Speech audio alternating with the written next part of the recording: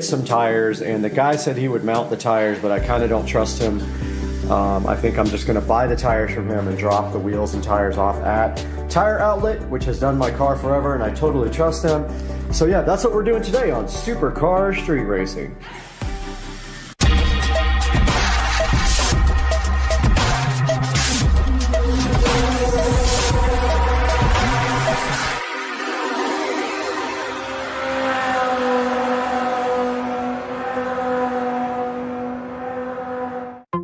What's up, guys? I stole Rich's truck keys.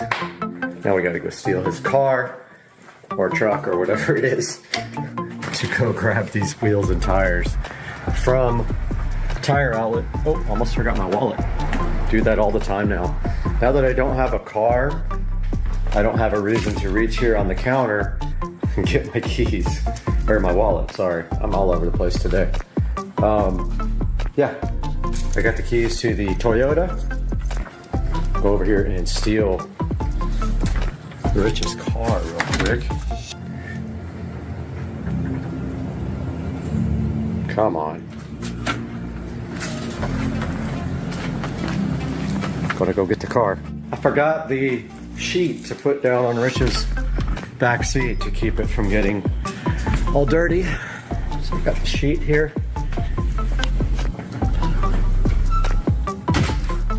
And now let's go steal Rich's truck. Successful mission, stole Rich's truck. And he don't even know about it. Let's go get some wheels. So I got brand new tires from this dude out in the middle of nowhere, about 12 miles away, for literally 40 bucks each. Brand new. 205 3014 golf cart tires that the cheapest you could possibly find online is like $48 each plus tax. So we went and picked those up and brought them to Tire Outlet here. So we are almost there. Gonna go ahead and grab the wheels and see how they look. They did tell me that one of the center caps was damaged, but the guy who sold me the wheels went ahead and shipped me a new center cap. So yeah, we are here at Tire Outlet. I see the wheels right now. All right, got the wheels and the tires in the back of the truck. Right there, another truck almost hit me coming in the wrong side of the road.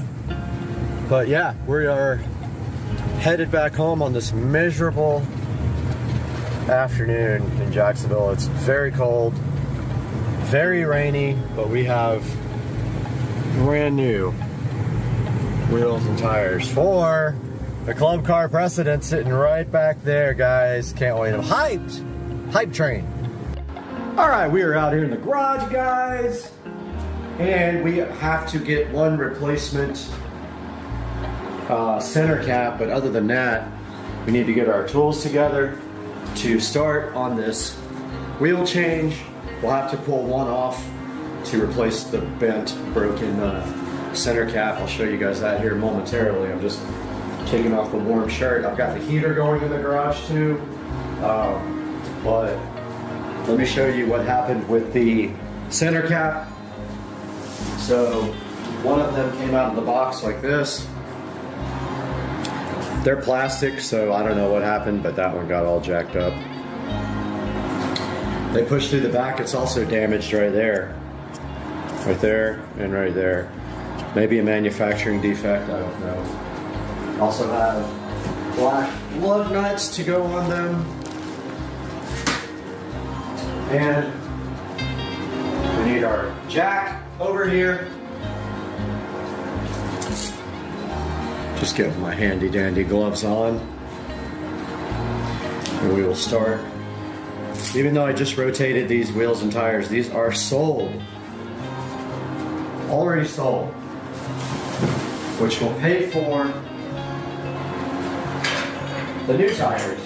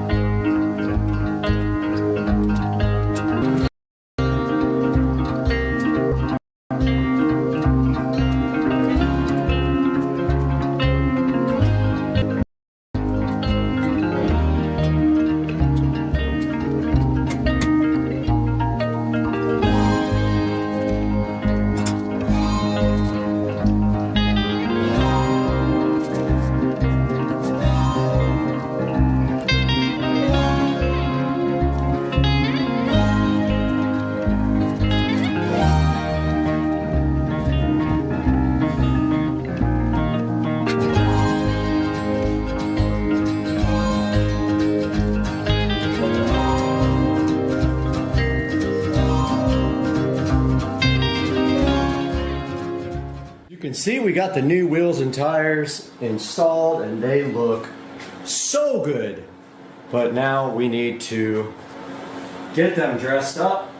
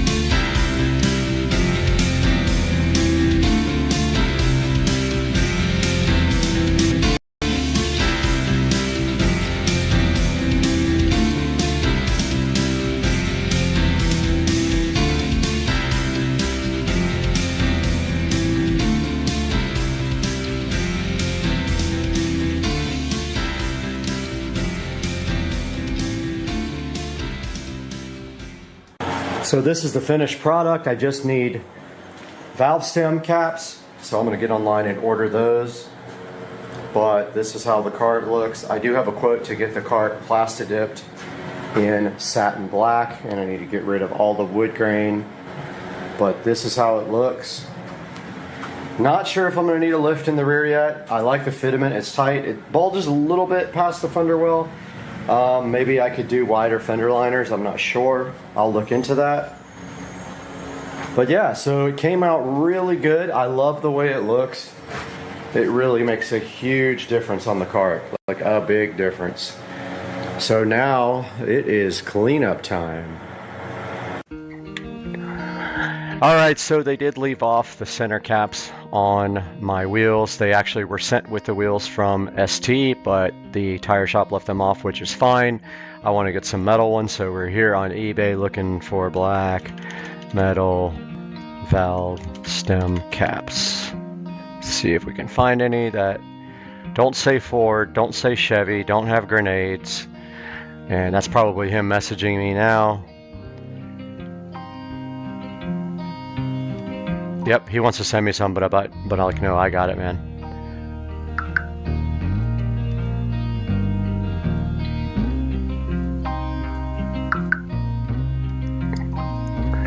Yeah, he's apologizing for it, but it's actually not his fault.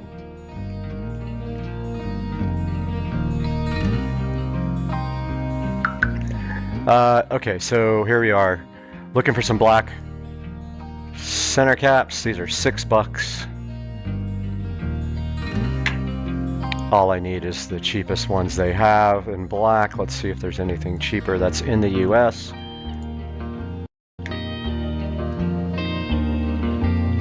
$0.50 from China, China, China, China, China.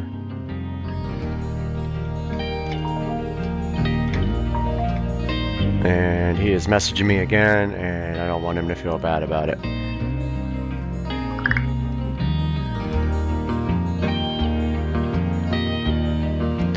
I'm telling him they're in the video. If I could spell video. Alright, so all this is China. Really cheap stuff. I guess we're not going to find anything local for cheap. China, China. Here's one for $4.29. that arrives next week. Let's look at Amazon. Black tire, all caps. Oh, $5. Arrives before Christmas, arrives before Christmas. All these say arrive before Christmas.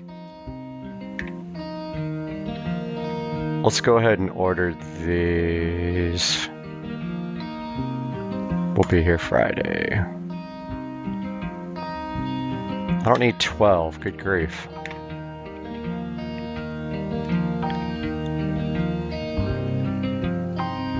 There's 4.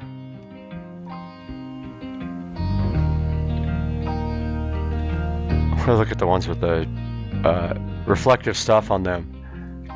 So let's just grab these up here, no big deal. They're $5, $6. You get extra ones.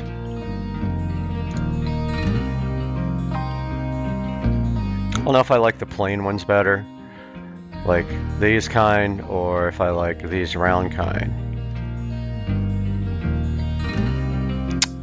Right before Christmas, Friday, December. Everything's Friday, 2 days from now.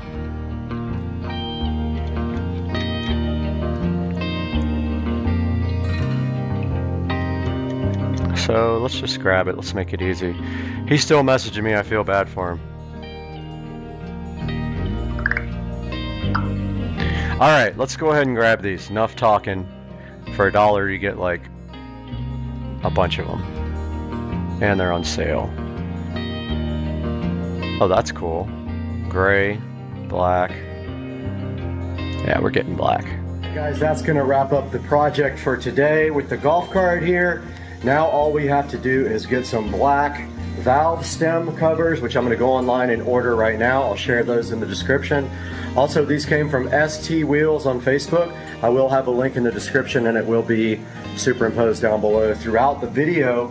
But for now, that is all from Supercar Street Racing. The dash kit will be here today, the carbon fiber dash kit. I still got to get a carbon fiber steering wheel and deal with this seat problem too, this ugly alligator skin seat. I'm trying to trade it for someone that has black, but I don't know if anyone's going to be willing to do that. But the Supercar Street Racing, I hope you guys have a good day and a great weekend. All right, I thought I'd do a cold start video for Ryzen Miata tribute to Ryzen Miata. And we just got off the phone talking about the BMW 335i. There's mine right there. Here's the SL. So I figured I'll hang the camera out the door here, cold start this thing and rev it a little bit. Here we go.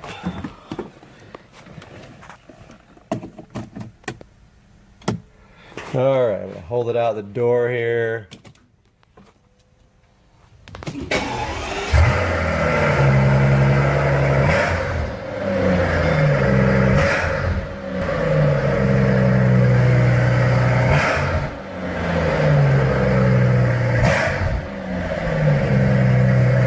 Thing sounds fucking mean.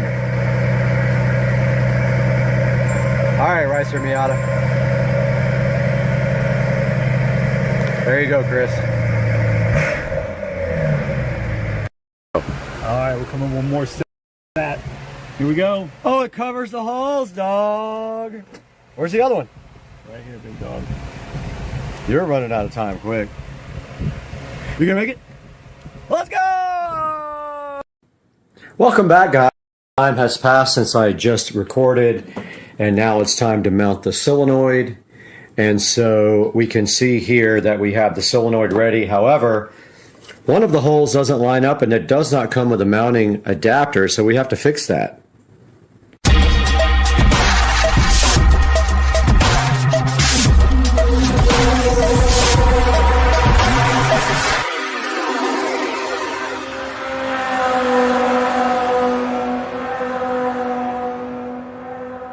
What we need to do right here, right now, is we can either just live with one bolt, or we can go ahead and tap a second one. And I think we will tap a second one. So I'm kind of lining it up as best I can here to be straight. And it does kind of hang off a little bit that way, but that is fine. So all we need to do right here and right now is get a drill bit that's big enough to go through that hole. And that will work right there. Go ahead and make a mark.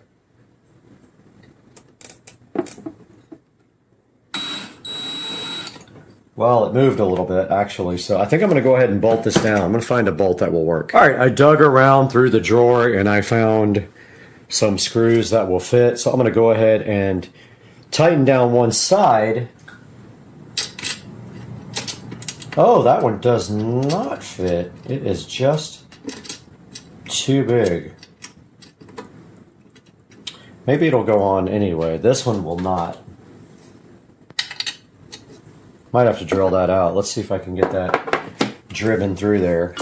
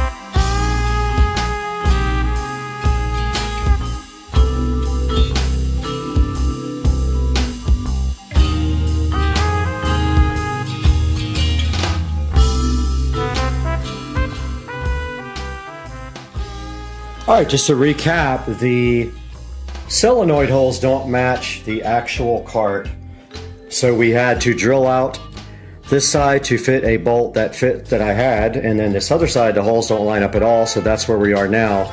The solenoid is done and looking toasty, so let's move on to the next step. Okay, so now let's put our run toe switch back in, and honestly I don't remember which. I think it was that way, pretty sure, for run toe. Doesn't matter, we'll make our own label.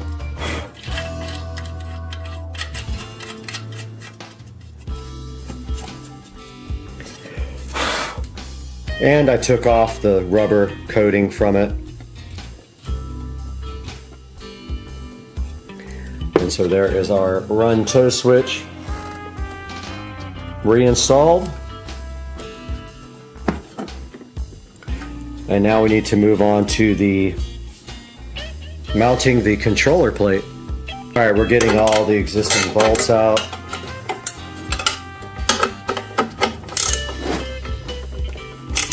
None of these are used anymore.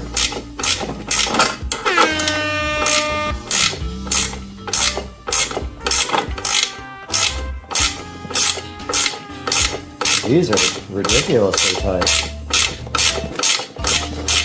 Should have got the drill out for these guys.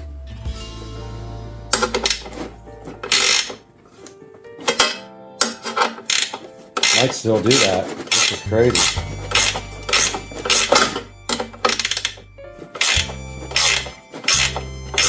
These guys are like in there.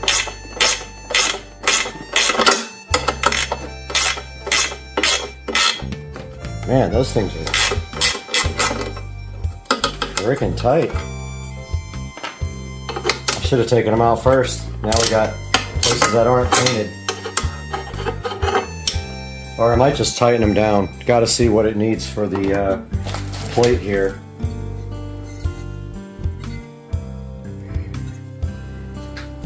Alright, we'll be right back. I'm going to figure this out. Alright, we're going to go ahead and put the controller plate on, and it's basically just these tapered screws. And it can really only go one way. There's a screw hole there, a screw hole there, and a screw hole there, and none of the other ones line up. Has to be them. Let's go ahead and tighten those down.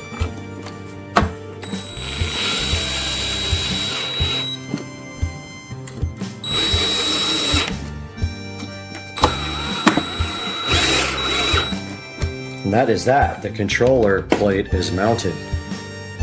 Alright guys, so now it's time to install the actual controller.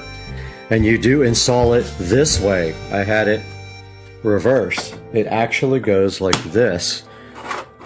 And on the side of this plate, there is a threaded hole on each side.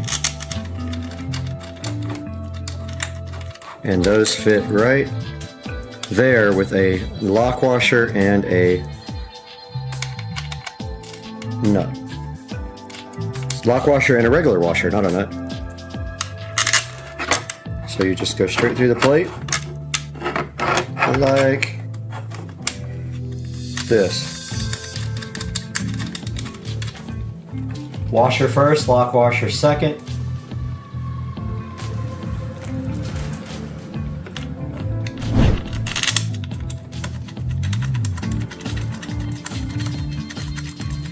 And there are 4 of them. Washer first, onto the bolt, lock washer second. So lock washer will be the bottom thing that goes on.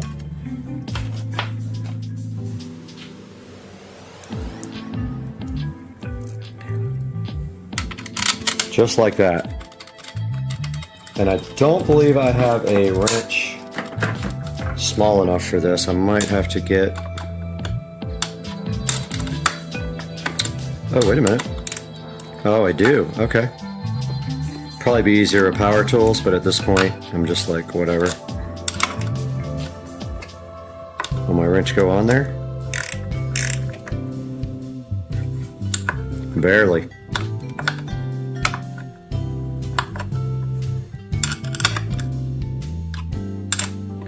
Snug that up nice and tight. It's aluminum, don't strip it. Once it's tight, give it a quarter turn. Remember, there's a lot of vibrating going on. That's tight. This one has plenty of room for a wrench.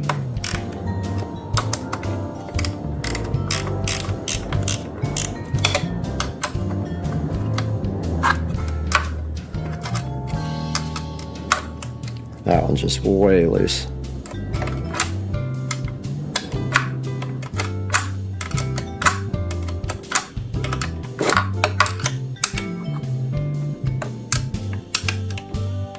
Don't strip it out, guys. You might have a wasted aluminum plate if you do. 1/4 turn after it's tight.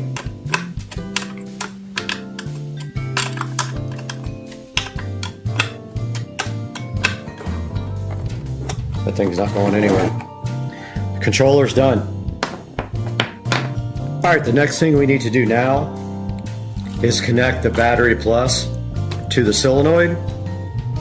And if you notice, from Golf Carts Modified, they did pre-drill this wire for us so we know which way it goes. So that's what we're gonna do next. All right, we're ready to attach our battery plus. Now this is a 5/16 here. So I got my 5/16 ratchet wrench. I went ahead and undid it. Just remember, there's more things that gotta go here. So, you know, you can just put this is just a mock-up for now. So if you put it on there, don't tighten it up all the way. Just run it down like that. And then here you have your other side, which is a 10mm, which I've already loosened with this 10mm ratchet wrench. This side can be tightened down.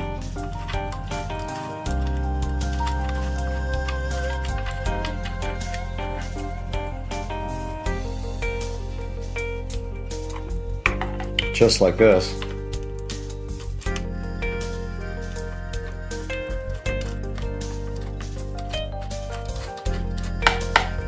Don't over tighten it.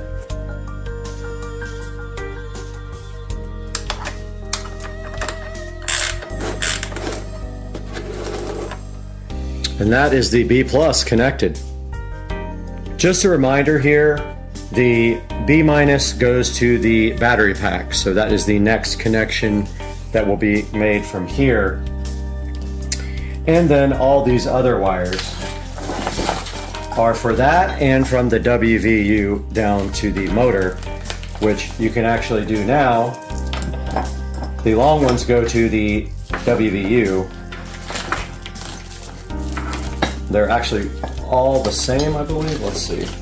We should have some long ones and some short ones. We do, okay. They're all the same? Oh, they are all the same, so you can't mess these up. They are all the same length from now on, so it doesn't matter which ones you use, but you will have WV, U, R, and B minus. WV, U, R, B minus, so we have 5 cables left, sheathed nicely like the Navitas colors. Yeah, so you can do that now or later. All right, guys, here are the cables. One of them is drilled. It is not the ones for the motor to the controller. That one is from the controller to the battery.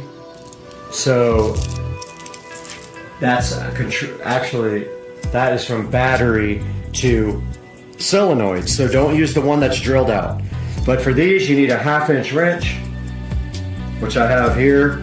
And you want to basically get your boots out, these boots, and you want to feed the solid end through first, like this. And it might help to, like, if you really have issues here, put a little WD-40 on them to slide, but these are going right on. And basically, it's gonna go like that. So you take off your nut here, and take off the washer and the lock washer.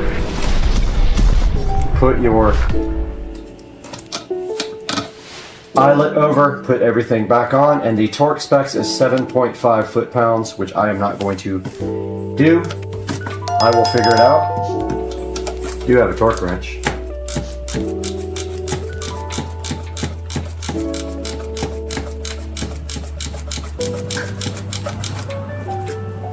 Not tight. Guess I could break my torque wrench out, huh?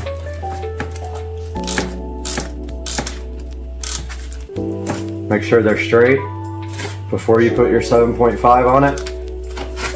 And then you run your boot down like this and around the wire. Now also, if you want to, now is a good time to do WVU. So W here, W is already here, but W on the other end, and let's do that now.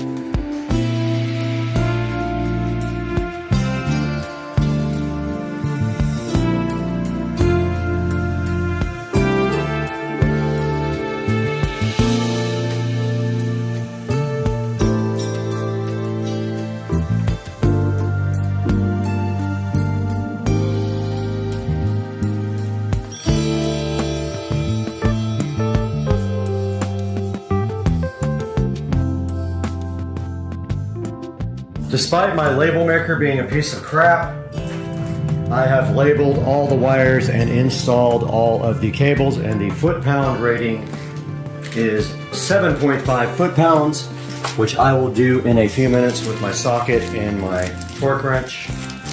That part is done. This motor is ready to be installed on the cart. All right, I got my zip ties here. We've got some nice green zip ties to match. So I'm gonna go ahead and dress up these cables with the few green zip ties that I have.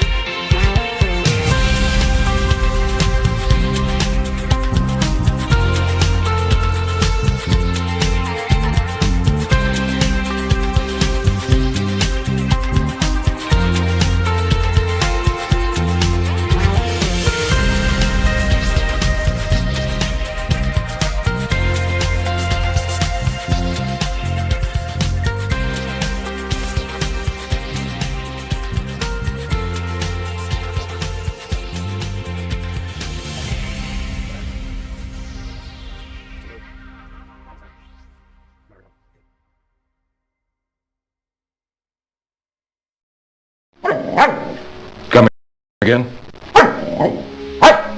You know I don't speak Spanish. In English, please. Huh?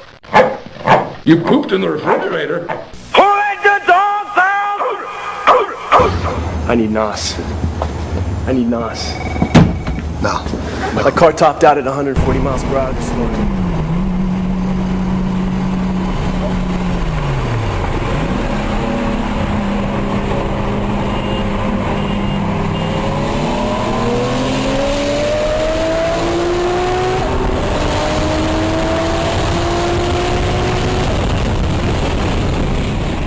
You got knocked the fuck out!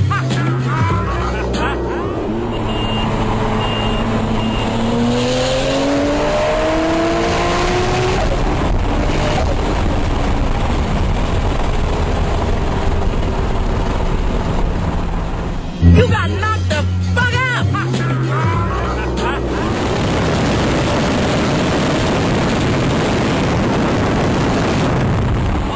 You got knocked the fuck out!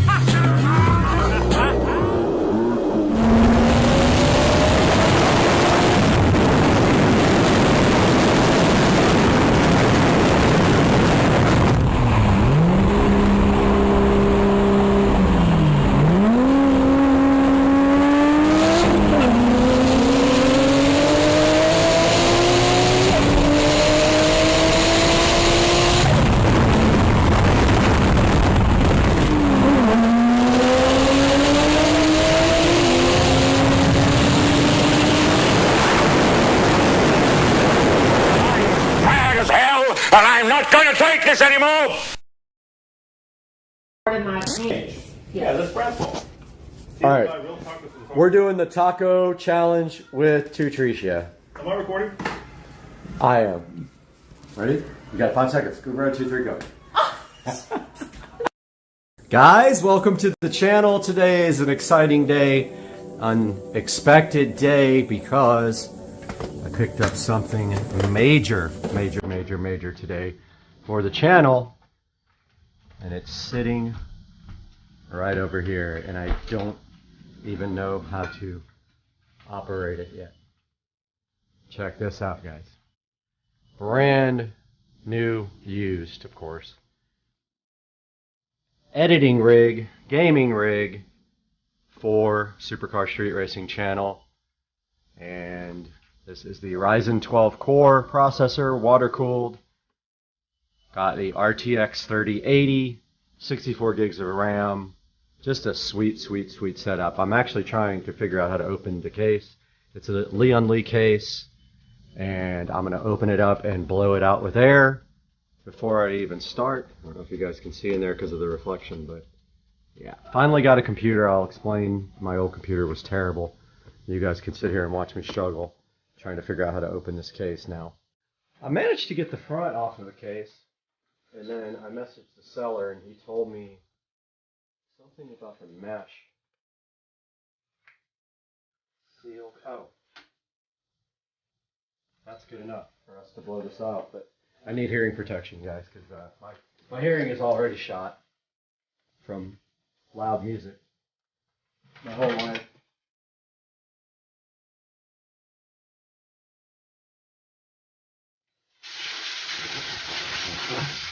Oh yeah.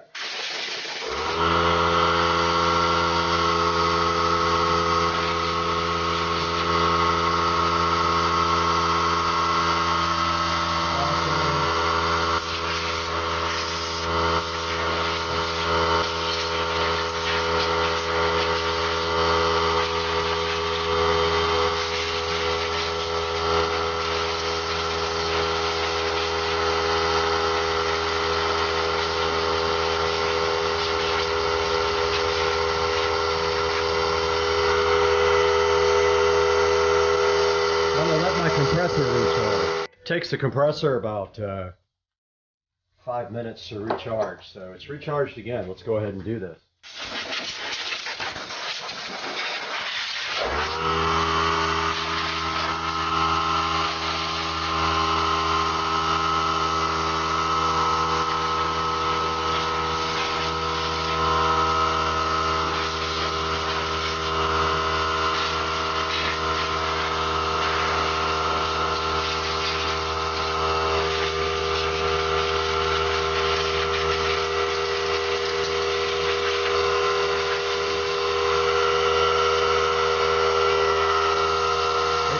one more round. Round 3 of blowing out my new computer.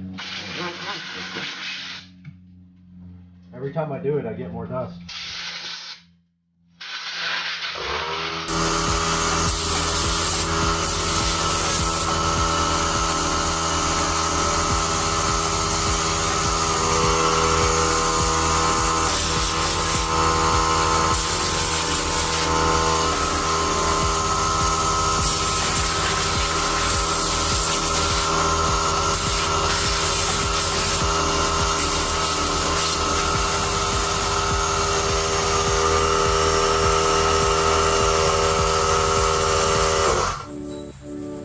Good enough.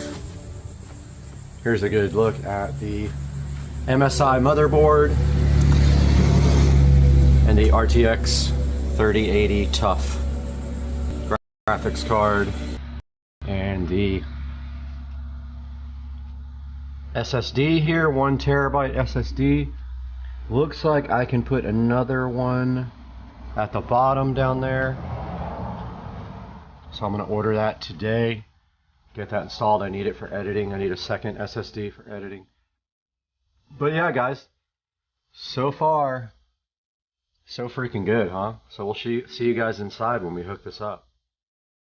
I lied because I didn't clean the glass yet.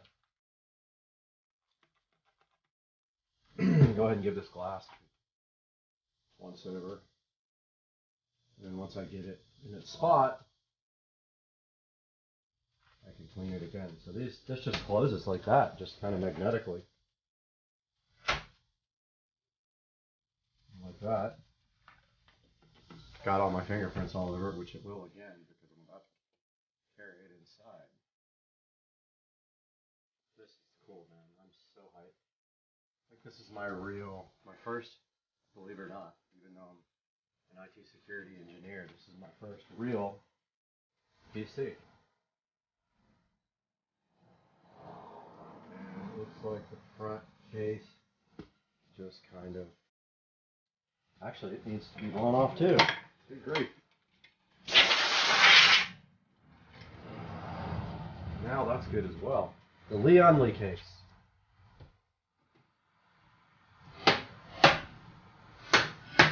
And that, my friends, is that. This thing's going to get carried inside now. We are here in the Supercar Street Racing Editing Palace. And we need to make sure that the old PC is ready to go with remote desktop because we need to be able to get to this, possibly. Let's see. Not remote desktop, Team Viewer. I know what I'm talking about.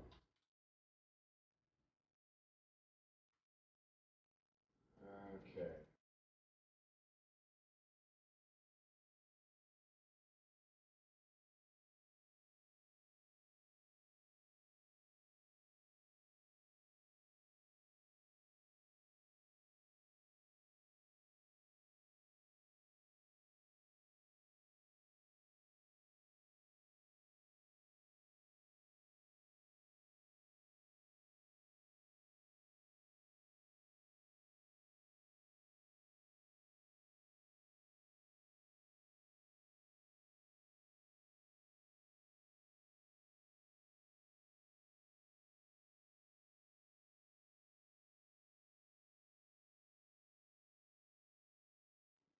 We are here in the Supercar Street Racing Editing Palace, and we need to make sure that the old PC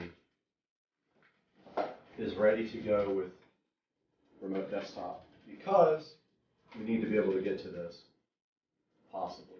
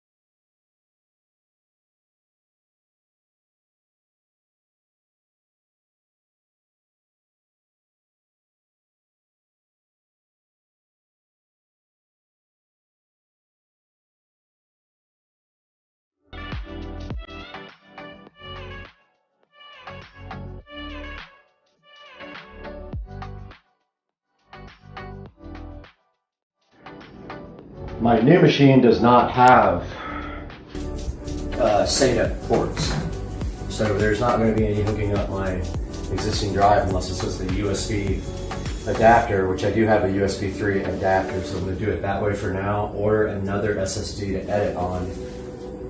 I just thought about one thing that might be an issue also, because I didn't turn on Wi-Fi on this computer before I shut it off. I think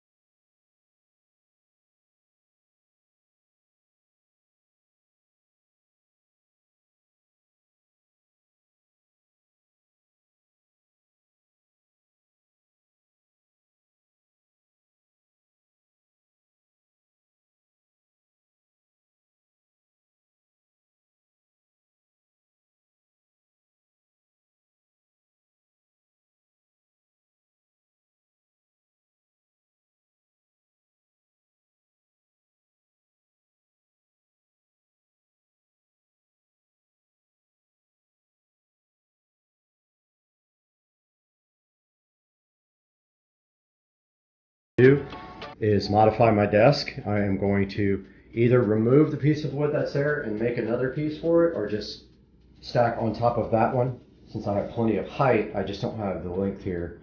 I'll stack it on top of that and make it longer and send a bunch of screws down through it, and that should be good enough to get this guy going. But everything is powered up, and let's see what happens after we get logged back in over here to work.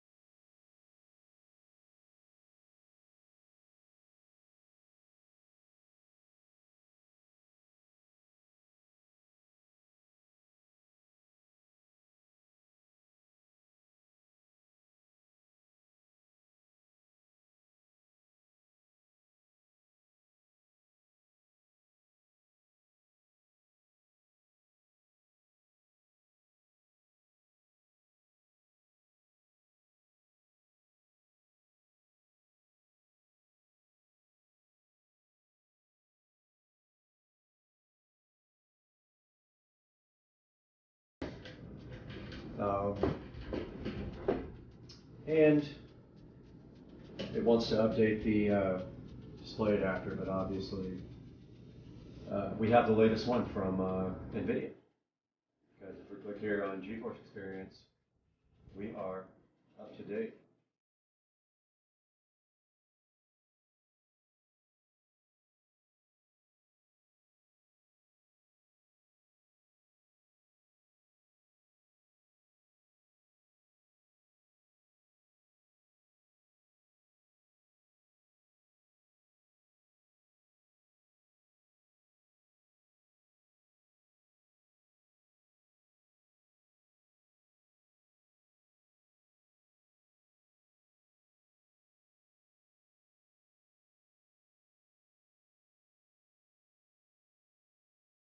Guys, we have gone through a little bit of a pain point with our rendering drive until we get our new SSD in tomorrow.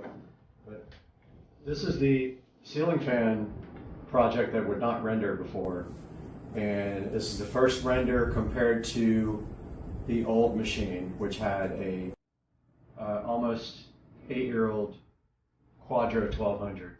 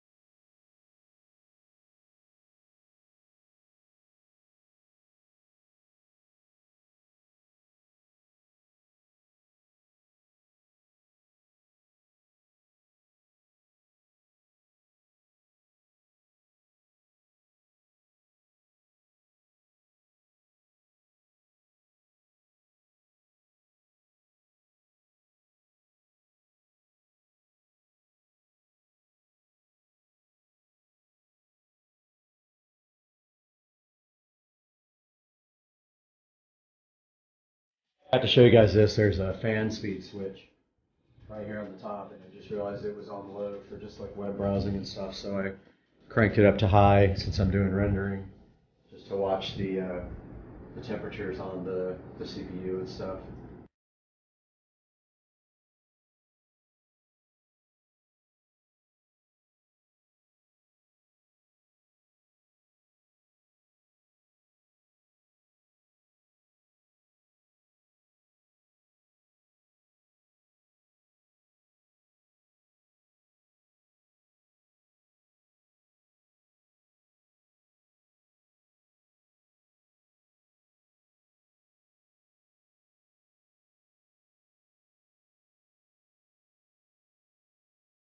I meant to tell you guys also, Premiere Pro seems to be way faster than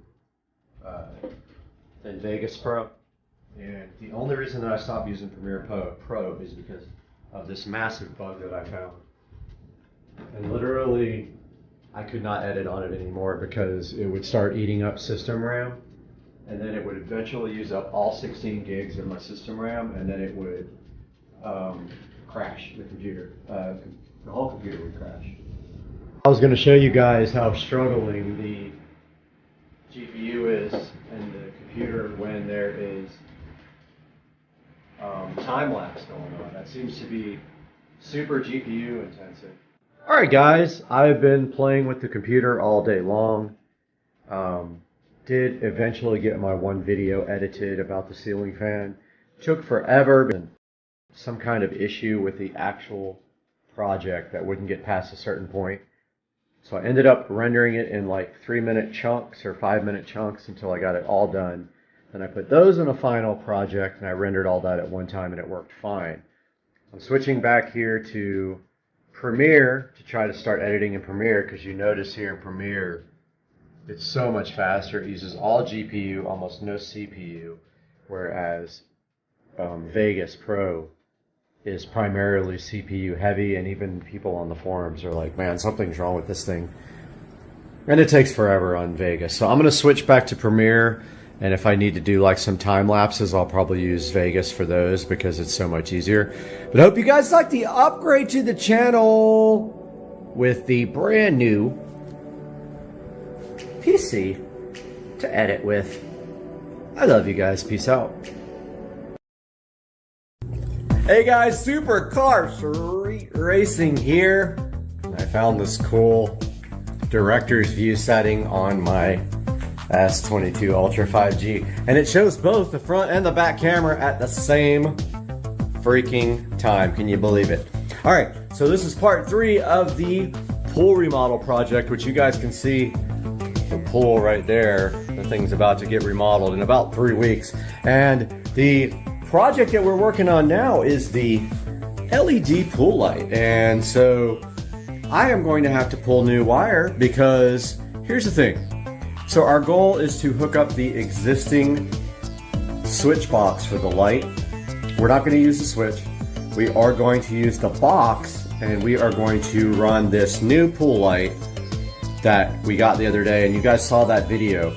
We're going to use that, and we're going to pull new wire from the electrical panel over by the pool accessories to that electrical box where the switch is. But here's the thing. The new pool light has 4 wires for feeding the actual light. It has 2 wires for AC. There's only a hot wire in the box outside. We need neutral as well. So we need 6 wires total. We need 2 for AC and we need 4 for DC. So that's where this comes in. We have ordered a 6 conductor wire here. And I just opened it, but I haven't pulled it out of the box yet. You guys are the first to see it. And this is a 50 feet of 6 conductor wire. Gotta get it out somehow. Let's just dump it over, whatever. Not that I want you guys to see me that close and personal, but here is the spool of wire. I think I ordered 50 feet. That's expensive. And so this will allow us to run both AC, so we'll have a hot and a neutral from the pool area, electrical area, over to where the switch is. And also we'll be able to mount the control box for the new light right above the old switch, and it will get AC from this guy here. So let's see if we can open this wire with one hand. Probably going to be difficult, huh? So I got my trusty scissors. Alright, I'm going to go ahead and pause down, open this wire, I'll be right back. Alright, so I got this thing unboxed, and this guy had a note on it that said, if double stacking, please advise. Hey, I'm double stacking you. Hey. Okay, it didn't respond, so I guess it doesn't really have an opinion about double stacking. But as you can see here, we have 18 gauge 6 conductor wire, which is plenty for this. This is going to be, might be 16 gauge. Let me see. Yeah, it's 16 gauge actually, which is actually more than enough for 4 amps of current that's running from the switch for the pool light to the actual pool stuff. So I'll show you guys this now. So basically out here we have a switch for this guy. This is a pool light switch. Inside this box is only a hot wire. They did not pull a neutral from the pool pump area. They did pull a ground. So there's actually 3 wires. There is obviously a hot wire, and it returns over there. So there's 2 of those. One's blue, one's black. And there's also a ground. The issue being that the control box for the current light has a 12 volt DC output with 4 wires.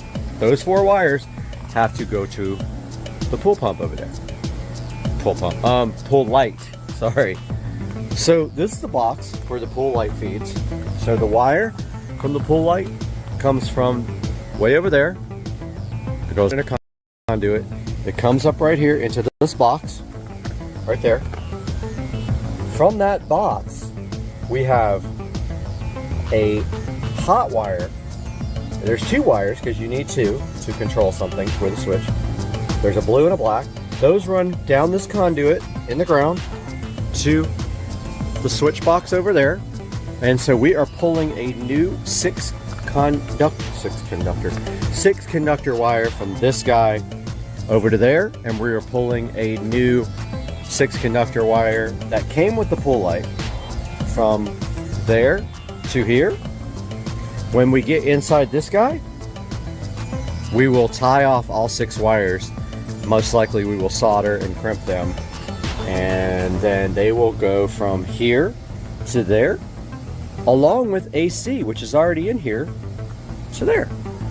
So we will actually pull a new wire through this conduit all the way over to there. See that conduit that goes down to the ground? That only has 3 wires in it right now. It's got a hot feed, a hot return, and a ground. We are going to use those wires to pull a 6 conductor wire right through there.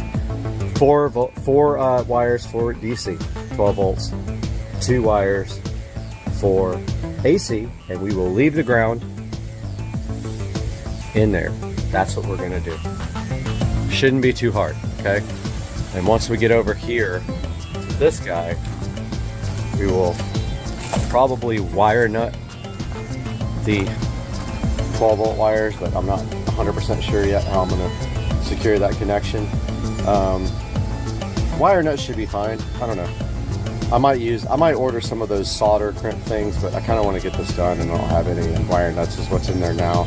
I use wire nuts for AC all the time. Usually use like crimps or whatever for DC, but it doesn't really matter what you use. But yeah, inside this box here, that's where the pool light existing 110 volt wire comes from. The pool light, it ties in here to the switch over there, and it ties into the electrical system as well. So don't forget, when you have a switch, all you really need is hot wire. One in, one out, goes to the actual device. The neutral wire goes to the device, and that's all you need. So the next part of this video is going to be us actually trying to pull this 6 conductor wire from way over there to way over here. And now I'm kind of pleasantly surprised about how thin this wire is. I was a little worried about it getting through this conduit here, but I can see now that that's not going to be an issue, because there's only we really only need to keep the ground wire. We'll pull out the existing 2 neutral wires, and we will actually leave the ground wire in there, so we ground everything properly. And that will be the next step. So we're going to turn the power off to this guy here, and then we are going to actually tie our 6 conductor cable to the 2 hot wires that are in here now, and go on the other end of this, disconnect the wiring, and get a pair of pliers. I have a big set of pliers. We're going to pull that wire right through. In the process, I'm going to have somebody here helping me on this end to feed the wire down through the conduit, and then we're going to go from there. Hey guys, good morning. Supercar Street Racing here, and today we are working on our pool project, and we got in the wire which I showed you on the previous video here. So this is 6 conductor wire. We're going to be pulling it through the conduit today, and 2 of the wires will be for AC current, and the other 4 will be for DC connection to the pool light. But first things first, we have to turn off the breaker for the pool equipment, which is behind this shelf here. So I am going to move this shelf a little bit, enough to open the door. That's the one bad thing about having the shelf here, but I put it here for a reason. So here is the breaker panel, and pool is down here in the corner. Hopefully that shuts off all the power. Let's go ahead and do that now. It says pool right there. Let's go outside and make sure that there's no power getting to the pool equipment anymore.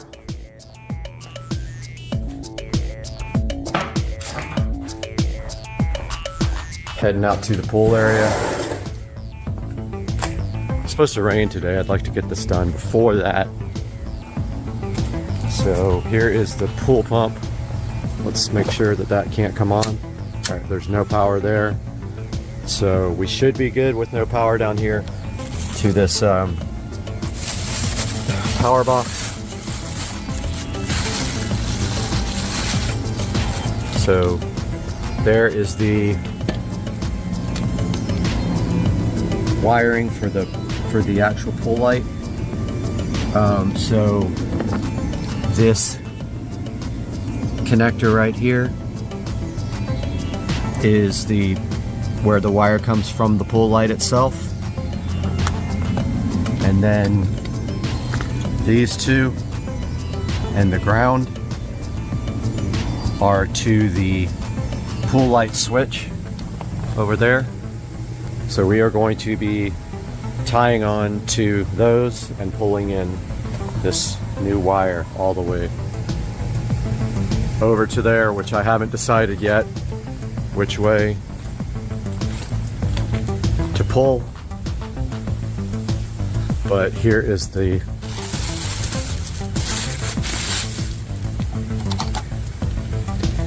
here's the wire. We want to try to keep the ground, but these should be dead now. There shouldn't be any power going to these now, but I'm going to get my wire tester real quick and check that out. All right, guys, we got our electrical tester here. Oh, there's still power going to that wire. That is interesting.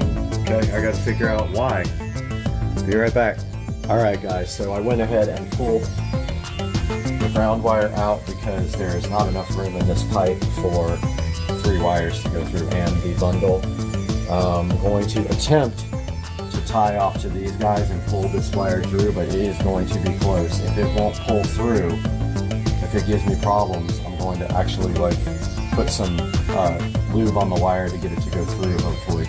But if it gives me issues, then I am probably going to have to take the outer insulation off of the wire and feed the wires through individually, because even with this and electrical tape, I don't think the wire is going to fit through there. So I'm going to go ahead and try that now and see if I can tie off the wire.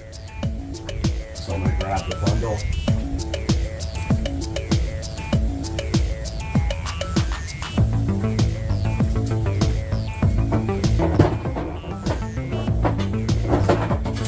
I honestly thought that there was enough wire, enough room for all the wires to go through this, but it is borderline almost the exact same size as this wire. Now, it's not going to go through with these other two. It's way too, yeah, I mean, maybe,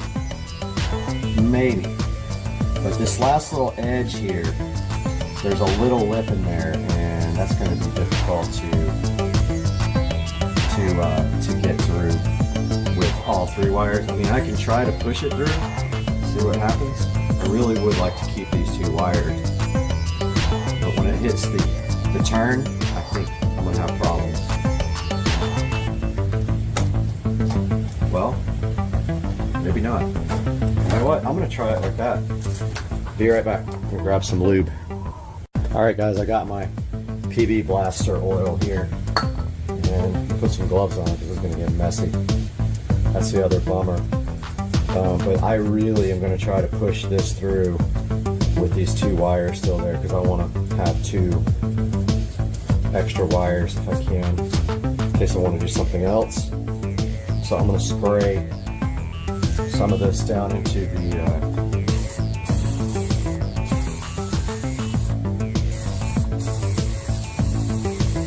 spraying this down into the hole. Try to lube up these wires a little bit. And this is pretty stiff cable, so I'm going to attempt to, and if it works, it's a miracle. Definitely going in better now with the PV blaster. There is a couple turns that it may not make it through.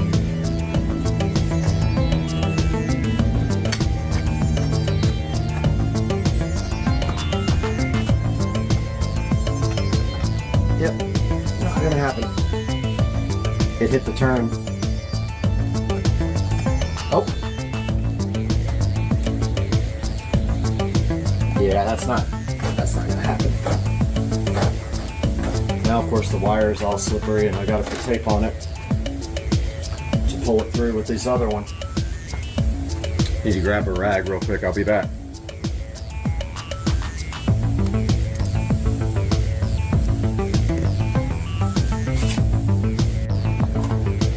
Alright guys, I got some Windex now to clean the wire off with, because now I have to tape it. Oil all over it. I thought for sure I could get around that turn, but it's not happening. So I'm going to clean this off. I think I might be able to leave one wire in there. I'm really going to try. This is going to be painful though. I can tell already. If I can't get this wire through, that means I have to mount the controller there. And I'm not looking forward to that at all. So I'm gonna tape this off and hope that I don't need to pull one of these other wires out to get this through. And there's a distinct possibility that might be the case, because once I start wrapping this wire, it just gets thicker and thicker. And there's barely enough room in this conduit. So usually you leave a good amount of overlap so that you can get tape around this guy. But my worry is that it's going to be too thick to go into the box.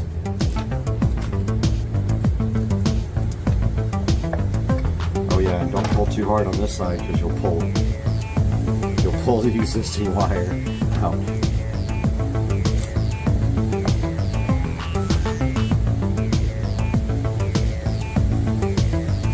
So it might also help to wrap it around a couple of times, the big cable, and just hope that you can get your wire through.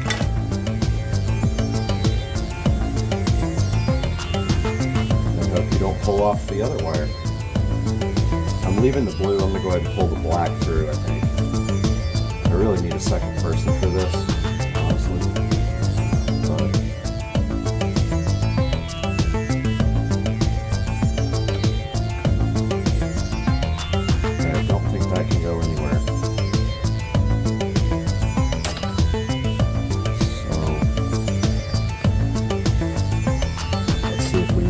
Shot at this with all that tape on there.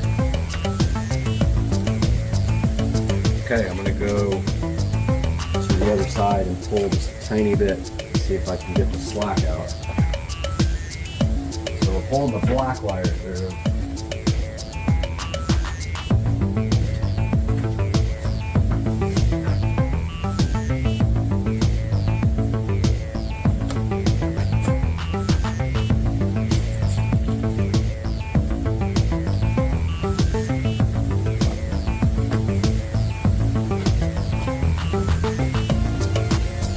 Okay, I saw it move.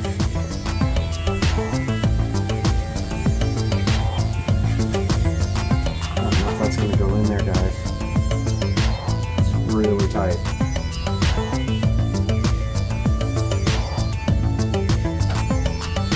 Yep, I'm going to have to pull the other wire back out. There's no way that's going.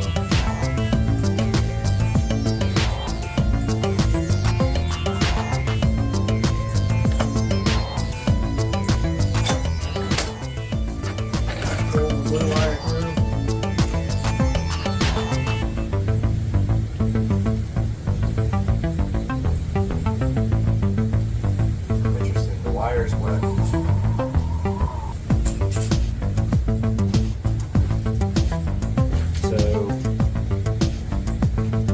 there's moisture in that conduit for sure. All the wires are wet. Alright, I'm gonna give this a shot now. If this doesn't work, like, I don't know what I'm gonna do. That first little bit is tough.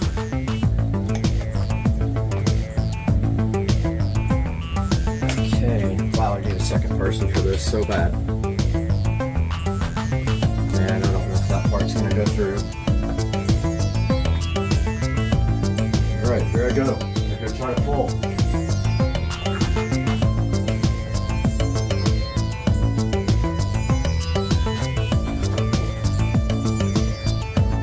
I'm actually super worried about this.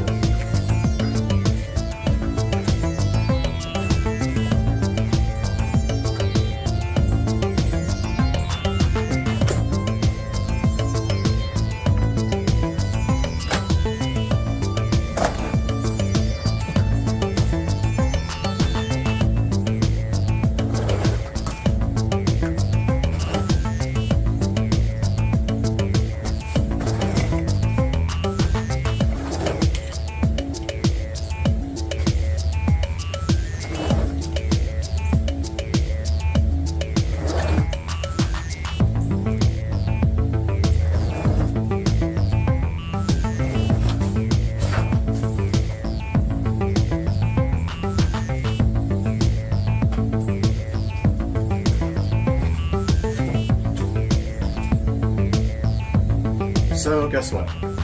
My wire broke. Came right off. So if this won't go through, I'm gonna have to get a fish tape because I'd say about 15 feet it came apart. And that kind of blows my mind. But there's plenty of room in here now. If I wanted to, I could pull this wire back through with extra. Hopefully it got around the curves, but if it has to make a turn upwards, we might have a problem.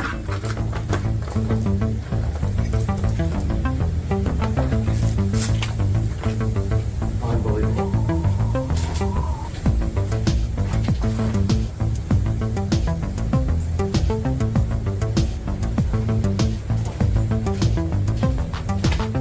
I think I see it over there, which is good. I think it's right at the top.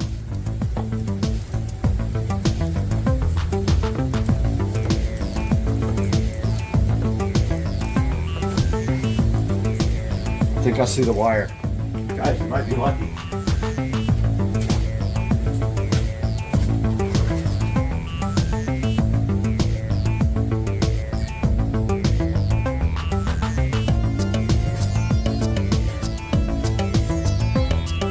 I saw it, but there's definitely water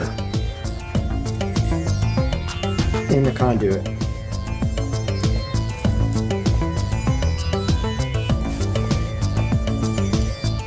It's really tough. I should be close, guys.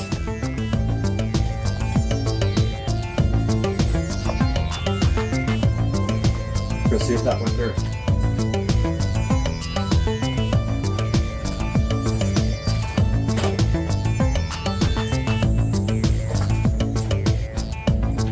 Okay, there's water coming out of the other end. So this cable's definitely right up against the walls. It's hurting my hands really bad, by the way. There was water almost to the top of the other side. So I'm getting close. Let's go see if that went.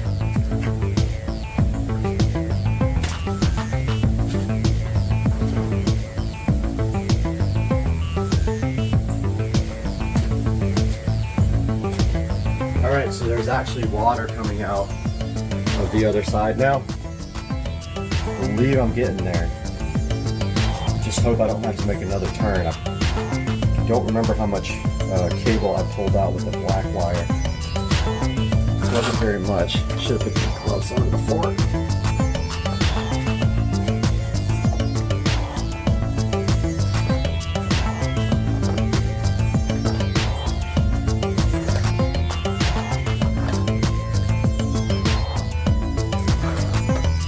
going somewhere. Good thing it's a stiff table. Aha! Yes! Guys, I can't believe this. So stoked. This just saved my life. I didn't think I was getting this through. Now the only bummer is I don't have a ground, but that doesn't mean it's not grounded to the pool light, because the pool light's gonna ground right here. But there is our wire, and there's the tape that pulled right out. So I got some extra here. I'm gonna leave. Look at the water that came out. So that conduit is actually full of water, which tells me it is leaking somewhere underground, this would be my thought. But yeah, we pulled all this wire out. We got this guy right here. Now we need to finish the wiring on this side and mounting the control box. And what we're gonna do is we're gonna mount the control box right here. We're going to drill a hole, because I don't think I'll be able to get this top cap off. I can try. Let's see if I can get that off. Oh, I don't even have my screwdriver.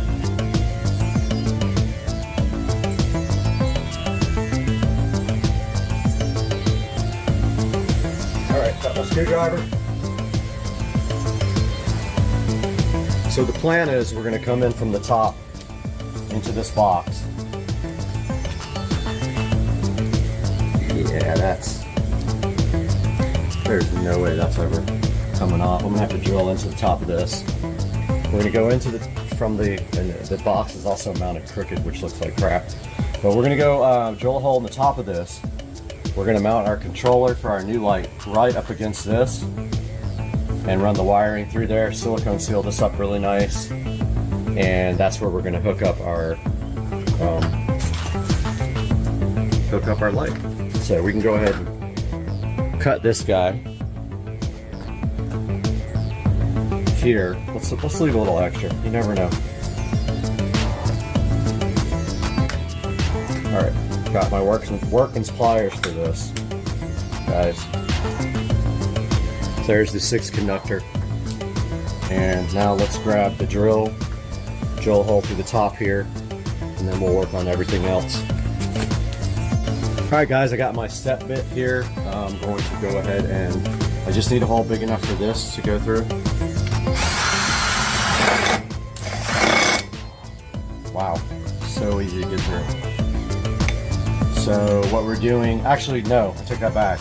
We need a hole big enough for both of the wires of the controller to go through. So it's gonna have to be fairly big. So I got the torque too low. So that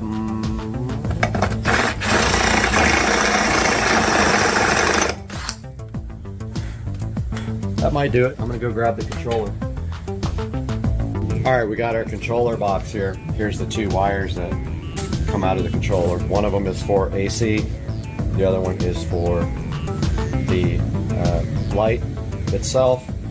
But notice on the back of this guy that they come out on opposite ends. We want to change that. We want them to come out on like the center. So hopefully this wire comes out.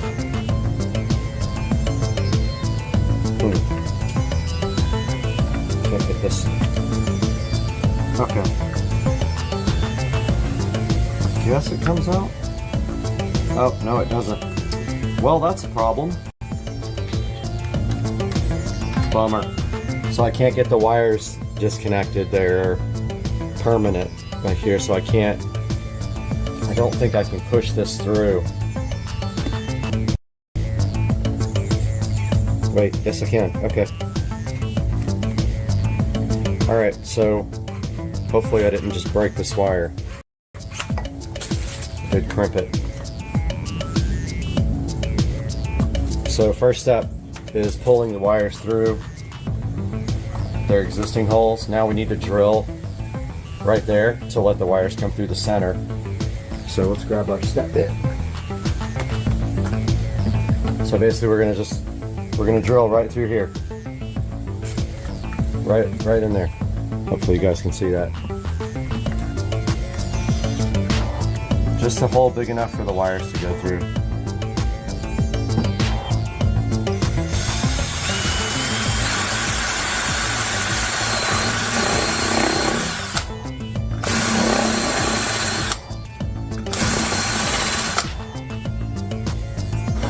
Alright, so we got our hole drilled. Now can we get the wires fed through it? That may not be big enough. Let's test.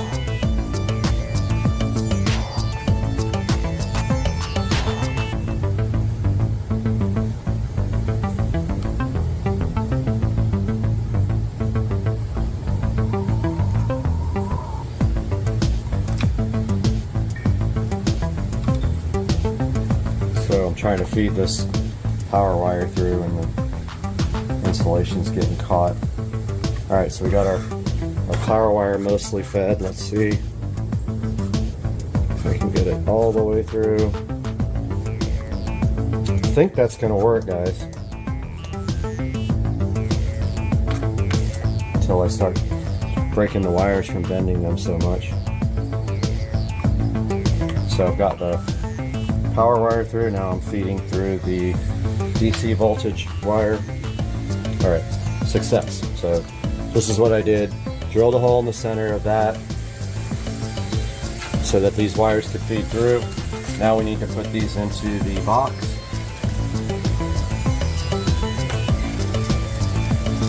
So we're feeding these into the electrical box.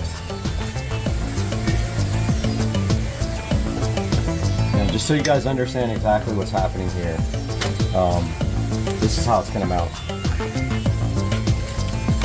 Now, actually, there's a lip in the way. That's a bummer. The mounting lip is in the way, so I think I'm going to get a small piece of PVC to put between there. So I'm going to go grab my PVC, take you guys with me.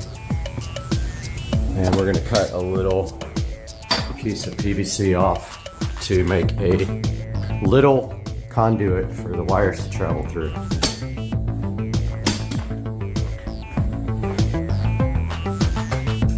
So we're out here in the garage now. I already pulled some PVC out, and all we need is a piece of PVC to go between the control box .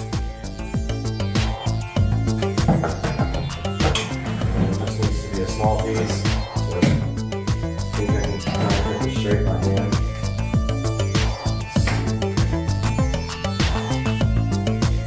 I don't really have a vice or anything to hold it on, but really my miter saw would be perfect for this, but I have to break that all out. You don't need much.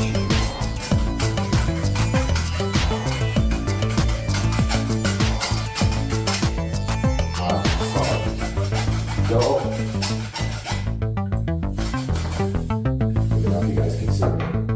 Yes, I'm cutting my gas cans.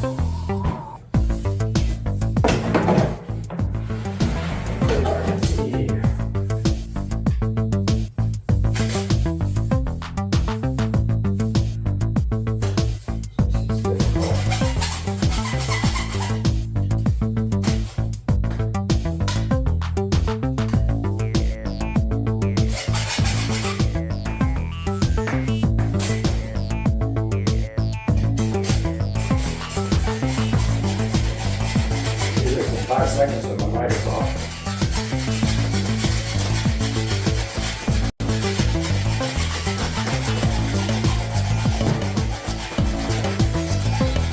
Quicker too.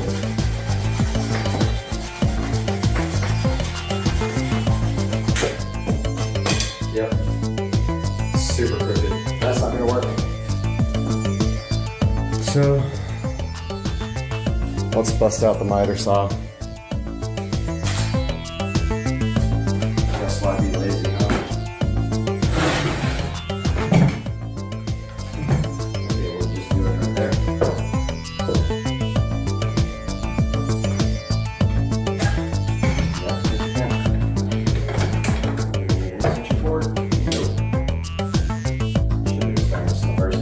Try not to be lazy like I am.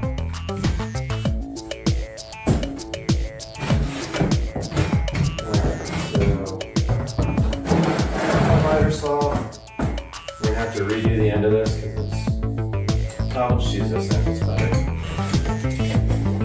Need a very short piece.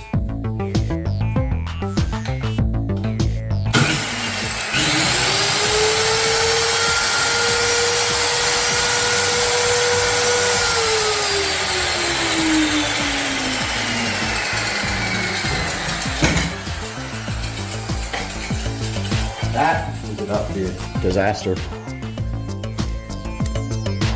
So let me reposition you guys so you can see. So I'm just going to trim the end off of this. We need like maybe not even 2 inches, maybe like 1.5 inches.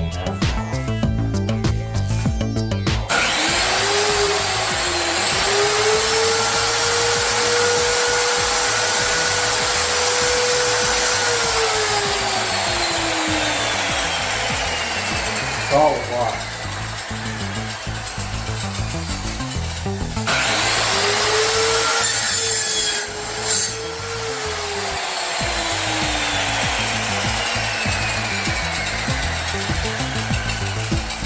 Alright, so I got my piece here, and we are going to use this clear caulk when we mount this. We're going to also need mounting screws. Let's find some mounting screws.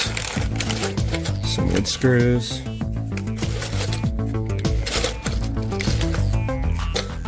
It's a nice one.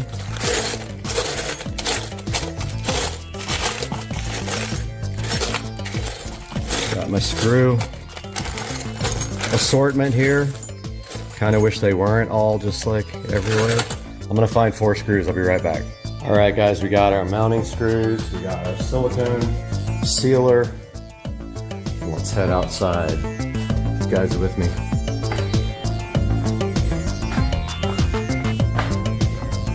We are gonna mount this guy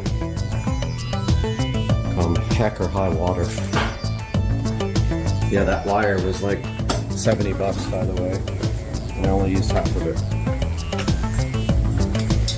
So here's what we're doing. So we are going to use this here and mount the controller right above it, run the wires through the conduit. This is wood, so I can use wood screws on that guy, but I want to get a level. But I probably don't need a level because, well, actually this guy's crooked. So if I level the top guy, it's good. If I put it up against this at the bottom, it's going to be crooked. So I'm going to level the top one because it looks stupid without it. But basically this is how it's going to work. So we're going to put this conduit here, just like this. These guys are going to run through the conduit, the PVC. It's going to go all the way up against the bottom of the unit, like this. And we're going to feed these wires through. We're going to mount our controller to the wall, like this. Just like that.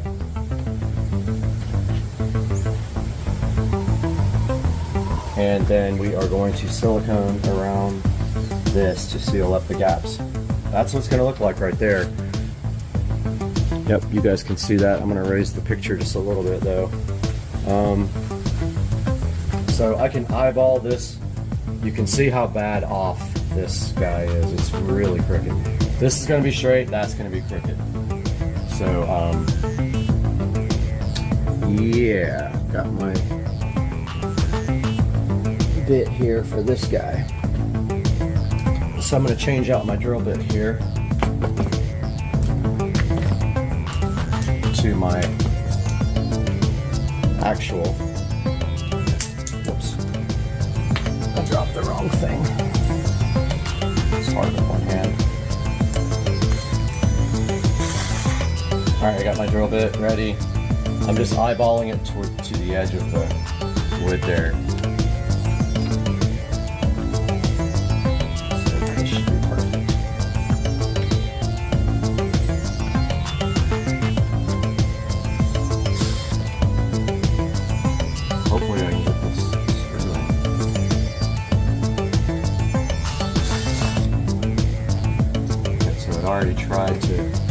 balk on me. It has a little bit of play in the mounting tab. There's a hole, the hole is elongated, so you can probably move it just slightly if you mess up. But man, these things do not want to go. They just want to walk all over the place. Oh, it's not good. These guys suck.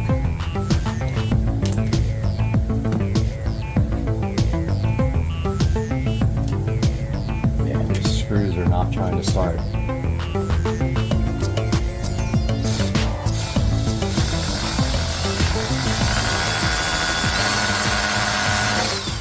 Ah, seriously? Oh my god, okay. I'm about to lose my temper here with this. No.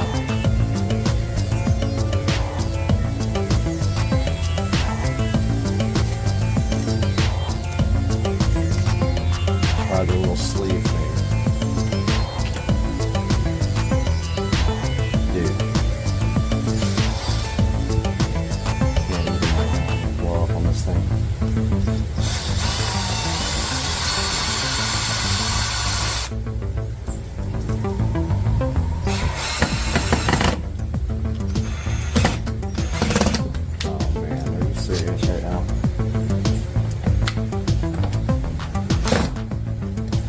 Well, I guess that's fine. It looks level.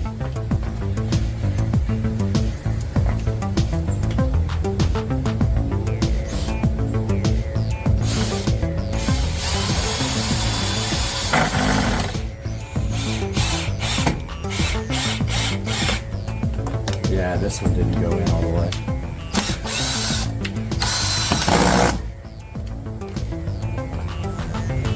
Okay, that's fine.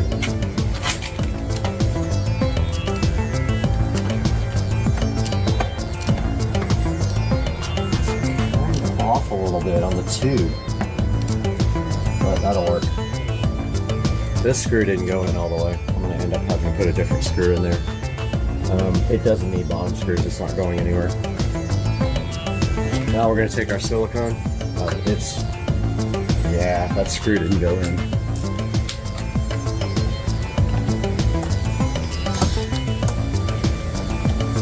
Not sure why. But this side is giving me a problem. So I'm going to try the bottom screw down here. There might be like metal in there or something that it's not liking. Ugh. Okay, it's still straight.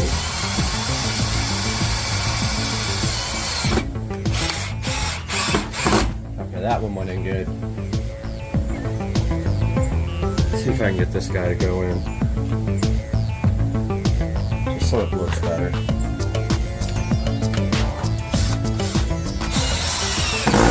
Alright, it went in that time. So I'm going to go ahead and put the fourth screw in here. Just so it looks normal.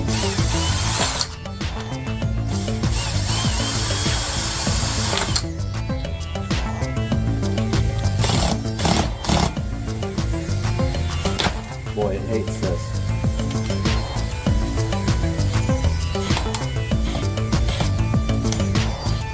Yeah, I don't like that one.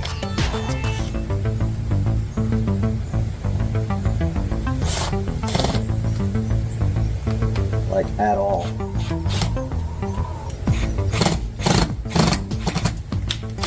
Yeah, it's not liking that one for whatever reason. But we got 3 out of 4 in there. I can probably drill that out and get that one in there. Now let's take our clear silicone.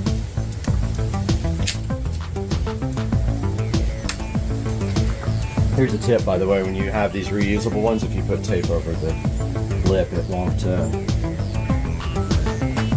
it will not harden up on you. It comes out white, but it dries clear.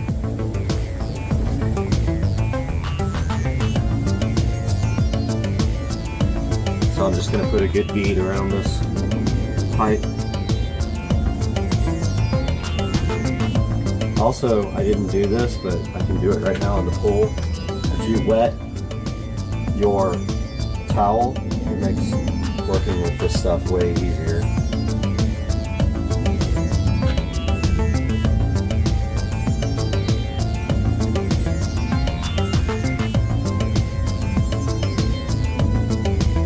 Okay, it moved a little bit. So paper towels work better. So I got this rag. Then you just run your finger around that.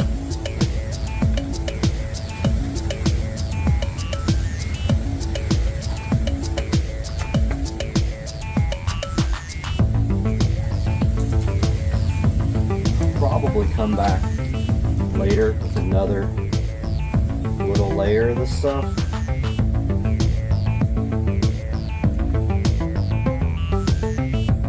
The little pipe is wanting to move. So once that's cured, I can come back and put another layer so the pipe doesn't move on me.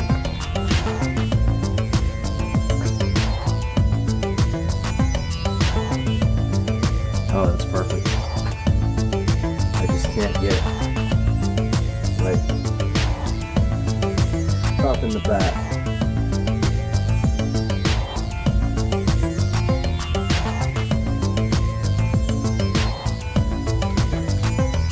So what I'll also do is when I'm done wiring, I'll put some silicone like on the inside of this pipe as well. So in case water runs down this guy, which it's going to, because it's exposed, then water can't get in at all. Yeah, there's nothing on the back here that worries me a little bit. I'm gonna try to put some back there. I don't know how I'm gonna do it.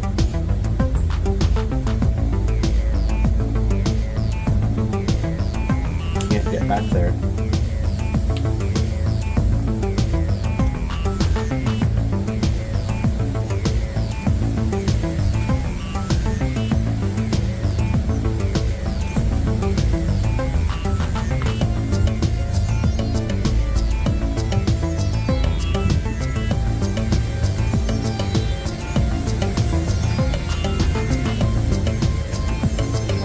Got some back there. I don't think I got it all though.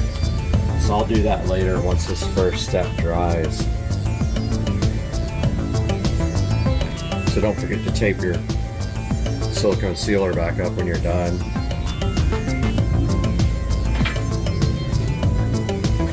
Just get some tape and wrap it around the opening here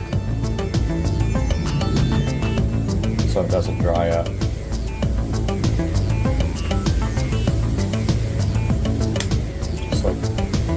Wrap the top of it.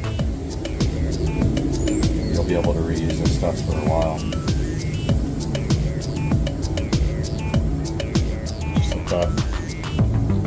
And then we have our wires hanging. So the next thing we need to do is strip this back. But we don't need that much. We're probably going to have to take a lot of this wire. We'll just push it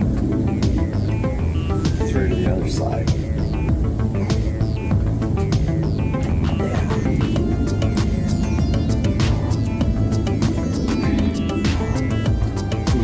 Can't use all that wire. We have to have enough just to get into the box.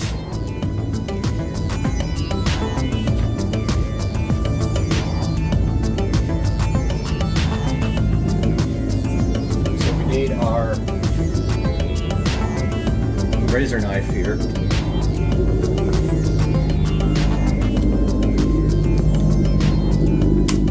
We're going to try to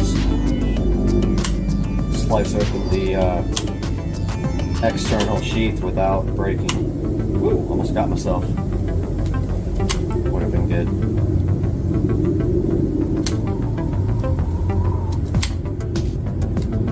When you're doing this, I mean, it's hard to not get the wiring inside. So, yeah.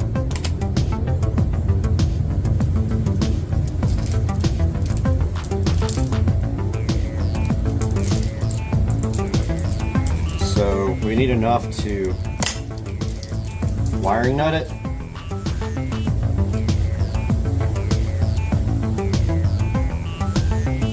And so take off your, make sure you guys can still see this, yeah.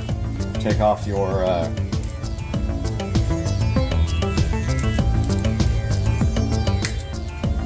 so that should be enough there.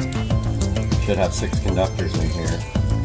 Now we're gonna have to design our own wiring code if the wires colors don't match from the control unit here.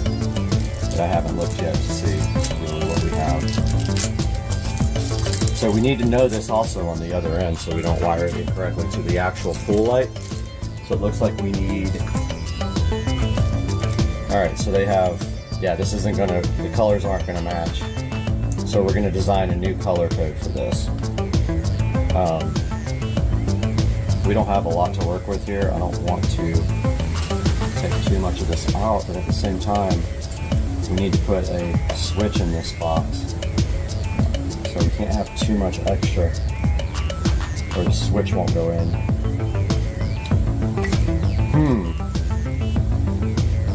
Yeah, that's gonna be fun. All right, so red, black, red, black. These actually are for AC power. We can't use them for the DC red and black. Totally different. So the red and the black for our wire we ran are actually going to go to AC power here. So we're going to use that. And we're going to try to ground this inside this box if we can. May not be possible. Alright, so we got yellow, orange, blue, and brown to match up with basically red, black, green, and blue. So the only one that really matches is blue. So I'm going to design a map for this and I will be back. Alright guys, I got my wire strippers here. Beware, these suck for solid wire. They're only good for stranded wire. I got my wiring nuts. These would be perfect for this. So if it turns out we don't have enough room in here to put in a switch, then we will just not have a switch. But my plan was to put a smart switch here and leave this on, and I could turn the smart switch on with Alexa. Because this guy is not controllable with Alexa. So first of all, I need to probably cut some of this wire off. Honestly, I hate to do it. Oh, I don't like doing this. It gets me nervous, but there's plenty of wire, so whatever. So keep in mind, after this, I've got to strip some section back. And so this is, I'm really literally cutting the wire off the thing right now. The wire that came with the actual box. I left a little pigtail here. I'm going to try to strip this back now without cutting through the individual wires and without cutting my hand off.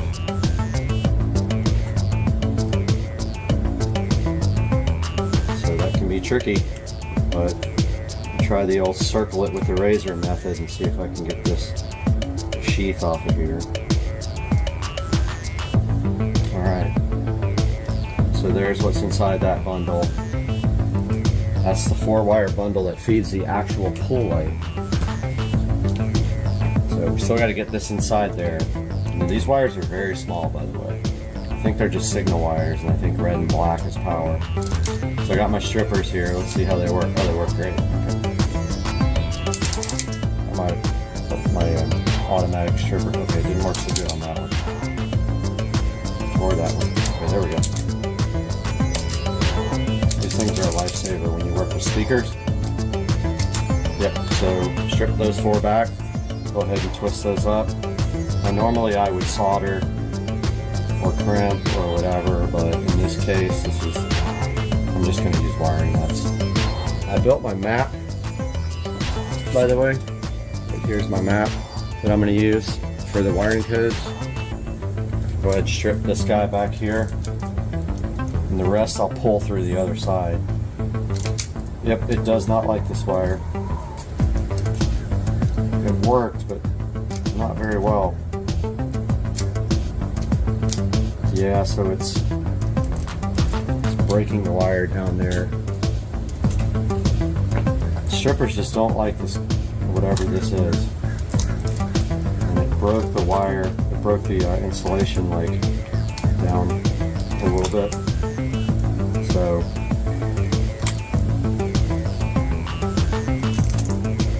I'm gonna go ahead and strip it manually, I guess. This wire has some kind of like plastic coating on it. Yeah, see, it broke the insulation down here.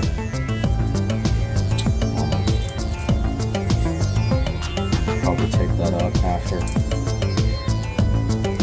But yeah, it doesn't like. It's ripping the wire further down the chain, which I hate that. It's this coating on the wire, it's like slipping. Maybe I can hold the wire. Yeah, that worked. So I held the wire, didn't let it slip. That worked. All good installers use their teeth, by the way. It's slipping. Okay, so I got all those stripped. First things first, red, black are for AC 110. They're a little bit thicker. Those are mapped to, this is the power wire for the controller. So this is actual AC. I had to cut this to make room in the box. Don't need a lot, but I don't want to leave myself with not too much. Scary, scary, scary, scary, scary. Now I gotta strip this back.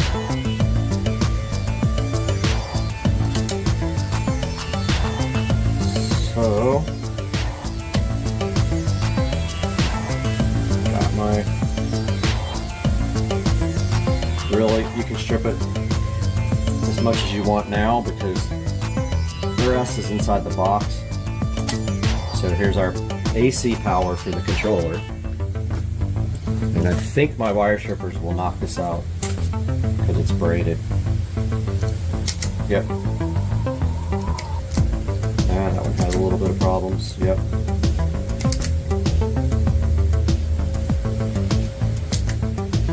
Need a little bit more on the white.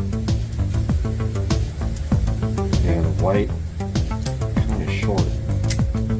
Okay, that works. Got that stripped. Hopefully you guys can see this with no problem. Let me zoom in a little bit for you. Okay, wiring. Remember, we got to fit all this stuff back in the box too. So I got my wire nuts here. First things first, we know red and black from our wire that goes over to the electrical box goes to red and black. Let's go ahead and get that wired up.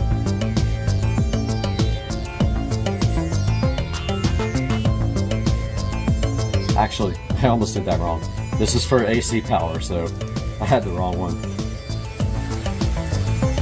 Push this down as much as I can in the box.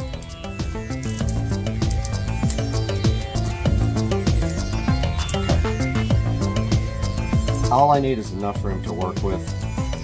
All right, so don't forget, red black is AC power. We'll call red the hot wire. So red maps to our new wire. So red goes to the neutral wire.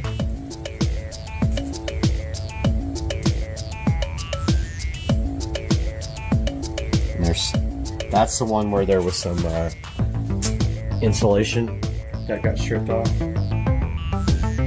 Take one wrap of tape around this bad boy.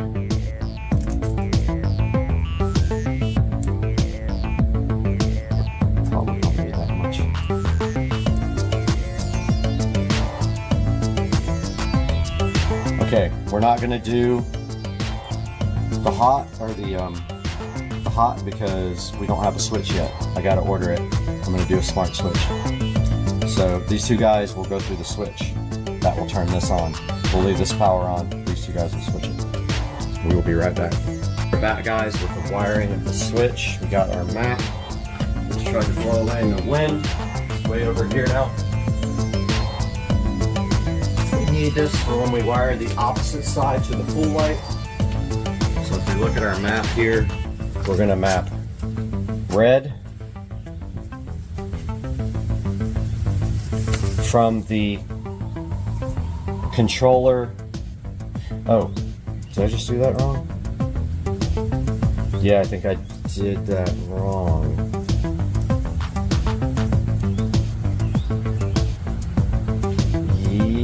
Yeah. Yep, I did that wrong. I gotta redo that. Nope, I was in panic mode. I don't have to redo that. Now so this is the controller to the pool light. So we map this red to the yellow in our brand new wire. So let's get that done real quick. Need a wire nut. Yeah, I started freaking out because I thought I did it wrong. FYI, guys, the wire from the controller's smaller than the wire that I pulled, but it doesn't matter. I could have probably gotten a smaller, you know, like extension wire for this and save some money. This is going to be a lot in this box. Oh man. Alright, so we got red done. Let's do black to orange. Black from the controller to the pool light goes to orange. Got that. Got our wiring nuts.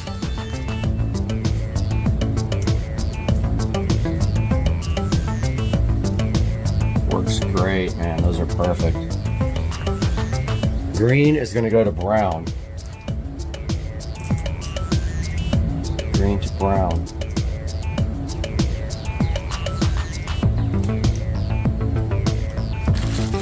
Grab our wiring nut. These are all saved wiring nuts from like when I buy ceiling fans and stuff. I have like about 20 of these guys. That should be good and tight, by the way, when you do the wiring nut. Alright, now blue goes to blue. That one was easy. Blue's got a little bit of extra, a little bit of a long pigtail there. We might have to trim it. Let's see. This wire nut goes on good. Nope, that's fine. Drop my wiring nuts, and then the last wire is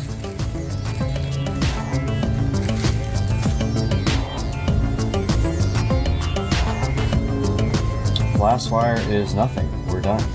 We just need to tape these up. So, make sure you save your map of the wires because you're going to need that on the other end if you do an extension like I did. Let's get some. This is ground, so this is going to go to the ground on the box.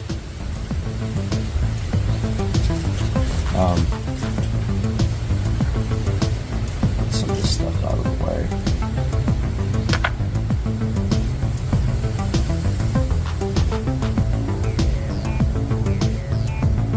So I'm just putting a little piece of tape over each one of the wiring nuts.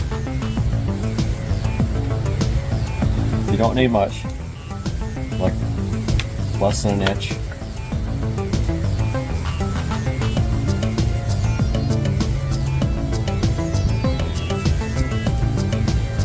Kind of a little assurance that I like to do when I wire electrical switches up.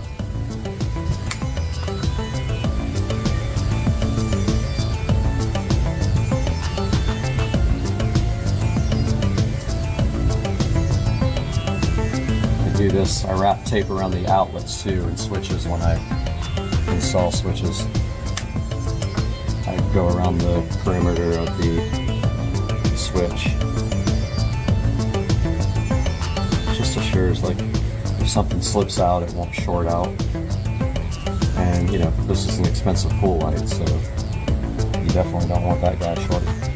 Now that we're all wired, all we have left is a ground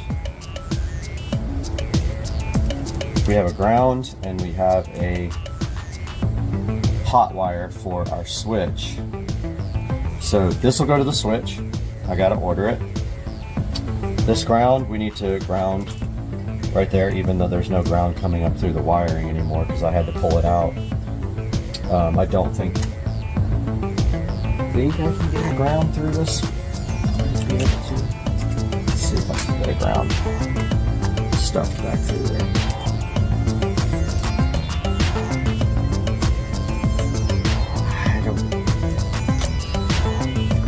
Maybe. Let's see what happens when I hit the turn. If I can get this ground wire stuff back through there, I will definitely ground this box. But I think I'm going to hit the turn. And, oh, maybe.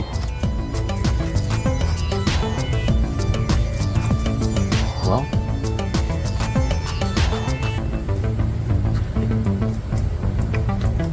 No, I think I hit the...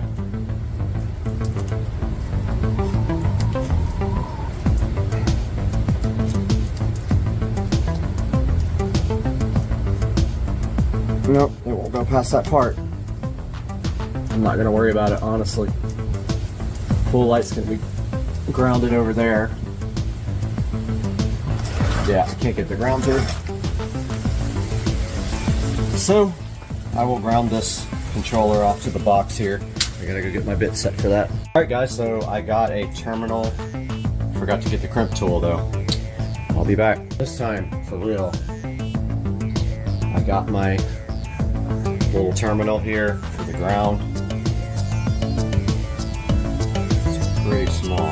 These terminals suck, by the way. Generally don't tend to stay on.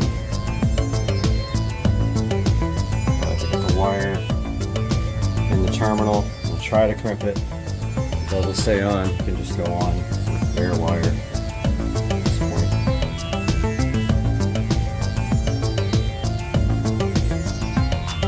Alright, so I crimped on the ground. Seems pretty legit. It's a screw. That was on it before. Go ahead and screw that back in. Couldn't find my... It uses like a cabinet type screw bit, but I was able to get a flathead to just do the same thing. Alright, I got my ground attached. Guys.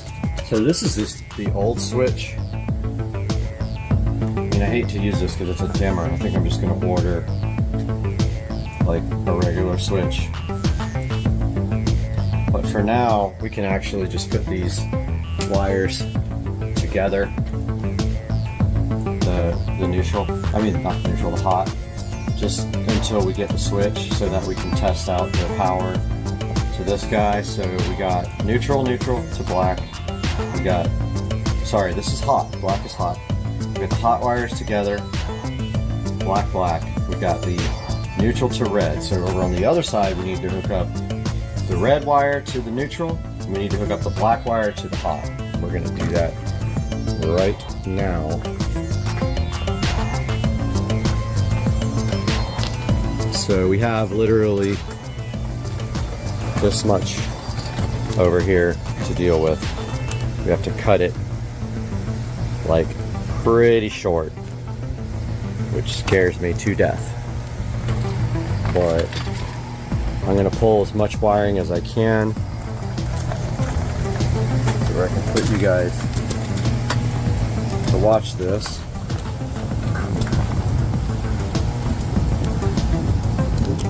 Alright guys, we are over by the electrical box for the pool.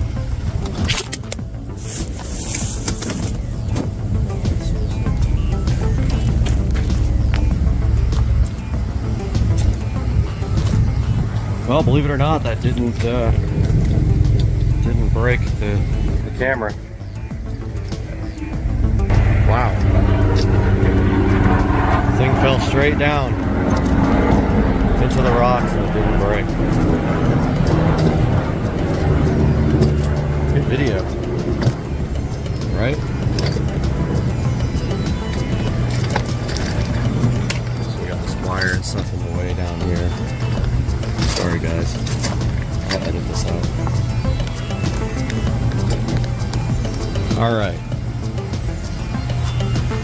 All right, guys, we are over here by the electrical box. I'm sorry if this thing's in the way. Now we need to cut this wire. It's actually pretty greasy. I'm gonna go grab the Windex.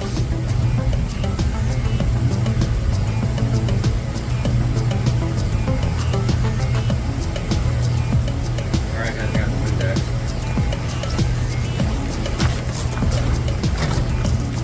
This conduit is full of water, by the way. So yeah, it's still greasy from the oil that I put on it to get it to come through the thing. So we got this clean. Now we're going to cut it. I don't know. I'm gonna leave some extra, I think. We gotta get this inside the housing too. So I don't know. We gotta do a lot of wiring nuts and stuff. Yes. We only have this much room. Try this.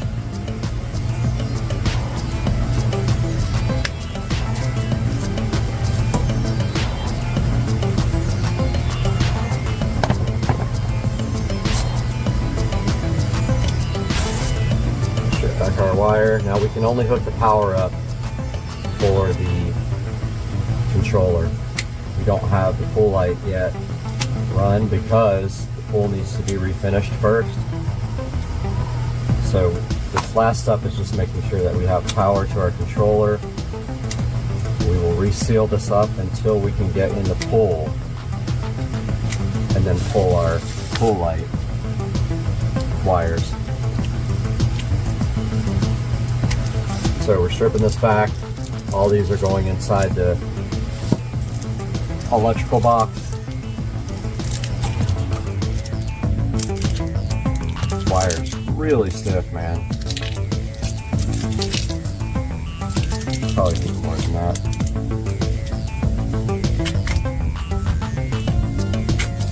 I got a new knife.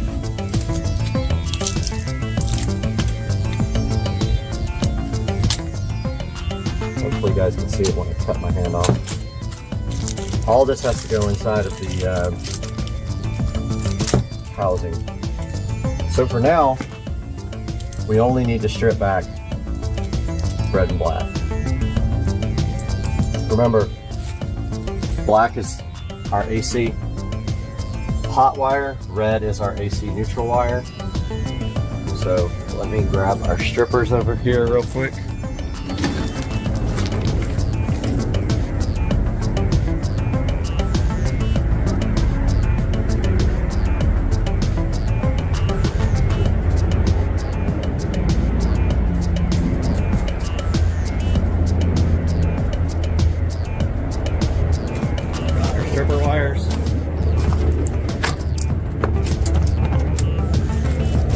Make sure we do this correctly. This is the wire that doesn't strip very well. That worked pretty good. It took some of the wire with it. It's okay though. So here is our neutral and our hot wire. We need to put red to neutral. I always tap it because I'm scared to death. So we're going to put our neutral wire there. And make sure that that is nice and snug. Should not be able to pull that wire out when you're done. Now we put our hot wire here. Make sure that's good and snug. I'm going to go grab the wire nuts so I can cap off the other ones for now.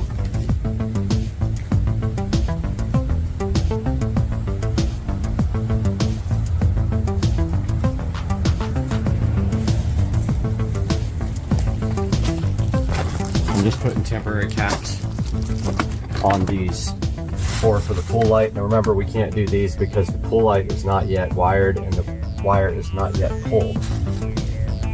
So Actually,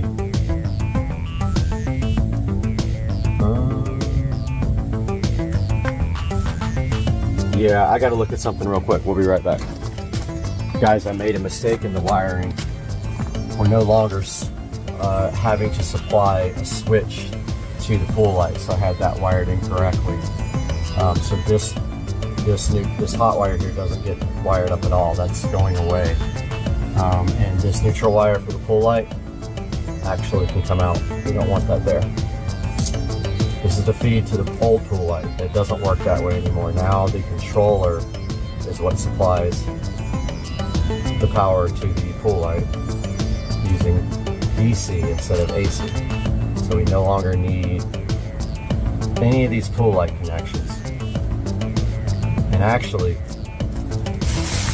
this ground wire for the pool light can come out too. We don't need to do that right now. This is the wire that feeds the pool light. So this thing's ready for power. As soon as I cap off these other ones, we can test the power. Those guys are good and capped. So these are the 4 that are going to feed the pool light wire once it gets pulled, but the pool needs to be resurfaced first. And then we'll pull the new pool light wire using this guy. So let's turn the power on and see what happens. All right, guys, so I turned the breaker back on. We are going to go over here and check out if we explode the planet and hit this button. All right, so it looks like we have power. Manual control, white, red, yep. So this thing's working fine.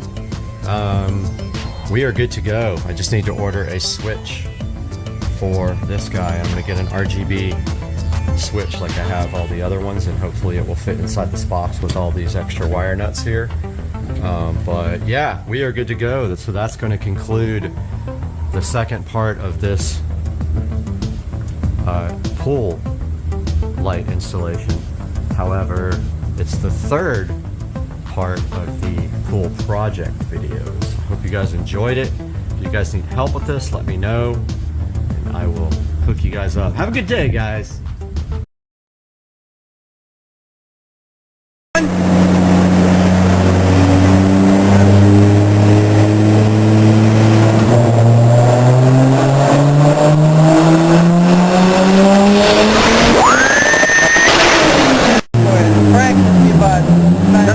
About 9:30.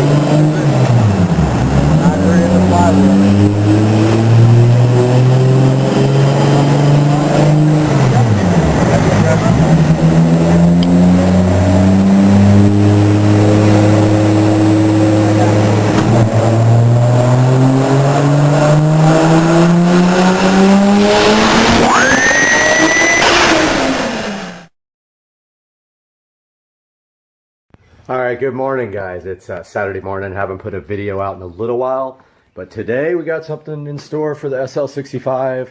We are headed to the muffler shop, and we are going to get the muffler delete done.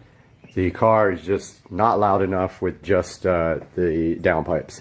We're headed that way to do an oil change and a muffler delete. So I'm going to show you guys a cold start now with mufflers. So here is a cold start. I'll try to jump out and get to the back.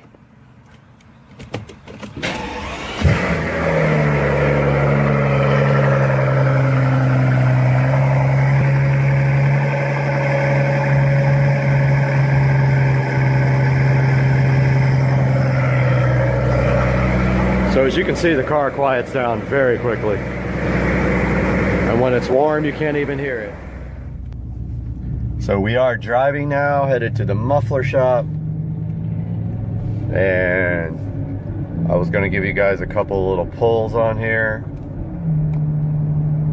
Wow, I seriously still don't understand this multi-function display here. I really have to take some time to try to get that done. Stereo system, I'm going to go by the stereo shop today, have them take a look at it, and see what it's going to take to get that done next week. So you can see at normal cruising speeds, you can't even hear this car at all. With the top down, it's the same. Until you get on the throttle pretty hard, you hear nothing in this car.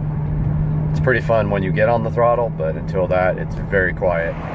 Going to get some breakfast over at Denny's while they work on the car, doing the oil change and the muffler delete. I was hoping I could get some video of it, but the shop is just insane busy.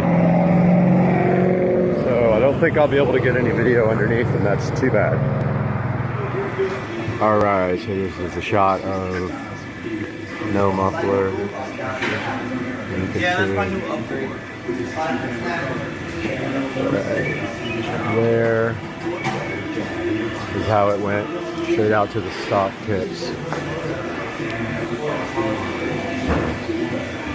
And looking for the mufflers now.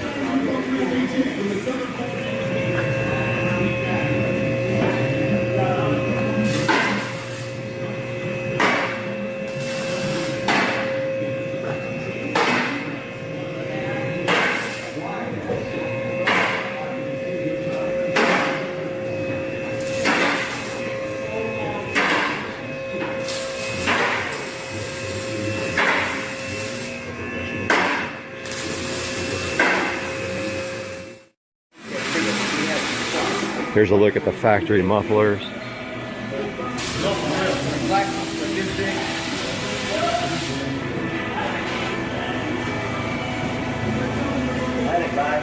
Look fairly restrictive. We'll see what it sounds like. It's gonna be loud. I know. Oh, it sounds so good. Oh, that's...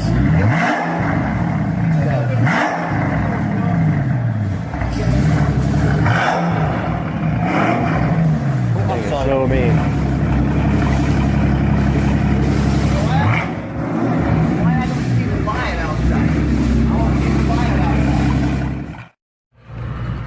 So first impressions, definitely louder. I like it so far. We'll see how it holds up in driving, whether it drives me insane or not with the top down, but so far very nice, and I will get some video of rolling in a minute. Getting the car washed now. Still got mud from last time because this place is being worked on, the roads. As soon as I left, caked with mud.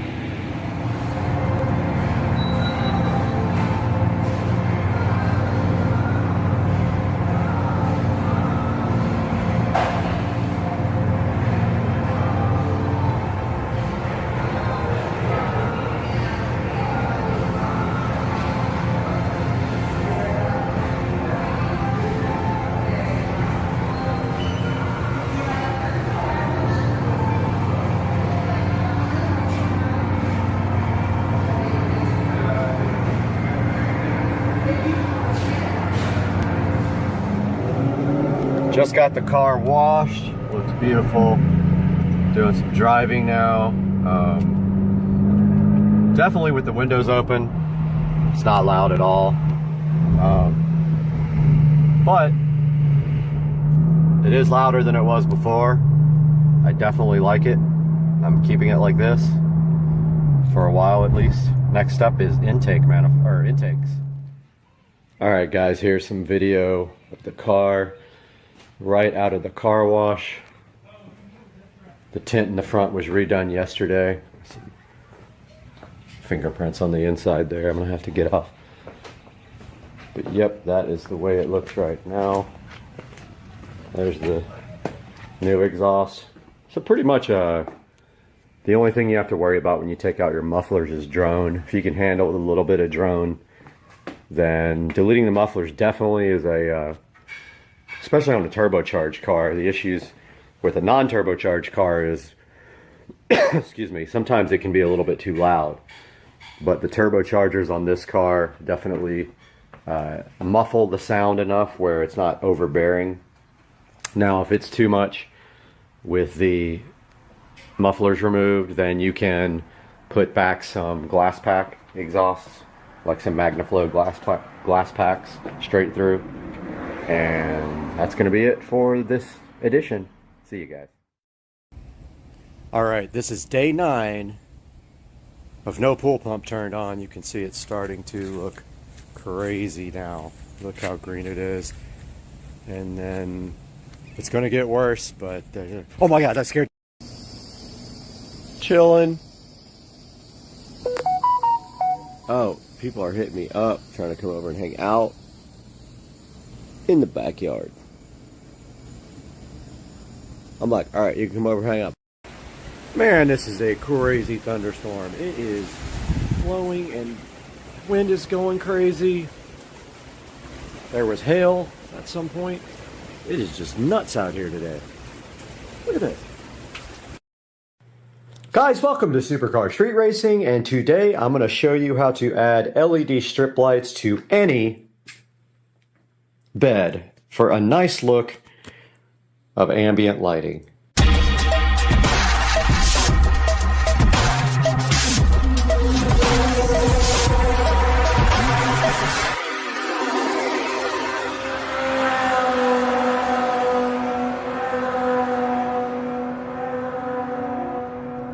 Hey guys, today we got the Govee Wi-Fi LED RGB strip light here. And what we are going to be doing right here and right now is adding this light to underneath the new Wayfair bed. And what we're going to do is unbox this, and basically we're going to zip tie it all the way around the bed. And we're going to start doing that now. Okay, we got the Govee RGB LED strip light right here, and it does come with a bunch of clips which we're not going to use. It comes with 2 LED strips, and basically one runs off of one connector here and the other one runs off the other connector. So we're going to put it down at the end, and then it is going to go around in a circle. One is going to go each way, and that is how we are going to prepare to put this LED strip under the bed.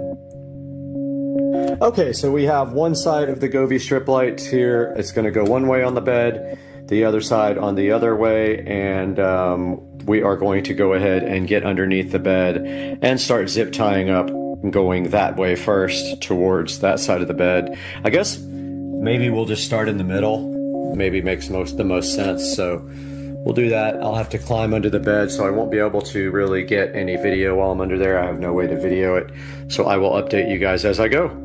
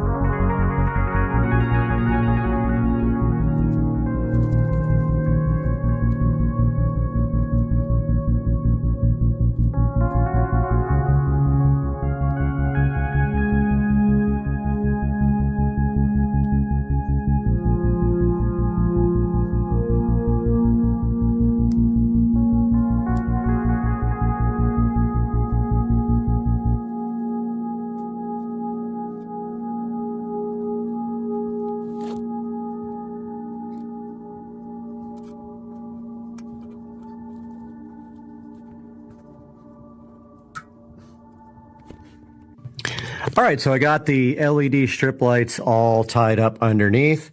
As you can see here, wherever I had to turn a corner, I did a gradual turn and took up extra slack because I had more than enough LED. I had the 32 feet worth. And I put zip ties every 2 or 3 feet and anywhere that I made a turn or had to go around something. And then back here, I just have to finish dressing up all the wiring, which I'm going to do now. I bought this USB / extension thing for this box. I'm going to see how it works out now. It's got USB-C, USB-B, and puts ports on the side for power. I'm going to go ahead and get that installed now and see if that's going to work. It's going to put the bed off the wall just slightly. Guys, I just finished up the wire management for the Govee underbed lights and basically got the wire management done for the side tables. And I did not plug the USB for the side tables into the top. I ran it down the back because it looks cleaner. And you can see here that we have the finished side tables. I don't really like how the wires have to come out to the receptacle over there, but that is no other choice unless I run it to the back of the bed and I'm all out of power back there. Also, the bed can't push all the way up against the wall because of the power back there. So I want to get a couple more pillows back here or maybe a headboard. I don't know what I'm going to do yet. But as you can see, we got our lamps back in here that were belonging in here. And we got the underbed done. And you can see how it works right there. I added it to the Govee app. And now it is smart controlled. Echo, turn off the master underbed lights. Echo, turn on the master underbed lights. These are also Govee bulbs. You could sync them if you want to, or leave them independent. They are currently independent. You can put them on scenes or routines so that when you say one thing, all these lights might do something, or do separate things, or do the same thing. And yeah, I am hating how this thing is bunching up. I don't understand that. This blanket is like bunching up on the inside. I don't know why it's doing that. But I'm going to take it off and remake the bed. And this project is done. Get a good look at the underbed lighting. We'll see you guys next time on the channel, guys. Guys, welcome to part 4 of Supercar Street Racing reacting to his own 15-year-old racing videos. Today we're going to take a look at another batch of videos that were recorded somewhere between 2006 and 2009 with my single turbo hardtop Supra. That car put out about 804 to the wheels when it was upgraded to the larger turbo. We've got some great videos for you today, so stick around.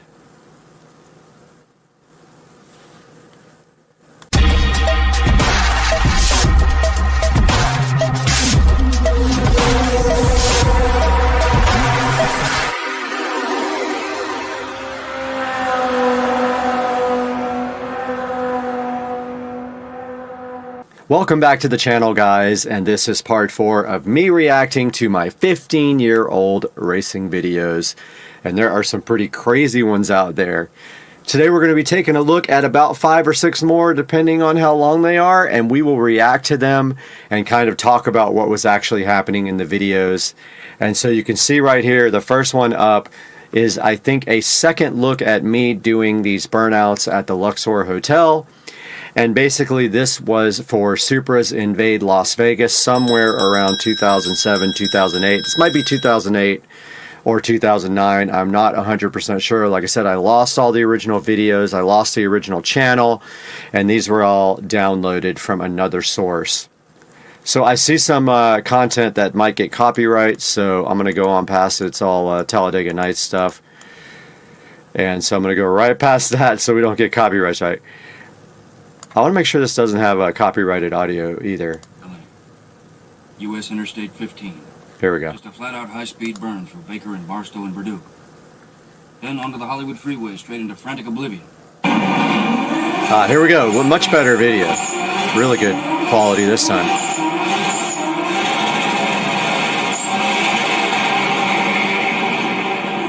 All right. That was one of the dumbest drives I have ever seen in my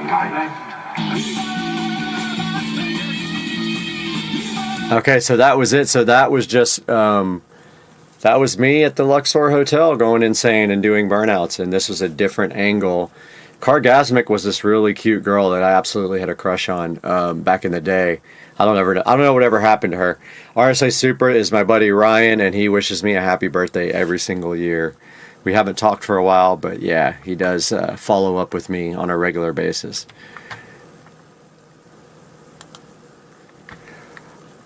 Okay, so I think this is me on the dyno once I got the GT74X, the injectors, and a 4-inch downpipe.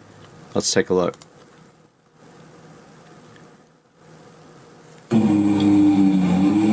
Yep, this is being tuned. It's all a brand new setup. This is at Dyno Extreme, I think.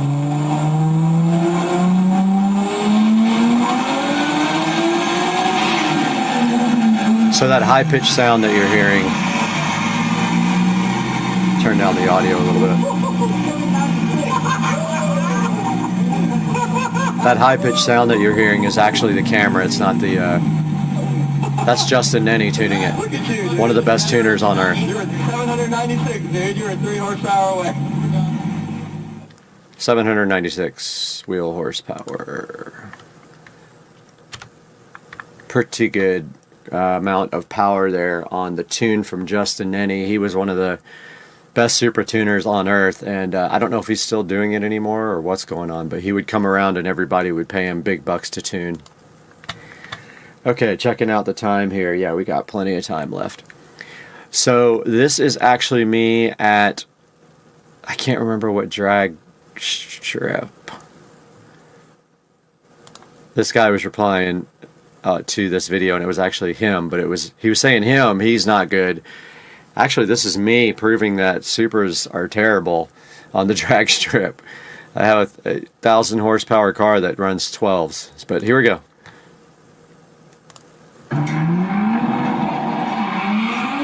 No traction whatsoever, street tire.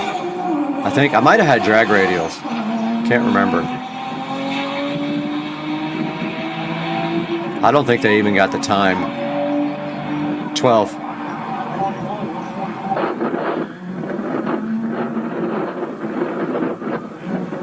Really, really bad launch. The limit to the pits is 20 miles an hour. I mean, on the return road, 20 miles an hour, and the pits 5 miles an hour. So this was on drag radials because I see my stock wheels, and I did not know how to launch the car at all. This was my first attempt at the drag strip.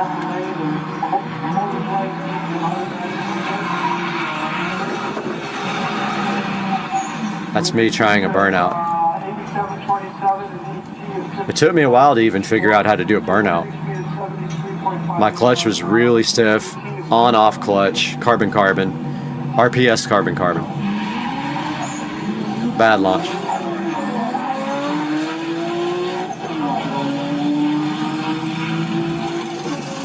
No times. I don't get why we didn't show the times on that video, but we didn't. It's me trying one more time.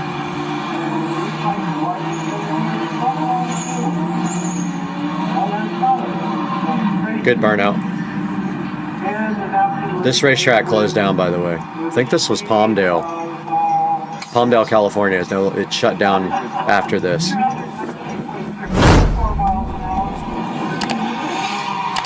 Bad launch.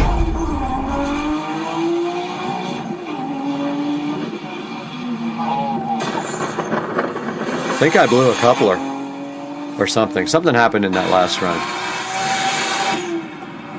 So that was me. The only time I took the car to the drag strip, and I think that was Palmdale. Pretty sure, 100%, that was Palmdale. So this next video is in LA, and I think there's some good street pulls here. I went past all the profanity and all that stuff at the beginning because I used to think that was cool in videos. I don't anymore because they will demonetize you. So let's get back to, there's some stuff in here we can't play, but here we go. This is on 100 octane fuel.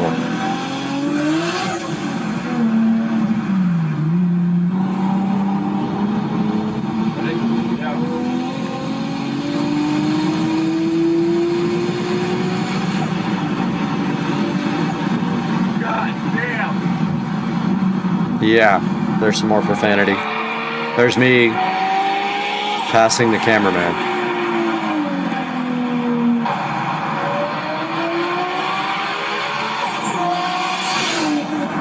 And me next to the freeway. It's so hard to tell how fast I'm going, but look at traffic. I lived on this hill, by the way, so that's why we were there.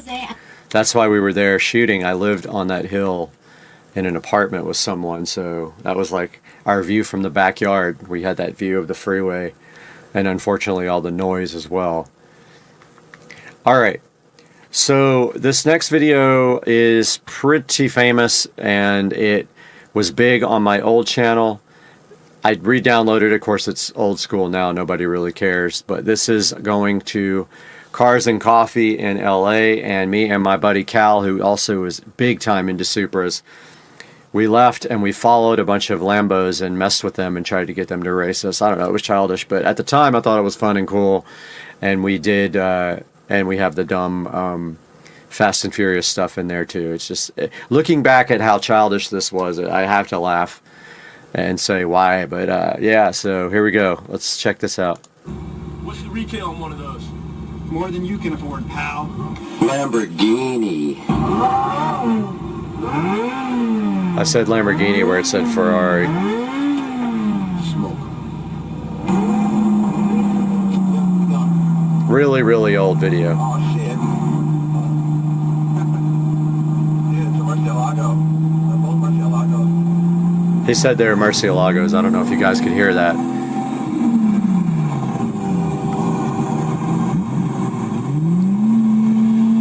So we're just literally trying to get these guys to mess around.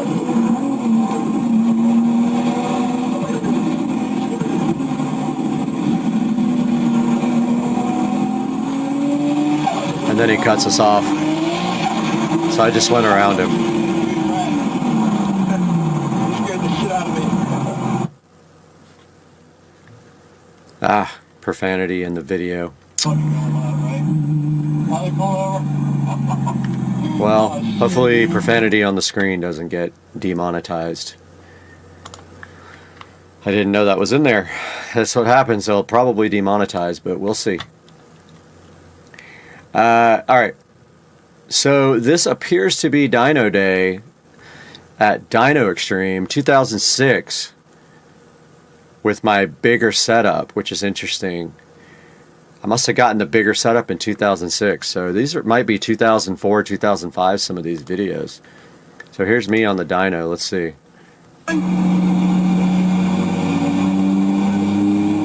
Looks like I made 802 on this pull.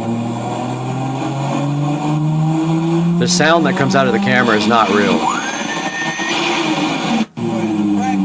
So here I made 811, I won the dyno competition.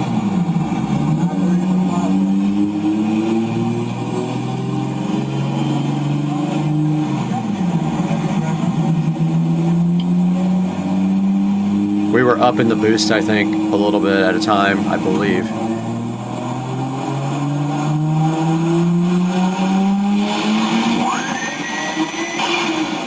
Yep, I made 811 right there on race fuel. E85 didn't exist back then. And so that is part 3 of the... Actually, this is part 4. I get confused. This is part 4 of reacting to my old racing videos on YouTube. And I hope you guys enjoyed it. We will be back with more parts. We have about 60 videos to review here. So we'll see you guys next time on Supercar Street Racing. Like and subscribe, please.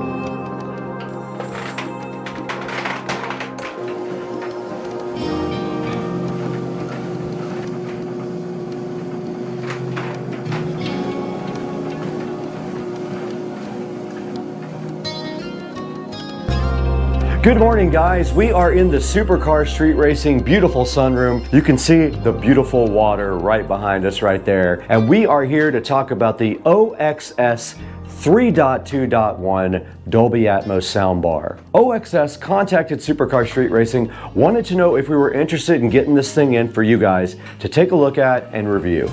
And I had the perfect place to put this right where we're standing right now in the Supercar Street Racing sunroom. Now every day I get out here in the Supercar Street Racing sunroom and I am doing an hour of work on my treadmill you can see right here below me. And when I do that, I go ahead and put on YouTube on the TV there to give me something to do for an hour while I exercise. But there's one big problem. This television here is not designed for sound quality. This is a Hisense television, and the last thing on their mind when they made this TV was putting great speakers into it. You can tell when you crank up the audio. And so every day I grab these K-Video headphones, I put them on, and I watch YouTube right here as I work out. But I need a better solution. Sometimes people come over and they want to watch sports out here in the sunroom when it's nice outside. And when they do, this speaker is not good enough to handle that amount of sound. Also, there is no surround sound in this sunroom area, so this will add Dolby Atmos processing at least to the soundbar and some Dolby Atmos speakers. Now the OXS soundbar has 6 drivers in it for a total of 230 watts. That's a lot for a little soundbar. This thing has the center channel, the upward firing Dolby Atmos, and the subwoofer all built into one piece, which is awesome. The whole system in conjunction with each other offers less than 1% THD. Now the OXS audio claims that the subwoofer will reach down to 53 Hz, meaning the subwoofer range goes low. The smaller the driver, the harder it is to produce low frequency sounds. Now this guy does decode Dolby Atmos, which is awesome. It provides home theater quality sound in a soundbar. Now the way this guy produces high quality 3D surround-like experiences is it projects the sound all the way around you. Now that we've explored all of the cool features of the OXS soundbar, let's go ahead and get this thing unboxed and see what they gave us and see the quality and the packaging on the OXS soundbar.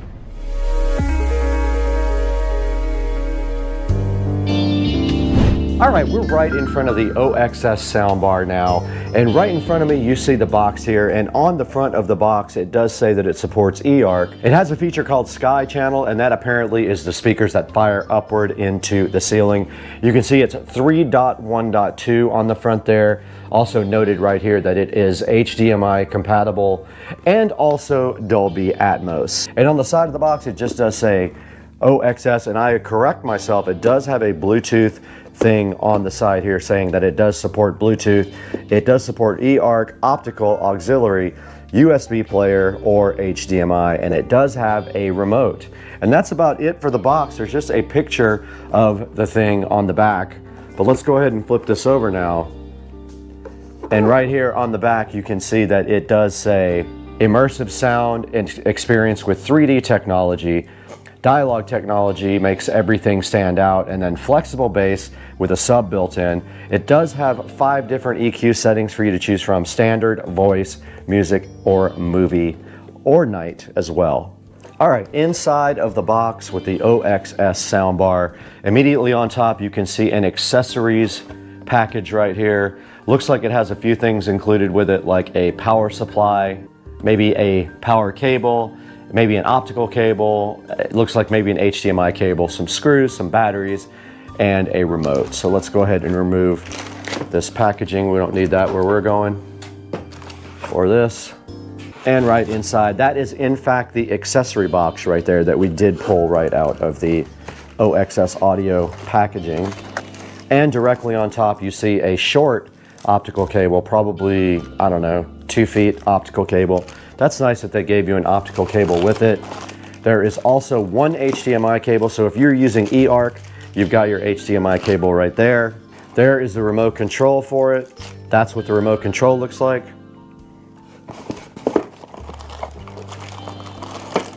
Here is a power supply, an actual power supply, and it uses that standard appliance type cord on the end. And on the other side, it has the pin tube type power supply. There is a installation instruction manual, a quick start guide kind of here in there. And then there is the actual power cable right here. Like I said, it's the appliance type cable. I forgot the actual name of this connector on the end. And then some lovely screws to mount this with, and some awesome batteries. They gave you a set of batteries as well. Let's go ahead and get these batteries into the remote. Go ahead and open this remote up and get this thing batteried up.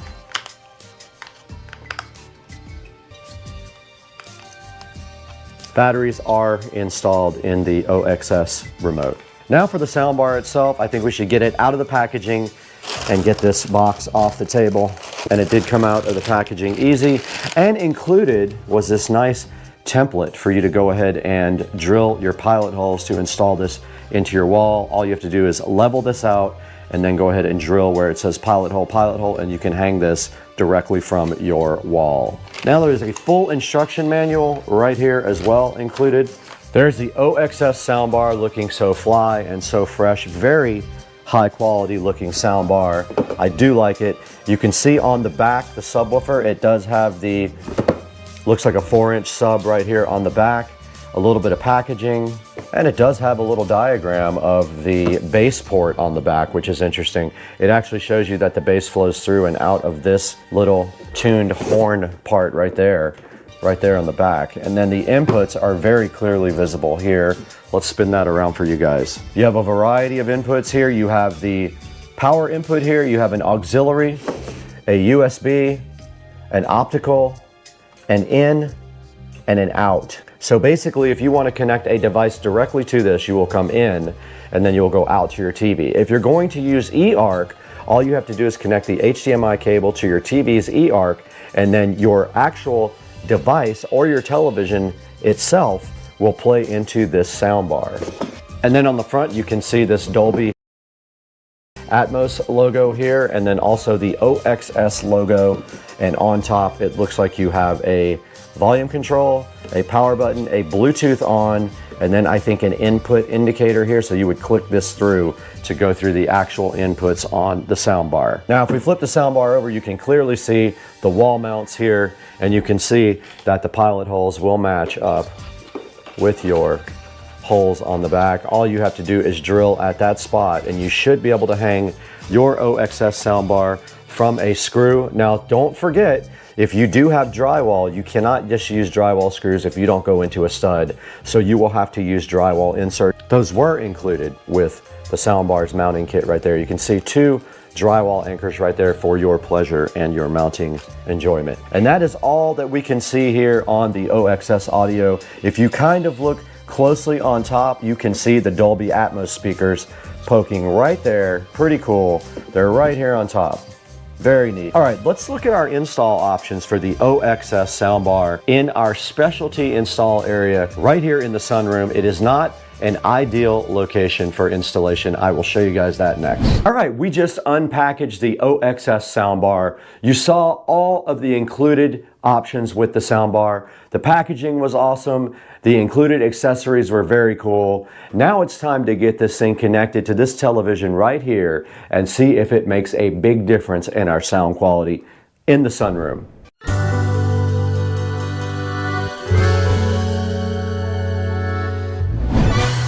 All right, we're right here in front of Supercar Street Racing Video Jukebox playing 24/7. Make sure you check that out if you haven't already. But right here you can see this Hisense television does not have a great sound quality record. Now, one of the things I want to do in the future is put a 5.1 surround sound system in the sunroom and move the sound and everything up to the ceiling and mount a TV up here in the ceiling as well. But for now, we're gonna go ahead and use this OXS soundbar to improve the sound quality of this Hisense television. When they made this television, the last thing that they ever cared about was sound quality. They wanted to get a good, cheap television to the market, and that's exactly what they did. Now you can see my corner mounting technique here. All I did was screw the Hisense directly to this shelf. And then this other side just is hanging off like willy-nilly into nowhere.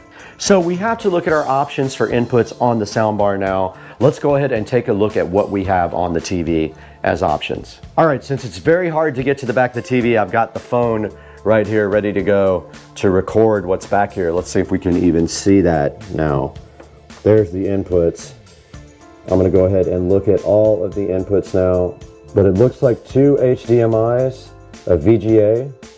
Oh, there's more inputs at the bottom and an optical audio output. That's what it is. There is more at the bottom. All right, now we know what we have.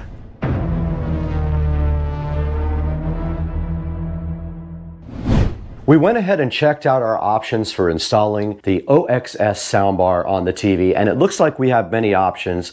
The easiest option might be the optical port if I can get the actual connector in there. This will not fit, as you can clearly see, will not fit right there. It would have to go right here. Let's go ahead and get this TV unbolted from where it is, and we're just going to simply move it to the regular position right here. Let's get this TV unbolted and go ahead and move it over and just go ahead and do the soundbar like that, since we don't use that area very much right now.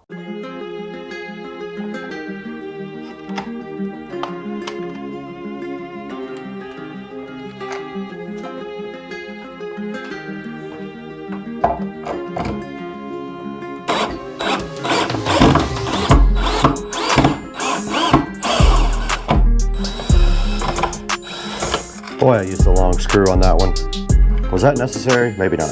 When I installed this television, I simply bolted right through the foot here. This wise cam will also have to move, and this TV should just simply move now. Oh, we might not have room for the soundbar. But now that we have the TV disconnected, we can go ahead and use the optical cable. All right, it is connected, and we do have a signal now. And what we're going to do now is put our soundbar up here.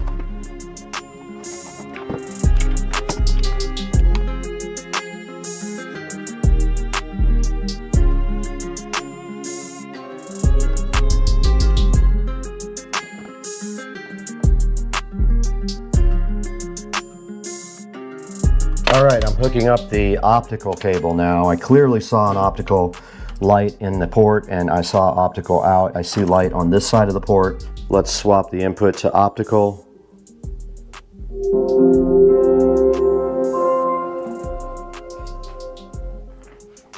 Okay, I'm an idiot. I realize now that I did have Bluetooth on from the headphones. Let's go ahead and turn off the internal speakers. 3,000 watt. And here's 1,000 watt. It is on. There's the volume control on the soundbar. We have a bass up and down control, and you definitely feel the bass when you turn that up. There's the presets. It is on standard now. I put it on movie, and I have the bass all the way up on the control.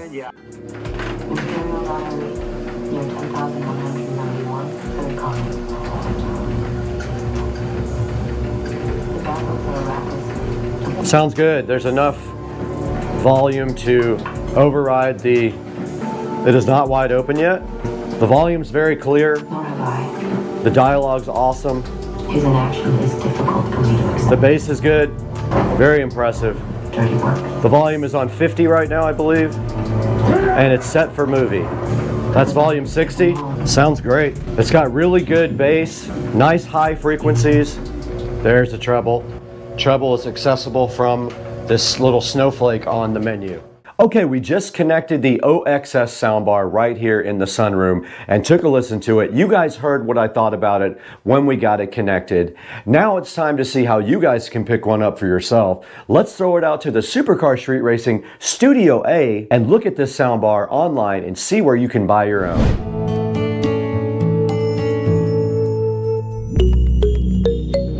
Guys, welcome back to Supercar Street Racing. On the end of this video, we love to show you guys what you can get on Amazon, and right in front of me, we have the OXS soundbar. Now, this soundbar does have 230 watts of power. It has 6 drivers. It has 2 on top, 2 on the front, a center channel, and a 4-inch subwoofer with an awesome bass port. So basically, the subwoofer gives you the ability to have Dolby Atmos type sound, where you only have have room for a sound bar. And checking right here, you can see this guy has 4.3 star reviews, 25 reviews. I absolutely love this thing. It sounded great. It has a bass and treble adjustment. If you don't want to do bass and treble, it has 5 different EQ settings that you can take advantage of, a remote control, every possible type of input you could want. You can go in with ARC, meaning your TV feeds the audio to the soundbar. You can go HDMI in and then feed this to your TV. You can go optical, you can go auxiliary, or you can go Bluetooth, all in this one awesome soundbar from OXS. Right here in front of us, you can see the drivers here. There's 2 on top, 2 in the front, 1 in the center, and 1 sub, and OXS has really outdone themselves in this thing. I played a Dolby Atmos movie on it. I played Dune 2 while I was sitting there working out, and this thing absolutely sounded great. It drowned out the noise from my actual treadmill and gave me the ability to not have to use those bulky, uncomfortable headphones while I'm on the treadmill. You can see right here how this guy produces 3D sound. It creates sound by projecting it from all around you, and it includes above, side, and front. This is showing you the 6 ways you can connect this guy to your TV or computer. This can actually just be a Bluetooth speaker. It does not have a battery, so you will have to have power, but still, you can just use this as a Bluetooth speaker if you want to. So go down to the link in the description. There will be an official link to go ahead and purchase your OXS S5 soundbar. Go ahead and grab one for Supercar Street Racing. And thank you so much for 101,000 subscribers. We had a nice subscriber party yesterday when we did it, and my family was in there. It was the most awesome thing ever. Support Supercar Street Racing, support our vendors, like and subscribe, buy your soundbar or any other thing you want through that official link. You can buy anything you want. Click the link in the description, get anything you want from Amazon, and it helps us out so greatly. But we got to get out of here right now. We got to go to Cliffs and we need a Uber. Let's get out of here. Hey, Uber, are you here yet? Uber. Not here.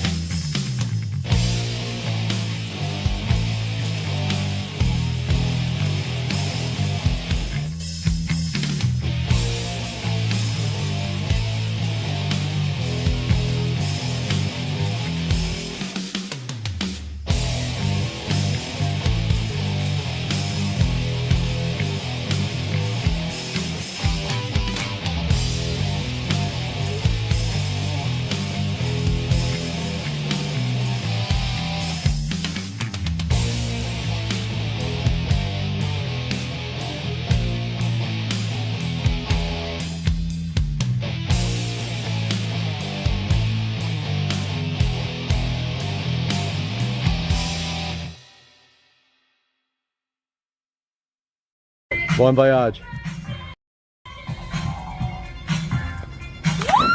Oh my God, she's insane. Whoa!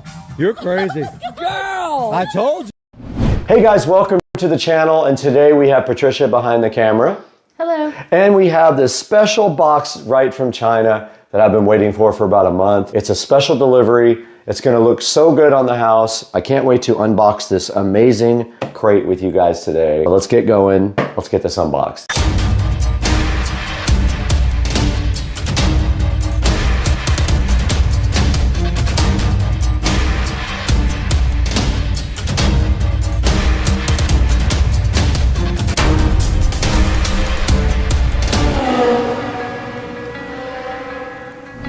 All right, we're back on the channel today with Patricia behind the camera doing all the videography. And today we have this special box that came directly from China. This was purchased off Etsy, and you can tell right here that they have actually packaged this very nicely. It's made of plywood and has like 8 screws in it. So we have our DeWalt cordless drill today. We're gonna go ahead and open this right now and see what's inside because I'm super hyped to get this going.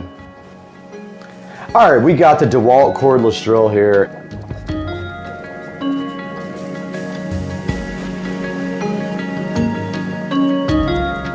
So first thing we have is a kind of a clue of what's in the box, and it is a template.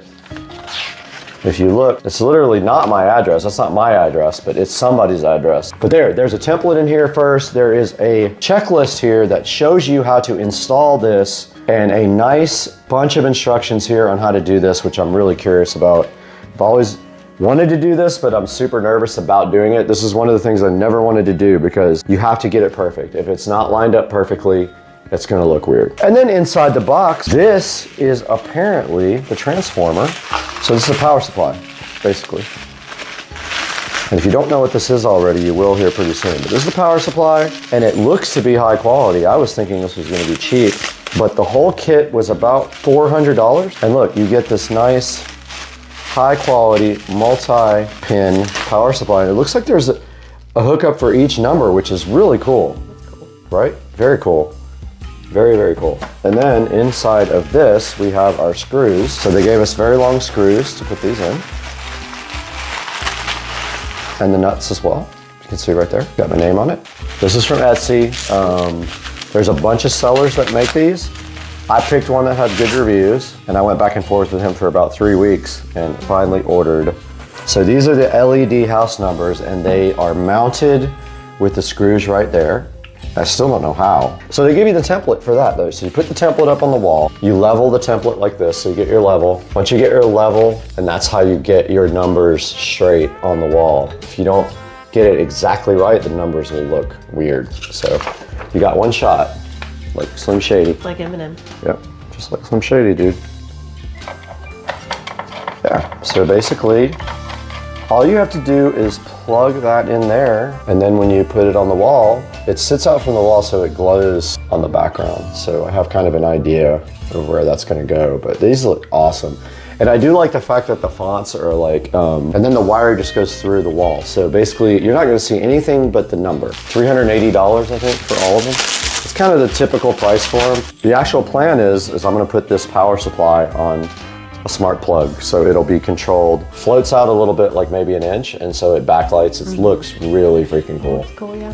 So let's go outside and see where this is gonna go. And the plan right now is to put the numbers right up here. They should fit right in that space, hopefully. It barely fits. You don't even have to like put screws in it. It's like, oh yeah. You could just glue it there to drill through to the other side inside the garage. And then pull the wire, pull the power all the way over to the outlet that's on the corner. So I'm gonna go above the garage door. I wish I could plug it in. Jesus Christ almighty. Got him! Got him! Inside in the garage now, and I wanted to show you guys where this is gonna go. So Patricia, come check this out. So basically, above here to have to come through this side. The transformer will mount up here, and the power goes all the way over here to up there I gotta still tie the wires up for the access point by our garage door opener, but that's gonna power it. It's gonna have a smart plug on it to turn it off and on with sunrise and sunset. So that's the current plan. How are we supposed to get this through the wall? You have to drill a big enough hole. You do. So here's the deal. See back here? You have to drill 5 of these. It's gonna be hidden by the back of this. So when you put this up against the wall, that barely fits. These are like probably a ½ an inch too big. And then you drill through, and then on the other side, we'll have the transformer up at the top, tied up nicely with all 5 of these going to it.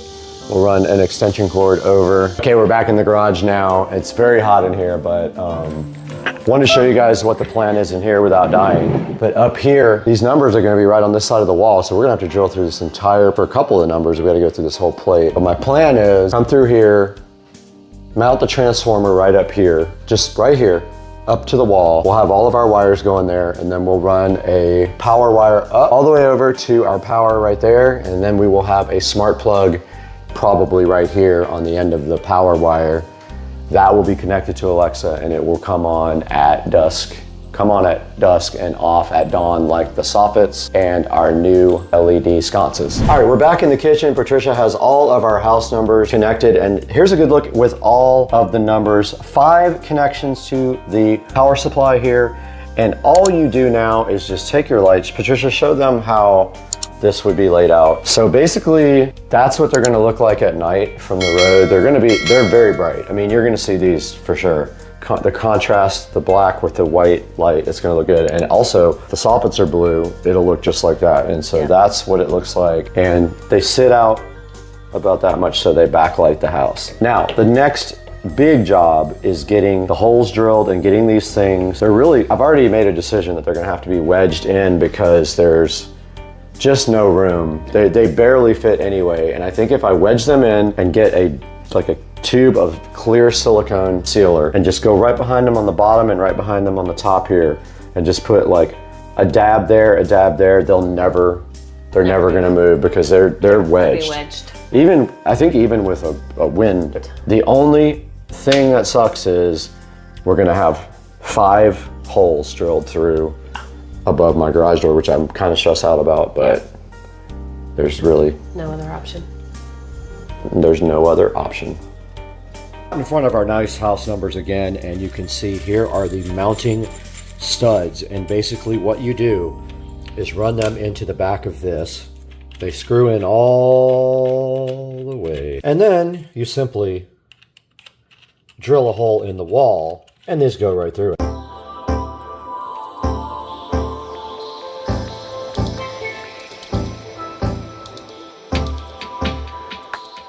All right, so we have a problem here, Houston. I don't have a big enough drill bit because this has to go through the stucco and all the way through to the garage. So that's fairly large. I would say that's probably a 1/2 inch, but I'm gonna check it right now. Let me go ahead and look at this and see what this is. All right, so on the end of these connectors, you're going to need a 3/4 inch bit to get through whatever surface. Mine is masonry, so I'm going to go ahead and order a masonry bit. This only goes up to, let's see, a 1/2. So we need a 3/4. Let's get online and order that now on Amazon so we have it. Checking out the actual studs is what I call these. These are the mounting. And the more you can get this off the surface, the cooler it looks. If you can get it to stand out like that, or even a little bit less, it's gonna look awesome in 3D and it's gonna project better on the house. But I think that one of these is just gonna be money. I want it to be snug enough where I put a little epoxy on each one and then it just is perfectly straight and stands up on its own. We're gonna go ahead and test on this box. Perfect. So now we know the size that we need for the actual masonry.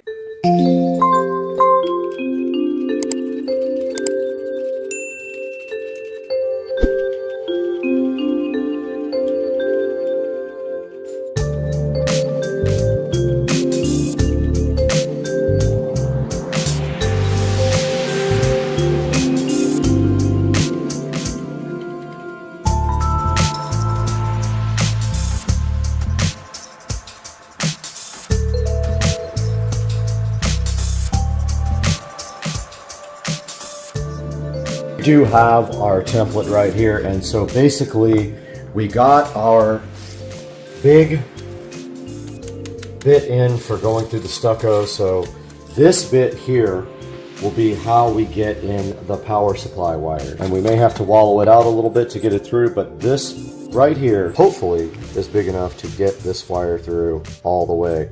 Once we get through the stucco, we will have to drill through wood. So what we're going to do first is go ahead and put the template up, make sure that it's level, and go ahead and drill out all of our holes.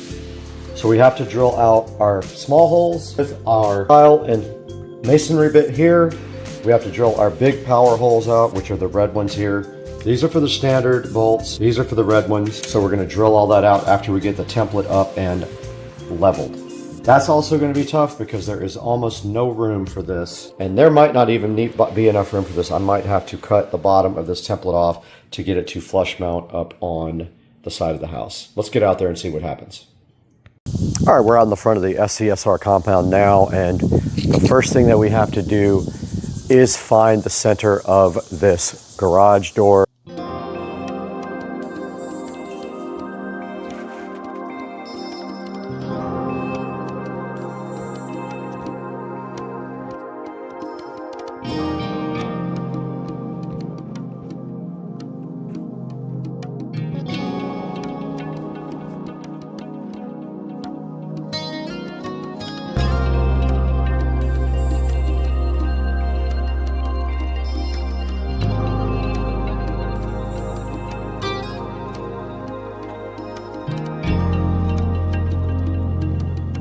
Okay, so I had to move the template down. There was absolutely no way to get the letters into the wall unless they were down. So I moved them down about 1/4 of an inch. I'm hoping this is level. I'm gonna grab my level and find out right now.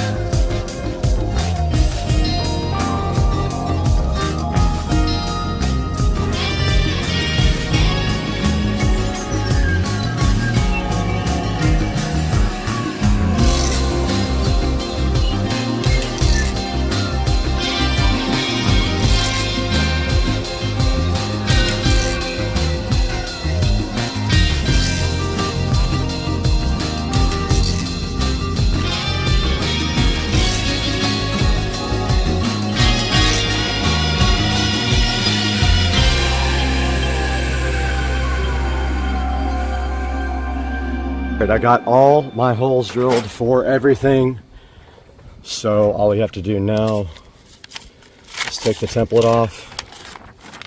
Look at all of that destruction, and get my broom out, just clean this off, and then I'll have to blow off the driveway afterwards. But we have all our pilot holes run. Now we have to just hope and pray that we can get our numbers in there straight. Top holes were very difficult because the drill was on an angle. So I don't know how far I'm going to be able to get that in. We're going to find out right now.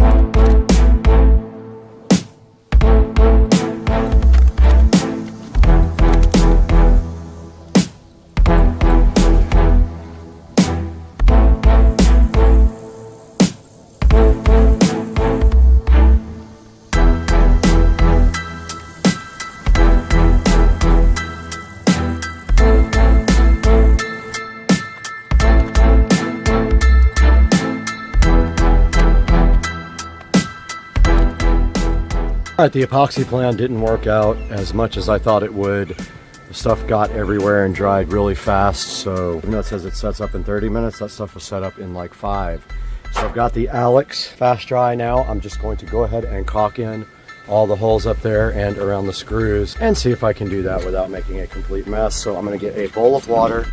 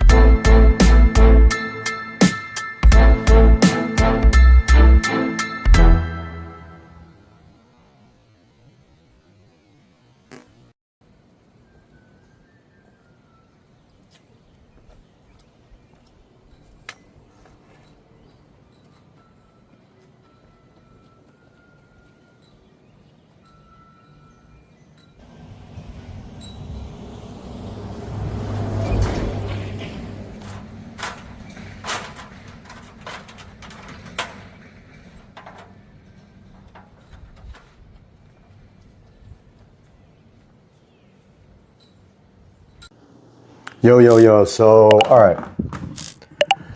So the outside part is mostly done, it's just drying, so now I have to figure out the inside part. I think if I have any black caulk, I'm gonna put my black caulk in that hole, right there, all those 5 holes. Then I'm gonna tie everything up really nice with wire clamps as far over here as I can, and then connect to the power right there. I need an extension cord though, and I ordered a smart switch as well. Let's start getting this together. We're inside the Supercar Street Racing garage now, and we can see here all of the holes that were drilled for the new LED house number. So our first mission today is going to be to tie these wires up nicely and not disturb the mounting that we did on the outside because it is drying. If we move the wires, we might move the actual numbers. So I really want to get the mounting done on this transformer, but it has no mounting brackets. So it is a rectangle, and I am thinking right about here. And then I don't know how I'm gonna keep it on the wall. I guess I'll just put screws to kind of wedge it in. I'm literally gonna have to wedge this thing in the wall, onto the wall.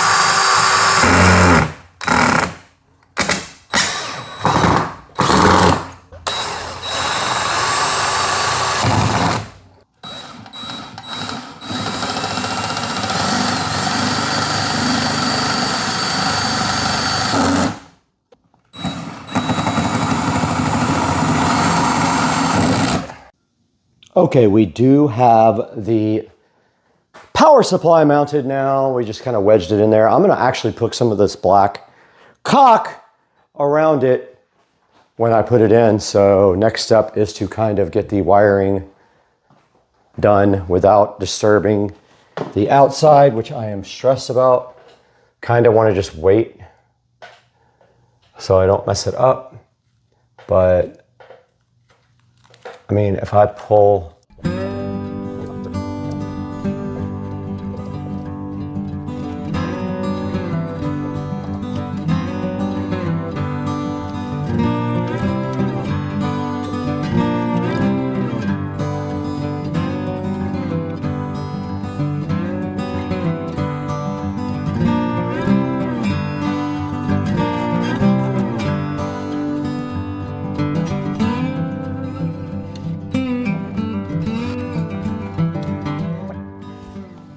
all right, I got all the wires tied up nice. Now I'm gonna work on the power wire, but first I wanna go ahead and get the caulk in there so it can dry. So I've got my caulk gun ready, and I've got my big tube of black caulk ready to go. Let's go.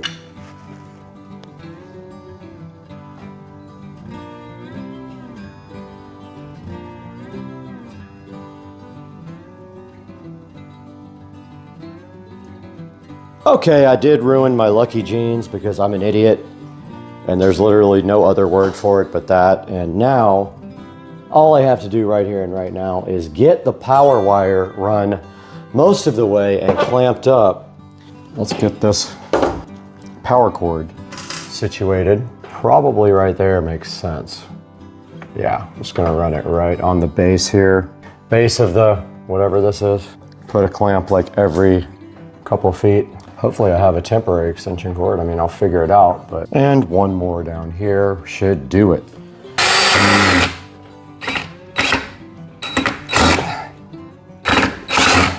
All right, so this thing just needs power to test, and my smart plug will be here probably today. Have to check the order, but let's get some power to this thing and test it. A black extension cord, it's kind of long, but I think I can hide it up here if I put it up here, so I'm gonna go ahead and connect these lights right now. I ordered the smart plug. I thought I already ordered it, but obviously I was drunk because I did not order it. This is a bit too long though, but there's plenty of room to hide it back here in the back. And I will get a few clamps and some screws and get up there and tie this thing up and tie up the hotspot cable. This is the power cable, and then we are going to run it up and over so it doesn't interfere with the door. So we got to go way up there, way over there, and into this, but we have a smart plug that's got to go right here as well. So we're going to leave a little slack that we can disconnect this with. It's a big boy. So right here we have to unplug it and insert a smart plug. I'm just going to leave a little bit of slack there. I can also redo if I have to. Oh, let's go, let's go. And then this guy can go in the back.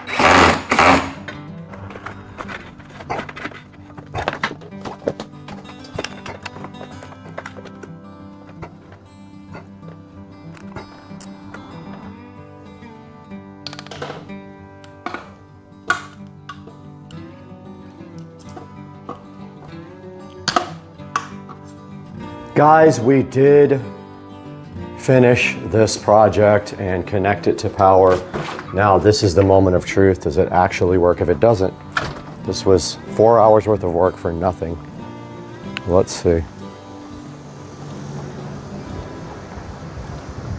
They are all lit up, so now all we have to do is come check it out at night, and all of that caulk is drying. So we will check back with you guys when it gets dark tonight, but we have successfully finished this project.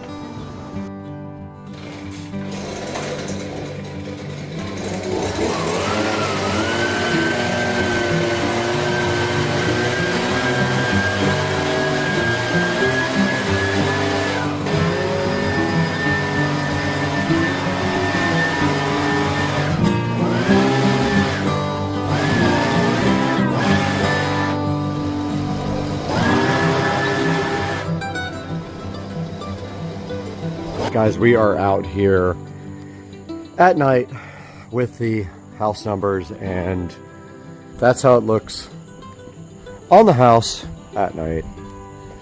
And yeah, I mean, guys, hope you enjoyed another project. And yeah, it is what it is. It's staying like that.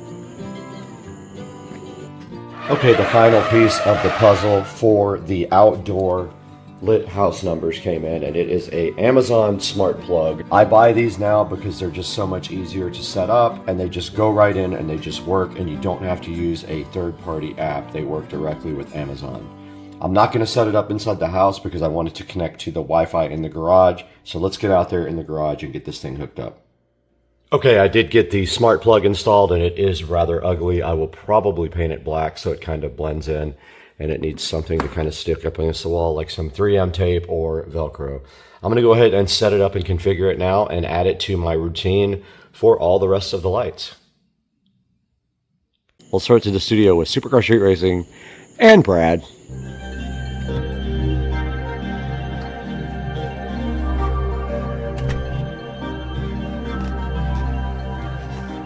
Guys, welcome back once again. Brad here at Supercar Street Racing 4K Production Studio. And you saw today that we did go ahead and get these LED house numbers installed on the house. It was pretty easy. It just took a very long time, and they are not exactly 100% straight, even though I followed the template. They're good enough, but the 4 is a little off on the very end. Looks a little bit lower, even though I put that right in the actual holes in the template. So the way these work is you just order the numbers. I'll have a link here on the screen for you. You order your numbers here, and they will also send you a transformer. And this one right here right now is on a plaque, but you can put them directly on your house as well. Guys, make sure you always click through my links when you order products for Supercar Street Racing's sake of the channel, and it just gives me a little bit of dollars to continue what I'm doing here, because I do lose money on the channel. As always, we love your support. We appreciate you, and buy your LED house numbers and drop a comment if you need any help installing yours, and we'll see you guys next time.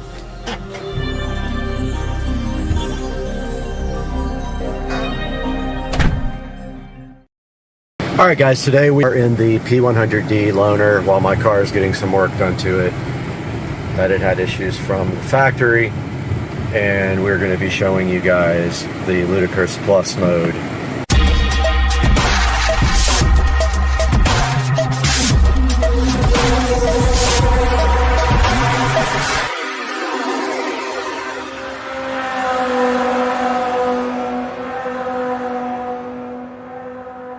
Alright guys, today we are in the P100D loaner while my car is getting some work done to it. That it had issues from the factory, and we're going to be showing you guys the Ludicrous Plus mode here shortly when we get some free space. We're just going to wait for this traffic to go by and get a little bit down the road, and then show you guys Ludicrous Plus. And then this is from a standstill to 85, where we are limited by this rental car. So here is Ludicrous Plus 0 to 85.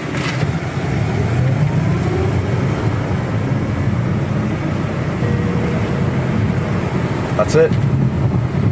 It's as fast as you can go to 85 with the loaner Tesla car.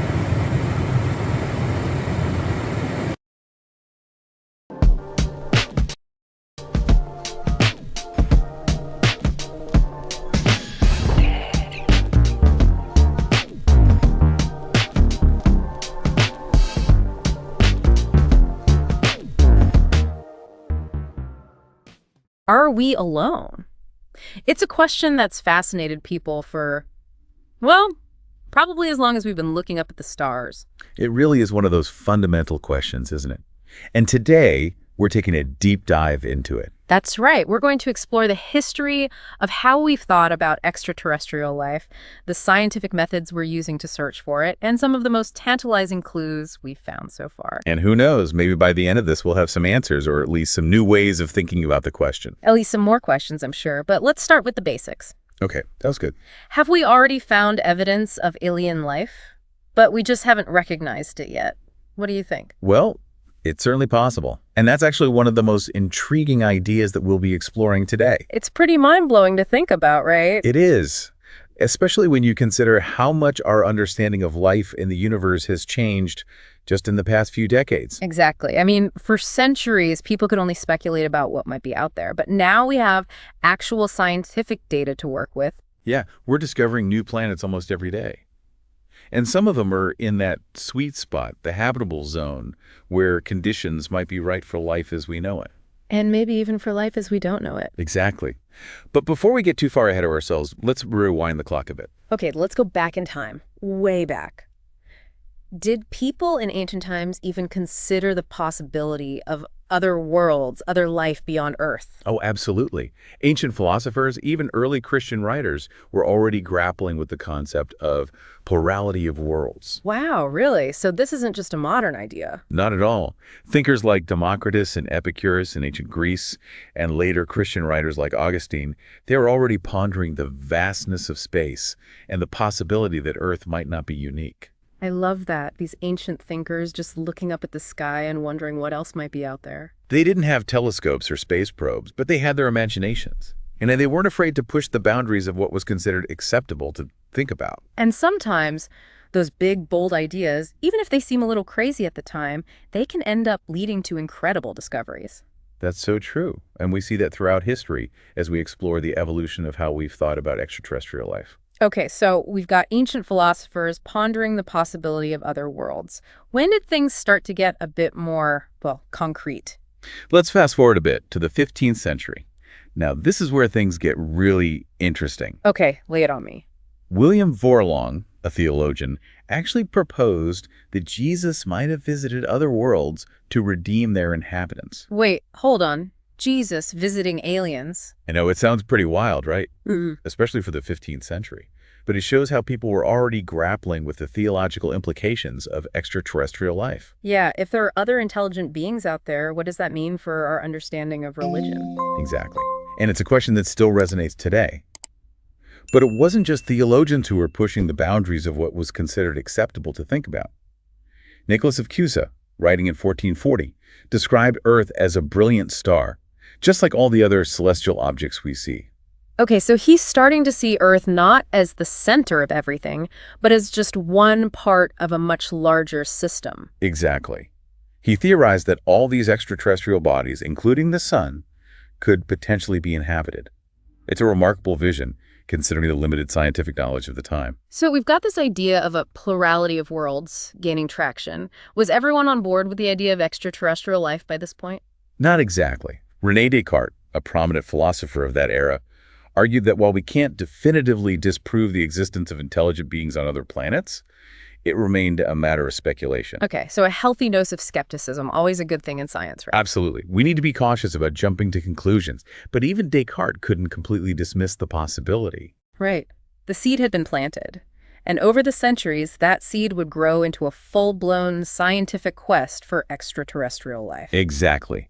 And it wouldn't be long before that quest took some major leaps forward. So when did we actually start looking for alien life? The mid-20th century is when things really took off, and it split into two main branches, the search for any kind of past or present life, and the hunt for intelligent life. That second branch, the search for extraterrestrial intelligence, or SETI, that's had a huge impact on our culture. Oh, absolutely. Science fiction has given us some incredible alien encounters on the big screen. Close Encounters, E.T., Arrival, just to name a few. And those stories, they've done more than just entertain us. They've helped shape public perception and spark debates about the potential consequences of contact. That's true. I mean, what would it actually be like to meet an alien civilization? Would it be friendly, hostile, something we can't even comprehend? Those are some big questions. And science fiction has helped us explore those possibilities, even if just in our imaginations. Yeah, but it's not all about hypothetical scenarios. Scientists are actually out there actively searching for signs of alien life, and that's where the famous Drake equation comes in, right? You got it. The Drake equation is an attempt to estimate the number of communicative civilizations within our galaxy. So how many alien civilizations are out there? Does the Drake equation give us an answer? Well, not exactly. It's based on a series of factors, many of which are highly uncertain. Things like the rate of star formation, the fraction of stars that have planets, the fraction of planets that could support life, and so on.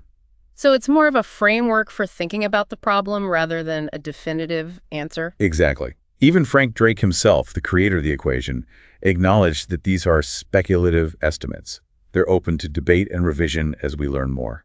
But even if it doesn't give us a precise number, the Drake equation has played a crucial role in the search for extraterrestrial life. It helped to kickstart the scientific search and focus our attention on the factors that matter most. And that search has led to some incredible discoveries. We're finding new planets all the time, and we're developing increasingly sophisticated tools to study them. So what are some of the methods that scientists are using to actually look for signs of life out there? One of the key approaches is the search for biosignatures. Okay, biosignatures. What exactly are those? Think of them as clues that might indicate the presence of life. They can be anything from chemical compounds in a planet's atmosphere to geological features that suggest the presence of liquid water. So like finding oxygen in the atmosphere of a distant planet, that could be a biosignature. Exactly. Or methane, or even more complex organic molecules. These are all potential signs that something biological might be going on. And scientists are actually finding these biosignatures on other planets. We are. It's still early days, and we need to be cautious about interpreting the data. But there are some really intriguing findings out there that suggest we might not be alone. This is getting really exciting. So are there any places in particular that have scientists buzzing about the possibility of finding life? Oh, absolutely. Our own solar system has a few hotspots that have scientists really intrigued. Mars, for example, has long captured our imaginations. Yeah, Mars, the red planet. I remember watching those first images from the Viking landers back in the 70s. It was like looking at another world. And in a way it is. And what we've learned since then is that Mars wasn't always the cold, dry desert it is today. Really? So what was Mars like in the past? Evidence suggests that billions of years ago, Mars was a much warmer, wetter place with rivers, lakes, and possibly even oceans. Wow. So you're saying that Mars might have been habitable at one point? That's what the evidence seems to suggest. And that raises the tantalizing possibility that life might have emerged on Mars, even if it's long gone now. Okay, so Mars was potentially habitable in the past. What about now? Is there any chance that life could still exist on Mars today? Well, Mars lost most of its atmosphere and became much colder and drier over time. But some scientists believe that microbial life could still be clinging to existence somewhere beneath the surface. So like little Martian microbes hiding out underground? Exactly. Perhaps in underground aquifers or hydrothermal systems, places where there might still be liquid water and a source of energy. That would be incredible if we found even microbial life on Mars. It would be a game changer. And it's one of the main reasons why we keep sending missions to Mars, to search for those signs of past or present life. Okay, so Mars, maybe microbes underground. Are there any other places in our solar system that have scientists excited about the possibility of life? Definitely. Europa, one of Jupiter's moons, is another prime candidate. Europa, isn't that the one with all the ice? That's the one. But beneath that icy surface, scientists believe there's a vast global ocean. Wow, a whole ocean hidden under the ice. How deep is it? Estimates vary, but it could be tens of kilometers deep. And what's even more exciting is that this ocean might be heated by tidal forces from Jupiter. Tidal forces, so like the moon's gravity pulling on the Earth's oceans. Similar idea. Jupiter's gravity creates friction within Europa, generating heat. And that heat could create hydrothermal vents on the ocean floor, similar to those we find on Earth. And on Earth, those hydrothermal vents are teeming with life, right? Even without sunlight. Exactly. They're like little oases in the deep ocean. And some scientists believe that similar vents on Europa could provide the energy and nutrients needed for life to exist. So we've got Mars, maybe microbes underground, Europa, maybe something swimming around in those dark depths. Are there any other contenders in our solar system's life lottery? Well, there's one more that might surprise you. Venus. Venus, really? But Venus is like a furnace? The surface temperature is hot enough to melt lead? I know, the surface is definitely not hospitable. But recent studies have suggested a surprising possibility microbial life could exist in the cooler, high-altitude clouds of Venus. Wait, life in the clouds of Venus? That sounds like something straight out of science fiction. What kind of life could possibly survive in those conditions? We're talking about extremophiles, organisms that thrive in environments that would be deadly to most life on Earth. Okay, so like those microbes that live in boiling hot springs or acidic mine drainage? Exactly. And in the case of Venus, we're talking about microbes that could potentially tolerate the acidic conditions and high pressures found in the Venusian atmosphere. So instead of little green men on Mars, we might find microscopic life floating around in the clouds of Venus. It's a possibility. And it highlights how our understanding of what's considered habitable is constantly evolving. Life might find a way to exist in places we never thought possible. This is all so mind-blowing, but it raises a crucial point. How can we be sure we'd even recognize life that's radically different from anything we've encountered on Earth? That's the million-dollar question. Our understanding of life is based entirely on what we've observed on our own planet. Right. DNA, carbon-based life forms, water as the essential solvent. But what if life elsewhere has evolved in entirely different ways? What if alien life uses different building blocks, different energy sources, even different solvents? That's where the concept of life as we don't know it comes in. It's a pretty wild idea, isn't it, to think that life could exist in forms that we can't even begin to imagine. It's a challenge for scientists, but it's also incredibly exciting.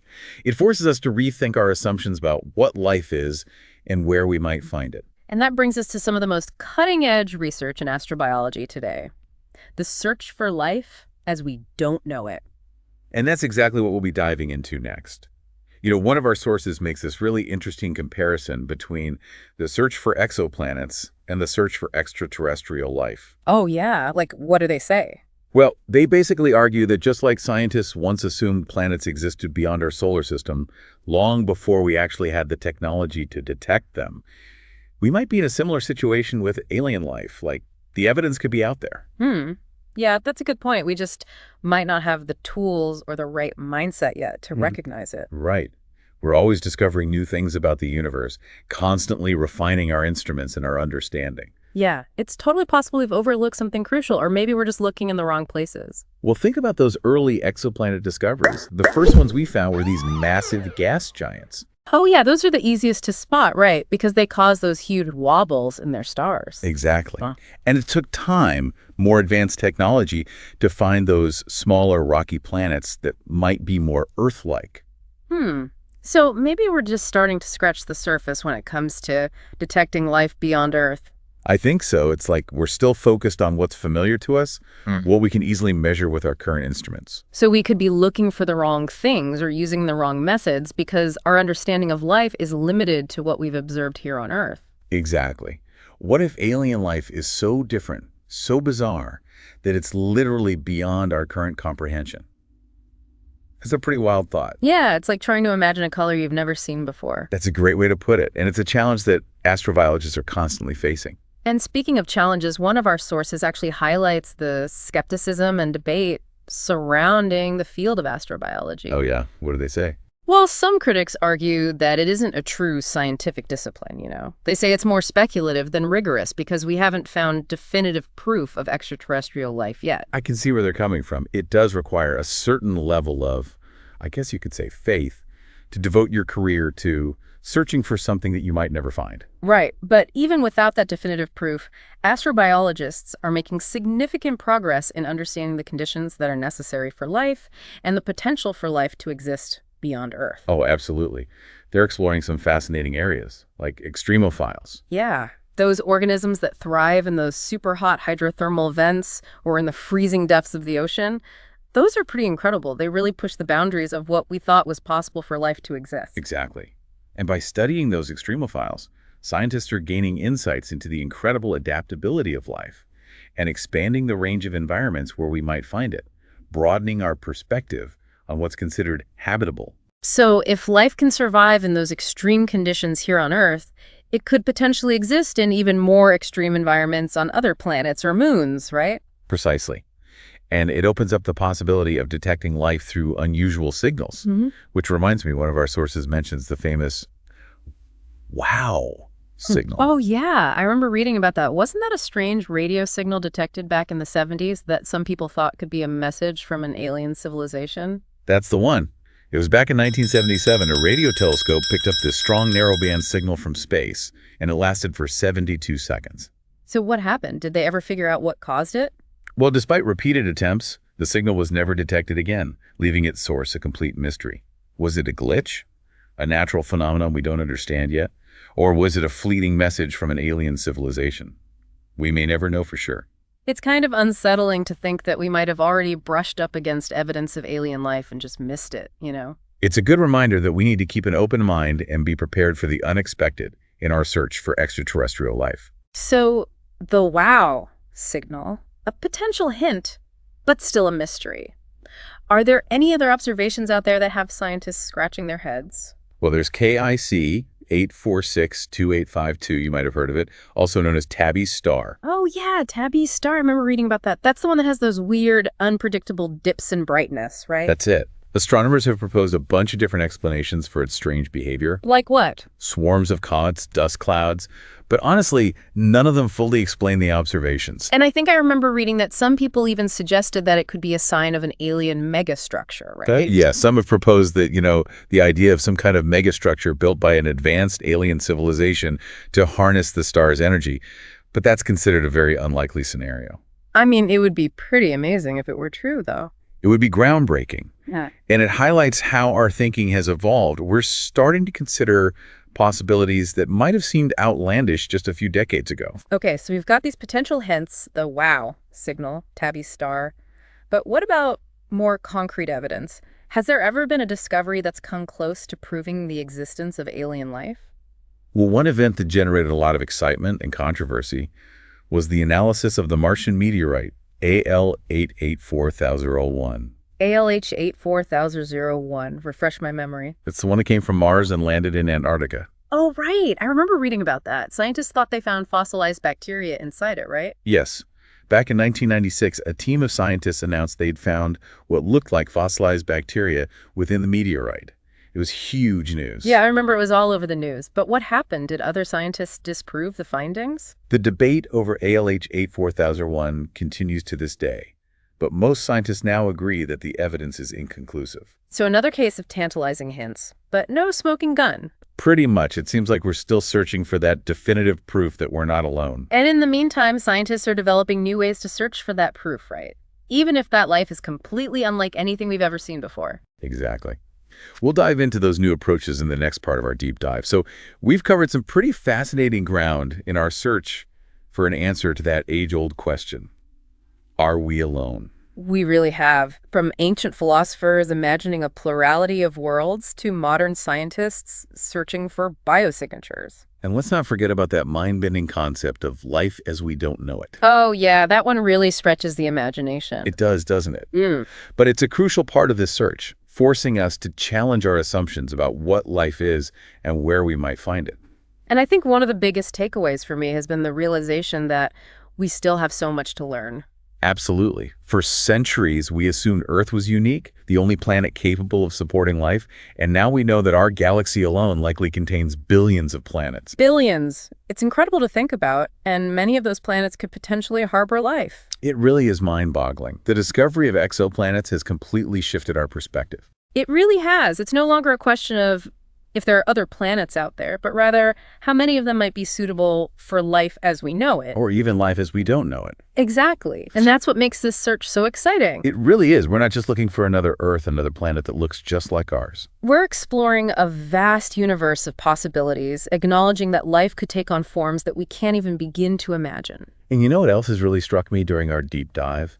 Life might be far more adaptable and resilient than we ever thought possible. Oh, I totally agree. I mean, just look at the extremophiles we find here on Earth, thriving in those incredibly harsh environments. Exactly. Boiling hot springs, freezing cold depths of the ocean, acidic mine drainage. Life finds a way. It makes you wonder what might be possible on other planets and moons. It really does. It highlights how important it is to be open to new possibilities, to challenge our assumptions about what life requires. And that's where life as we don't know it comes in. Exactly. Thinking about life that might be based on completely different biochemistry, using different building blocks, different solvents, different ways of harnessing energy. It's a challenge for scientists because it means we can't just rely on the biosignatures we're familiar with from Earth. We need new ways of detecting life, even if it's completely alien to us. So instead of looking for familiar signs of life, like oxygen or methane, we need to focus on those fundamental properties that define life itself, regardless of its chemistry. That's exactly right. Things like complexity, organization, the ability to maintain a state far from equilibrium. It's like learning to read a language we've never encountered before. We might not understand the individual words, but we can still recognize patterns. That's a fantastic analogy. And that's what groups like ELAB are doing, developing those tools, those frameworks that will allow us to recognize life even if it's radically different from anything we've ever seen. It feels like we're on the cusp of a new era of exploration, one that's not just about finding another Earth, but about expanding our definition of life itself. And embracing the incredible diversity that might exist out there. It's an exciting time to be in this field. It really is. But as we push the boundaries of our understanding, we're forced to confront that fundamental question once again. Have we already found evidence of alien life? It's the question that's been driving this search for generations. A question that has fueled countless debates, inspired scientific missions, and captivated the public imagination. You know, after all the research we've done for this deep dive, I can't help but wonder if the evidence might already be out there. Hidden in plain sight. Yeah, just waiting for us to develop the right tools and the right perspective to recognize it. I mean, think about those tantalizing hints we've discussed, the wow signal, the strange behavior of Tabby's star. Even the controversial analysis of that Martian meteorite, ALH84001. What if those weren't false alarms, but rather glimpses of something we didn't fully understand at the time? It really makes you think, doesn't it? The answer to this age-old question might not come from some grand singular discovery. But rather from a gradual accumulation of evidence. A shift in perspective, a willingness to embrace the unknown. And you know what? Here's a final thought to leave you with. Imagine for a moment that we do find conclusive evidence of alien life. Okay, I'm imagining it. Not in some distant galaxy, but right here in our own solar system. Wow, okay. In our own solar system. Maybe on Mars or Europa, or even in those enigmatic clouds of Venus. How would such a discovery change us? That's a huge question to think about. It would completely change our perspective on everything. It would force us to confront our place in the cosmos in a way we never have before. It would challenge our beliefs, our understanding of science, our very sense of identity. It would be a defining moment for humanity. It's both exciting and a little bit terrifying to think about. It is. But as we wrap up this deep dive, I'm left with a sense of wonder and a renewed appreciation for the sheer vastness and mystery of the universe. Me too. Who knows what incredible discoveries await us out there? And maybe, just maybe, the answer to the question, are we alone, is closer than we think. Well, I guess the search continues. Thanks for joining me on this deep dive into the search for extraterrestrial life. It's been an incredible journey. It really has. And for all of you listening out there, keep looking up at the stars and keep asking those big questions. Who knows what we might find? Are we alone?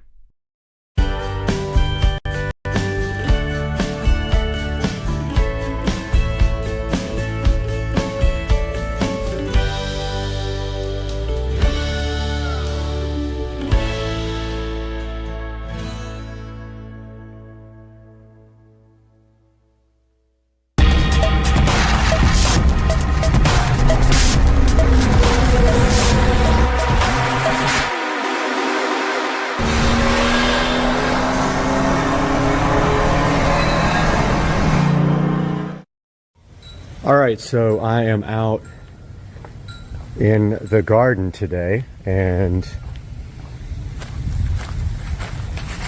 there is a spy camera in my garden aimed at my neighbor's house here. Text my neighbor, he has no idea what it is. So it's about to get confiscated. But not until I cover the lens first. So I don't know if it does audio, but it probably just heard me. So I'm going to get it right now and cover it. Okay, so I am going to grab a black plastic bag, get the spy camera, but I'm going to be quiet when I do it.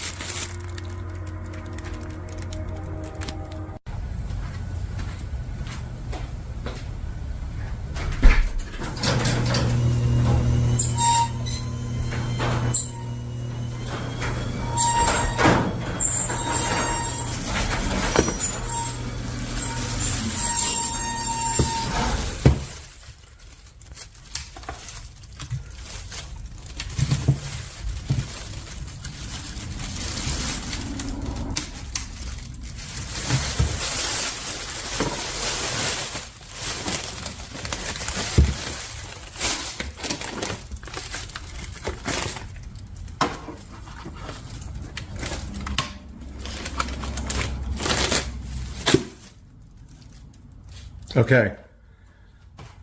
I got the batteries out of this thing, so it probably recorded the last few minutes of what just happened. I have no idea whose this is. I've been texting my neighbor, trying to find out if this is his or his wife's.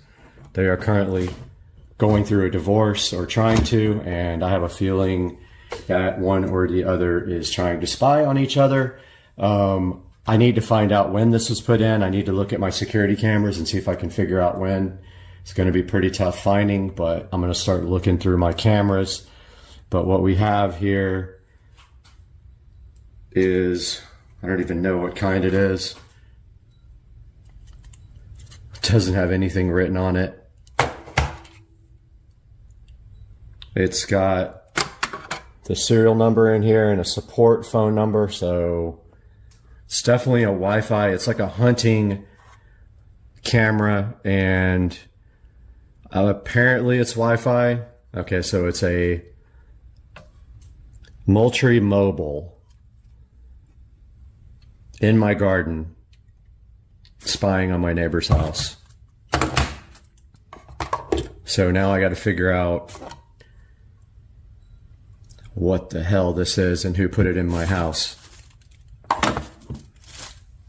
For now, I am going to, I don't know how long this has been there. I was just actually doing weed removal and found this thing. So I'm going to keep texting my neighbor and try to find out if it's his or his wife's, but somebody put this there. Okay, so a little update here. I just talked to my neighbor. He doesn't seem too concerned about it, which is amazing. If this was in my neighbor's yard pointing at my house, I would be super concerned. But yeah, this thing is, I don't think it has internal storage. I think it just records to external. I don't see an SD card slot for it anywhere, unless it's under this. Might be under that. So I'm gonna take this little compartment off and see if it's got an SD card inside of it. I didn't even Google it. I wanted to let you guys see this first. But this is pretty crazy, to say the least, and I wouldn't have seen it if I hadn't have went into my yard to do some weed removal. So I don't know how this compartment comes off here, but I think it does.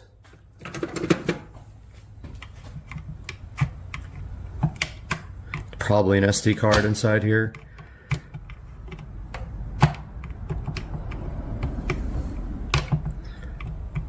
But I'm not sure.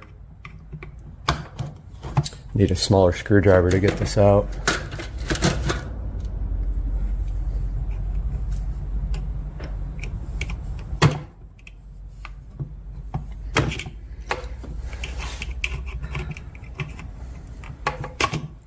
I don't know how this compartment comes out, but I would bet there's an SD card inside here.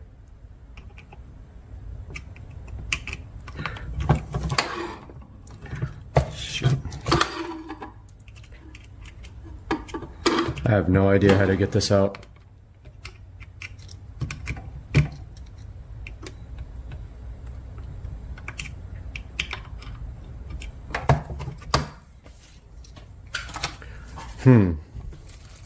Got a small screwdriver here.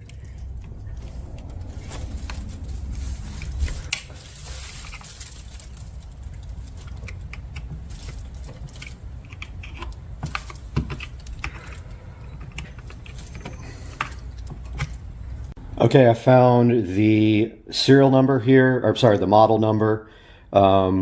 I am going to look it up on Amazon and put a screenshot of what this is up now, and then see if I can figure out what this little compartment is on the side. But my neighbor is saying he knows nothing about it. But yeah, this is where I've gotten so far. All right, I did some more research on this thing. It is actually cellular based. So this is a subscription based device, and whoever put it in my yard was trespassing. to put it in there. So now it's time to start reviewing some security footage and see if I can figure out when this was done. And most likely it was done in the middle of the night. And I don't know if I'll be able to find it. I don't know if I have time to go through all these security footage, but I'm going to start looking. So I go out in my yard to try to figure out this thing, and I found another one. Different kind. This one is only rechargeable, I think. 2 feet away from the first one. Irritating. 14, I can't even read what model number it is. Turn the lights up in here.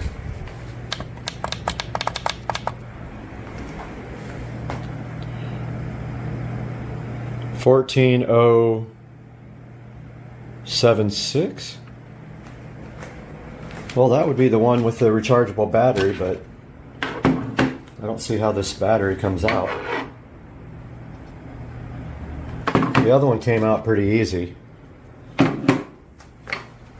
This is unfreaking believable, dude. I missed this one by a foot when I went out there. This one has a battery pack too. How the hell do you get it out? Oh yeah, you just push on it. This is unreal.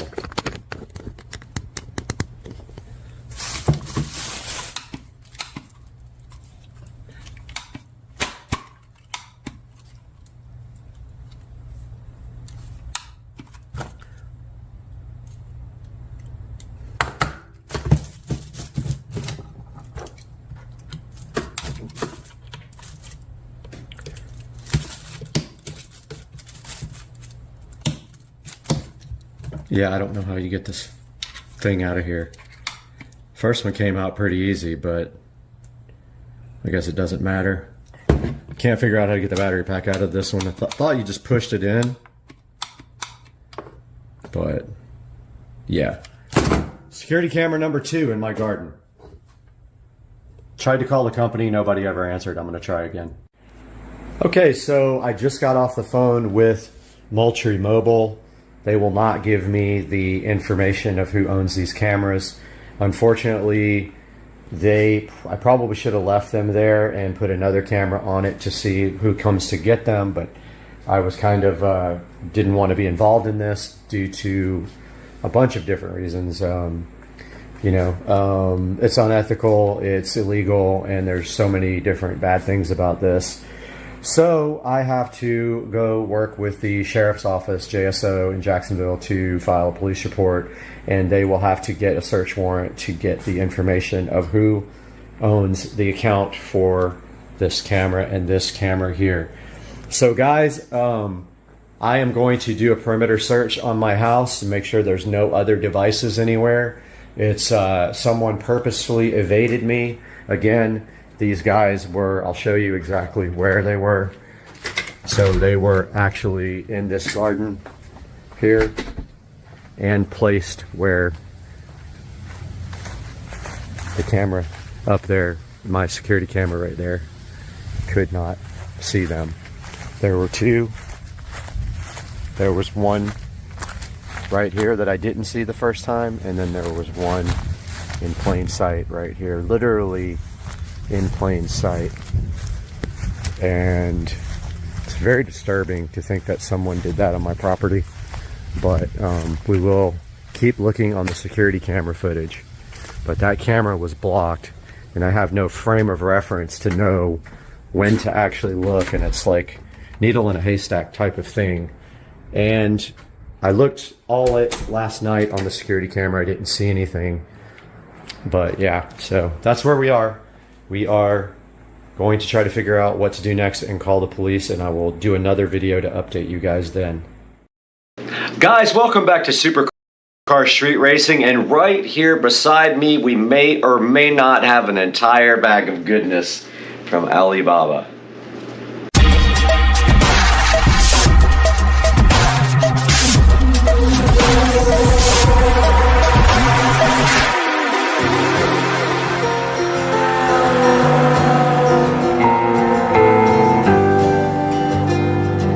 Everyone, we're back at the Supercar Street Racing compound, and right here next to me we have an entire bag of goodness from the picks on Alibaba. And what the picks mean is that you get each one for $1.49 with free shipping. You get to do 3, and I have a bunch of stuff in here that I ordered from Alibaba that we're going to be checking out today. Let's do it. Sitting here next to me so beautifully in this white plastic condom is some stuff from Alibaba. Now, you guys know I'm big on LED lights. So when I picked out my stuff from Alibaba, you know that I did pick out some stuff that included some LED lights. And there may or may not be a couple of the products actually in the picture today to take a look at live and doing their thing in the background here, which I absolutely love them. Digging deep into the grab bag here of Alibaba products from the picks, which are very cheap and have free shipping. The first thing that we have in the bag here is a webcam.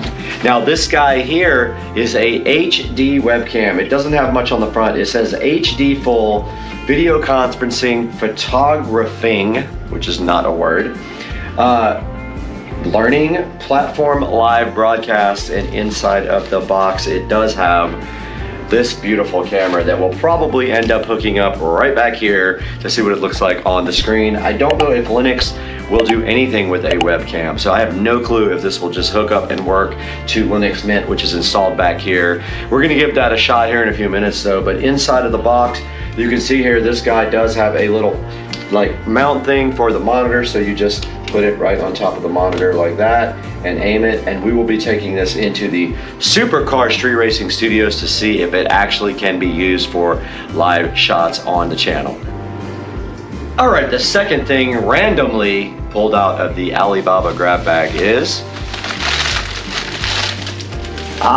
we have some heat shrink tubing straight from Alibaba.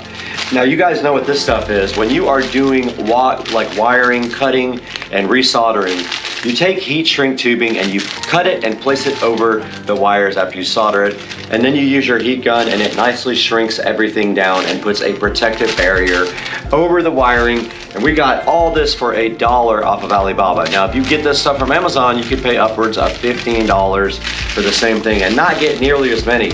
We have an entire bag of heat shrink tubing right here from Alibaba that was in our grab bag, and we're going to be putting that in the Supercar Street Racing garage so that when we do our next project, we have heat shrink tubing, guys. Continuing our spree here with our Alibaba picks, which we got for a total of $4.50. The next thing in the bag is, this actually goes with one of the other products. It does not count, so let's keep going. Oh yeah, this is actually a really good one. Here we have the soldered heat shrink connectors. These things are awesome, and they are expensive if you get them off of Amazon, but we got this for $1.49.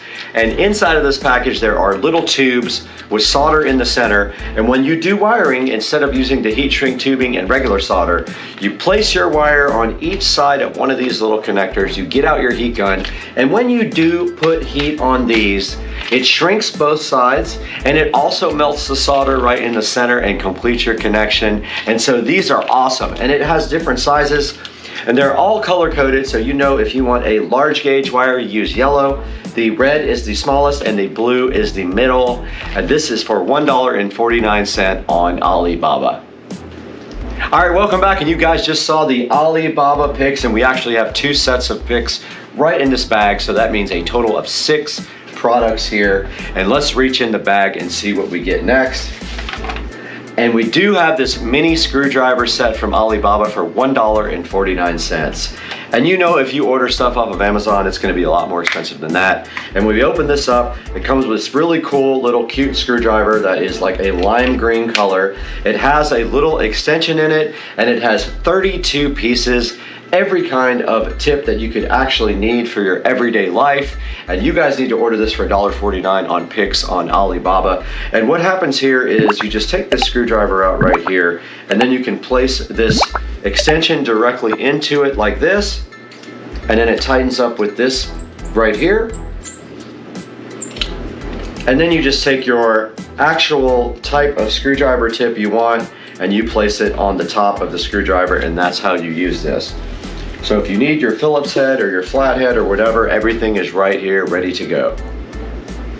All right, we're back again, and you can see the last two things that we have here from AliExpress are these cool LED indicators with microphones built in. Now, I ordered a ton of these. I probably have like 2 or 3 more coming, and they're very cool because you can actually change the mode behind them to make them act differently. And they do respond to audio because they have a built-in microphone. And this one big guy right here came with this little cool little tripod that you can mount it on. It is just sitting on the stand that it came with though, but like these are awesome because if you reach behind here, there's 3 or 4 buttons back here that control exactly what these guys do. And I think they're really good for the background when you're filming, and they help add to the production quality. So I ordered more of these, and we'll probably set those up in both the studio and over here in the Supercar Street Racing filming location in the house. Back from a long vacation, we're back in the Supercar Street Racing 4K production studio. Good to see you guys again. We took about a week off to go get some work done and some vacation done, and we are back today with the LED lights and cameras and all the other good tools that we got off of AliExpress on the grab bag, and we had the pick done on that, so we got it all very cheap and free shipping. Now, the first thing we're going to do right now is take a look at this camera that we got, and it is right here. I have it plugged into the USB port right here, so I'm going to go ahead and turn it on so you guys can see what this thing looks like. So this is the camera. So that's about the quality of it. You can see it's not as good as the one in the upper left hand corner, which is 4K.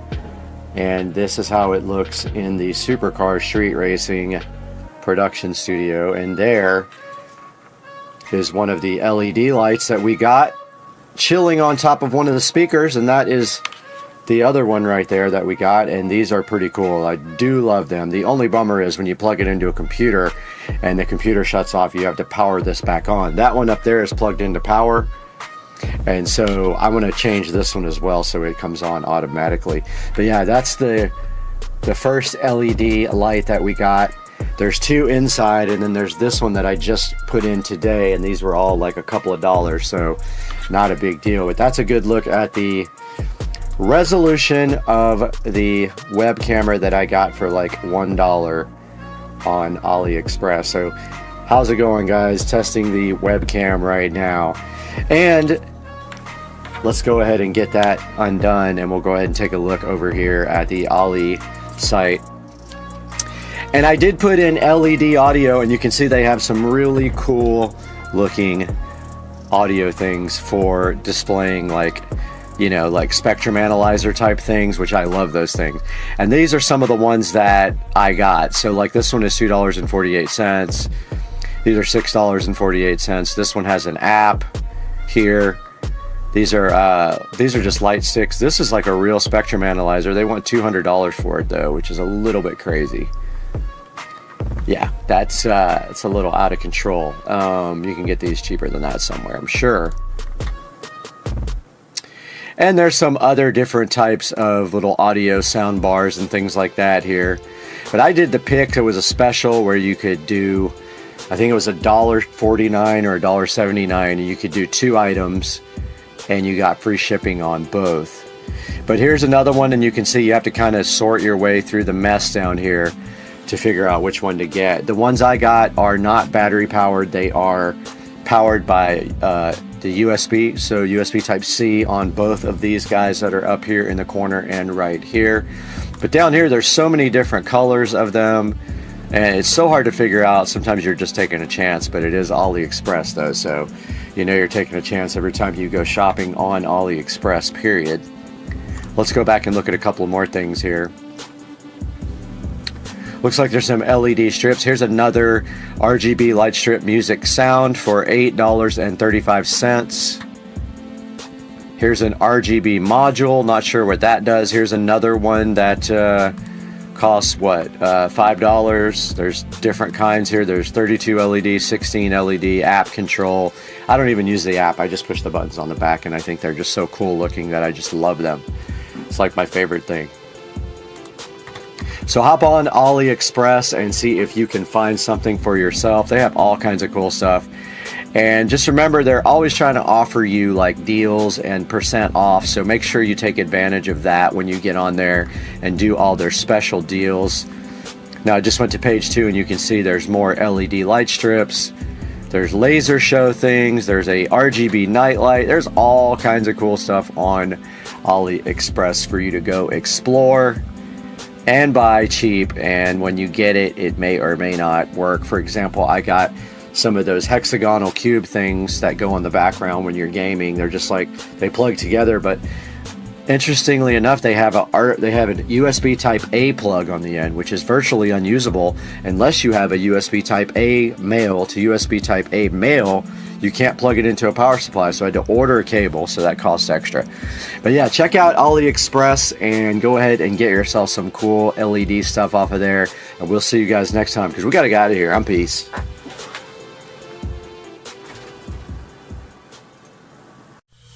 Hey guys, how's it going? Supercar Street Racing here again, and it's Saturday, and it's time to talk about the LG Signature washer and the LG Signature dryer we got here. So these are probably two of the more expensive, if not the most expensive, home line of washers and dryers made.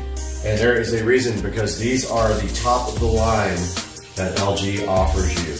This is the Signature washer, as you see inside here. It is the WM9500 HKA right there. It is a 8.5 cubic feet washing machine, so it holds a lot of laundry, and trust me, that comes in handy. You can do an entire comforter, sheets, pillows from a bed set in one load is what they promise. Now I'm going to go ahead and turn the dryer back on here. This is the dryer, and before we do that, this is a DLEX 9500K. Alright, so the dryer is going there.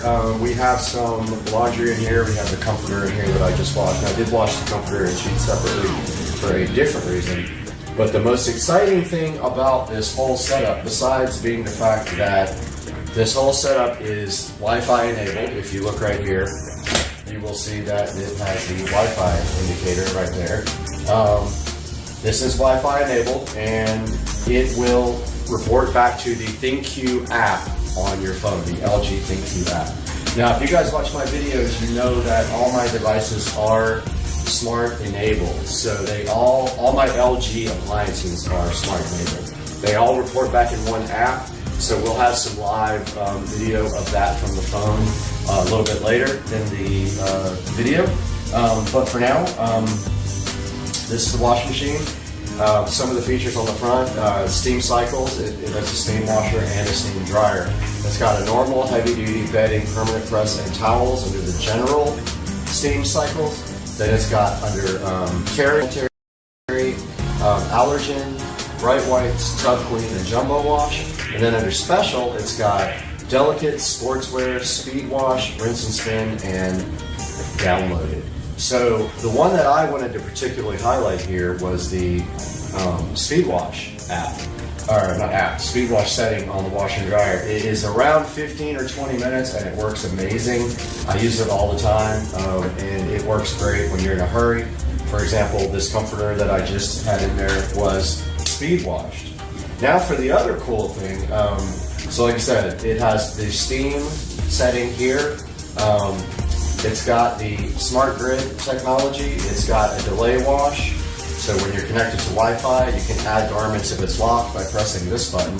Here's your typical temperature settings: extra hot, hot, warm, cold, and tap cold. It's got extra high, high, medium, low, and no spin. It's got a soil, heavy, normal, or light mode. And then it has a grid mode with signals.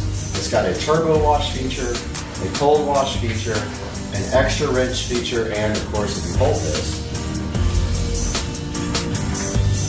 it's supposed to put the drum light on. Let's see.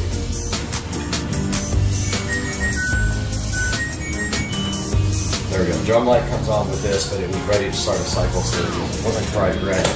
But yeah, this comforter has already been washed on speed wash, and it is basically dry to the touch.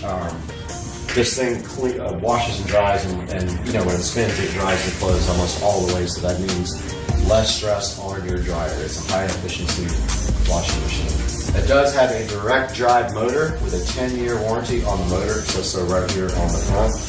And if we look down below that, we got the best part of this whole setup. We have a sidekick. So I'm going to show you guys that in a minute. Sidekick is another washing machine underneath the regular washer that does another set of clothes. It's very exciting. Now taking a look at the dryer here, this is also a 9 cubic foot dryer. It actually will hold more than the washing machine. And it is a turbo steam dryer, so it uses steam. And it has the same type of settings as any normal dryer. It's got normal heavy duty bedding, permanent pressed towels. It's got antibacterial, steam sanitary, fresh steam, low temp dry, and jumbo dry under carrying. And then under special, it's got delicate, speed dry, air dry, and then it can download other, I guess, programs that you can design. It does have turbo steam. It is Wi-Fi enabled on the smart grid, so you can remote start it. You can save a custom program. It's got your normal dry levels, like heavy, very dry, more dry, normal dry, less dry, and then your temperature settings as any other washing machine, your time dry like any washing machine, your signal level for like when it's done, and then you can add more time, less time, do wrinkle care, and do a damp dry signal as well.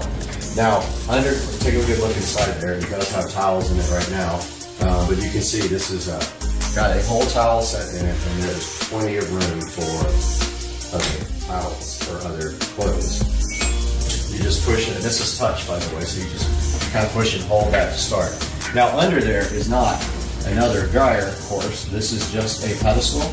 Now, these pedestals do not come with the units, and they are quite expensive, but I was insistent that this time when I got a washer and dryer that I would not get one without a pedestal, because I wanted to have the sidekick, and of course it wouldn't look right with nothing underneath the dryer. So now I'm going to show you guys a little bit about the sidekick and how that works. All right, guys, here we have the sidekick, which is amazing. So this is its own washing machine here, built in by itself. Now, some things you need to know about the sidekick is you do not use laundry. You don't use these kind of laundry packets, what do they call them, in there. You don't use these. You use regular laundry detergent, high efficiency. For example, this Publix laundry detergent works perfect. We pull this out, we see that inside, you actually push the lid and it clicks to open. And then inside you will find a little thing to put your laundry detergent in. So you just fill this up and stick it in there. Now we do have some towels ready to go. I am going to grab these towels right here to wash and show you guys the sidekick. So operating the sidekick is pretty easy. Click open the door. Throw your towels in, get your laundry detergent ready with this. I'm going to do it over the thing because I guarantee you I will spill it. Pour your laundry detergent in the blue cup and just stick that directly in there. It just rides in there, no problem, it's rubber. Push down on your lid, it clicks closed. Now, you push the power button and you can select your program here. I'm just going to go normal, so I'm going to push start. Yes, and then you close it, and it is locked and closed. And as you can see here in the display, hopefully you can see it on camera, this guy's got 39 minutes, and this is locked now. To move it, you cannot pull it out now.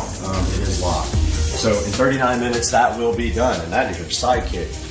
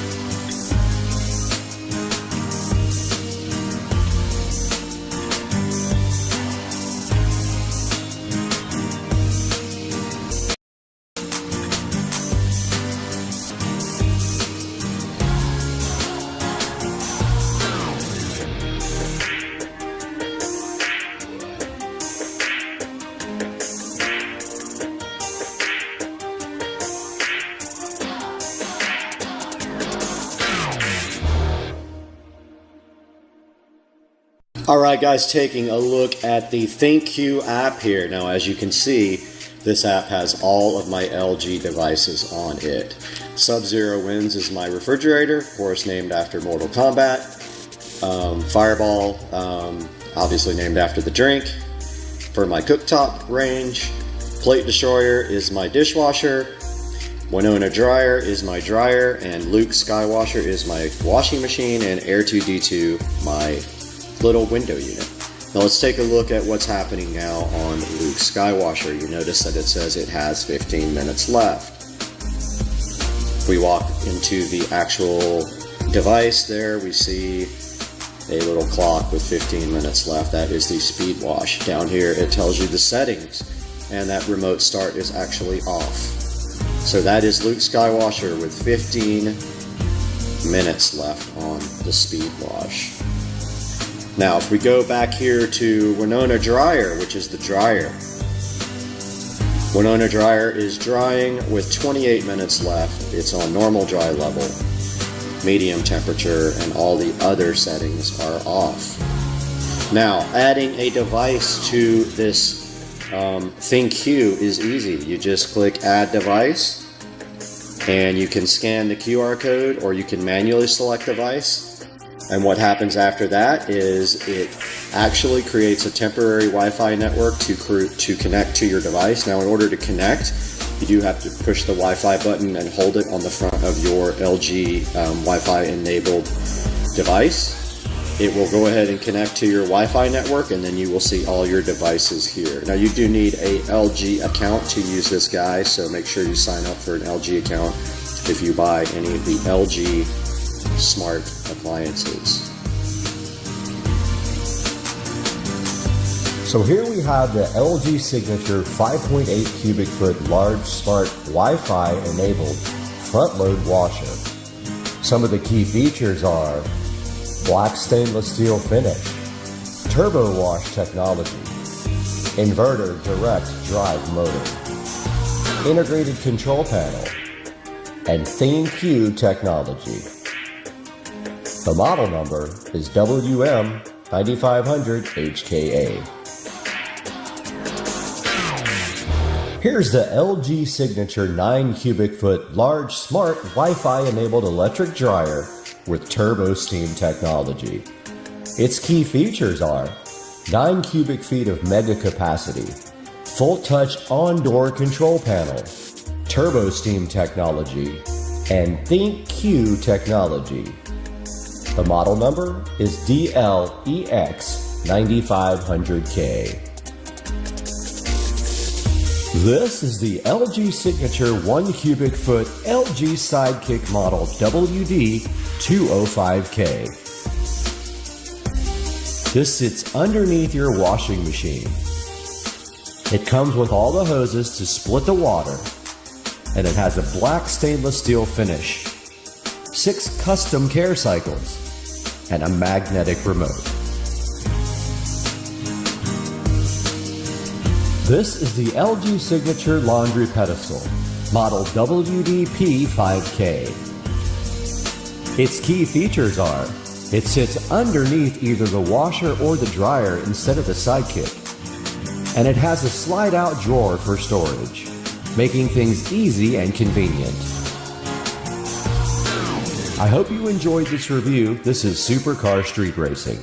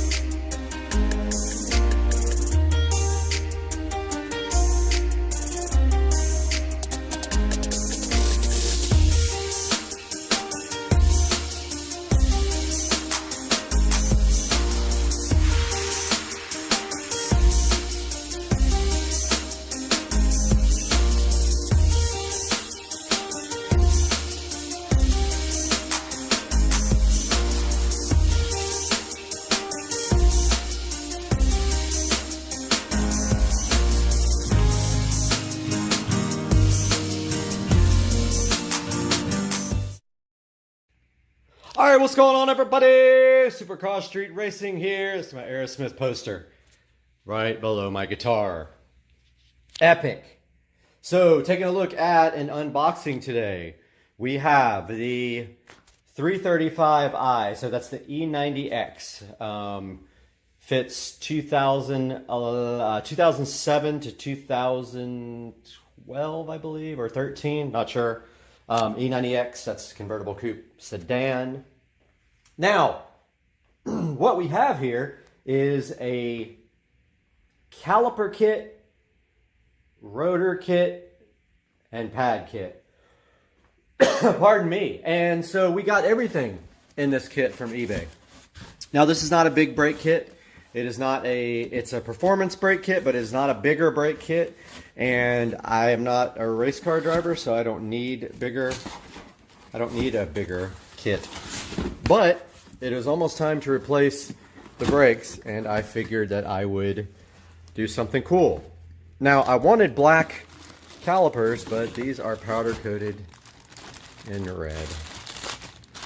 But these are freaking awesome looking, aren't they? If I had these out of the bag, I could show you. But yeah, these are the red powder coated calipers. I believe they're remanufactured. I'm not 100% sure. Don't care. But those are the brand new front and rear brake calipers. And then in here we have a little treat for you. If I can get the box open. Oh yes. So here are the vented and slotted disc rotors, front and rear, for the 335i. So this is all from eBay. I paid $550 for this whole kit. 4 rotors, 4 powder coated calipers in red, and 4 sets of brake pads for my 2011 335i convertible. Stay tuned, because I will have a video of the install process, and that will be coming up this weekend. Peace out. It's about cock and ass and tits and butthole pleasures. It's not about butthole pleasures at all. It's not about this rusty trombone and the dirty Sanchez. Please stop. And the Cincinnati bow tie. And the pussy juice cocktail. And the shit stained balls. Just please stop.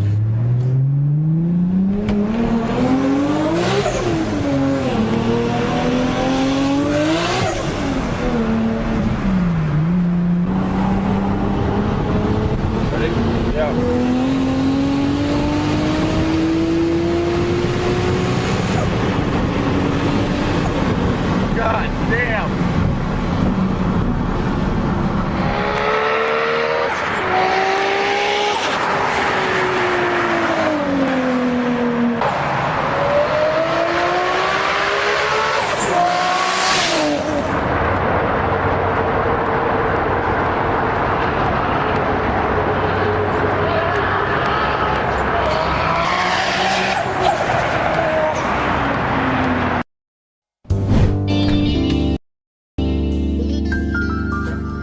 Hey guys, we're back in the Supercar Street Racing 4K production studio today. It is a rainy NFL Sunday and the Jaguars are kicking off their season. They're not playing at home today. Good thing, because it's raining outside pretty bad. It's a dreary day. But today we have some Kemimoto products for you guys. Kemimoto is a huge sponsor of the channel, and we are so appreciative of everything they do for us. And today we have 2 golf cart phone mounts to show you guys. But I just wanted to preface the video by saying I did speak to the manufacturer about the magnetic one and that is not designed to go off-road. It will hold fine on the street, but if you hit a big bump, it could possibly come off. The other one we're going to be showing you today is this one that clamps on, and then the phone actually clamps to the side. This one is more for people who are going to be doing off-roading or things like that where you need more clamping power. But let's not talk about this anymore. Let's get right to the video and see exactly what we experienced when we tried both of the Hdmi Moto phone mounts. For that part, we're going to go right to the inside of the Supercar Street Racing compound with Brad. All right, we're back today, guys, and Hdmi Moto has been so gracious as to send us another product to look at today. They actually sent us two. The first product they sent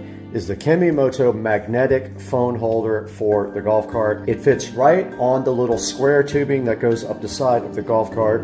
So we're going to be taking a look at this today and unboxing and testing it on Supercar Street Racing with Dukes of Duval. So we're going to head over to his house in a little bit, and then we'll show you this at his house.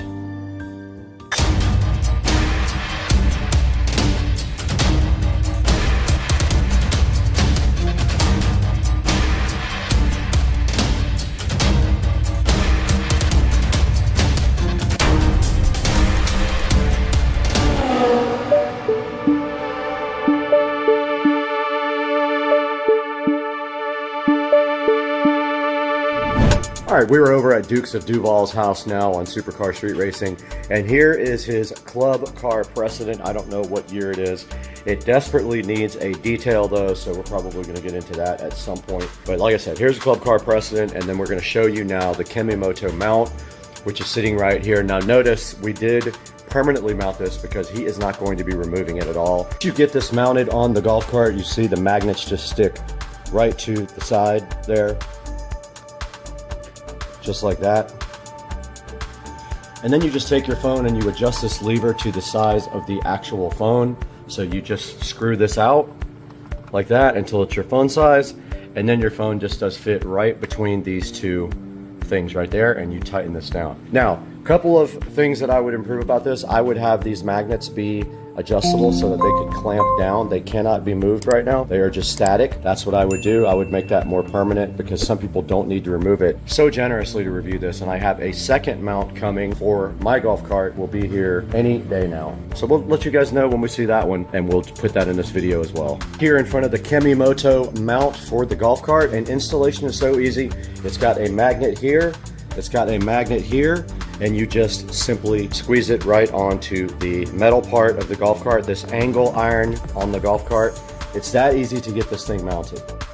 So here we have right in front of me the Hdmi Moto phone mount for the golf cart. And inside of the package here, you can see that part. So it comes with the clamp part. And then this other part is actually the clamp that goes around your T-bar thing on your windshield right here. So you just basically take it and you clamp it right to any spot that you love right there. And the way this goes together is this part here comes off. So you just basically push this top part into the bottom part. It snaps right in there. And then you tighten this up to wherever you want your phone kind of be facing. Once you tighten this up, it will stop moving completely. See how it got tight there?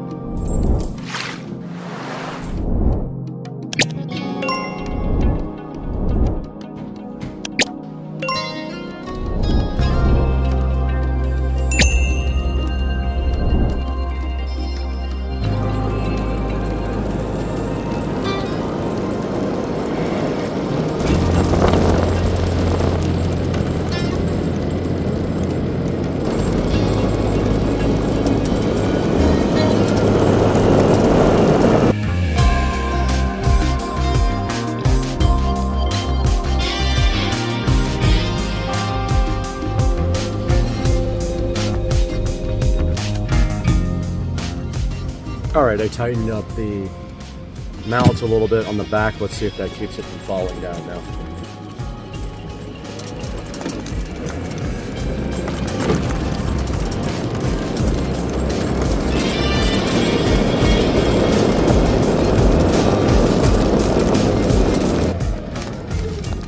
Try tightening it down a little bit more.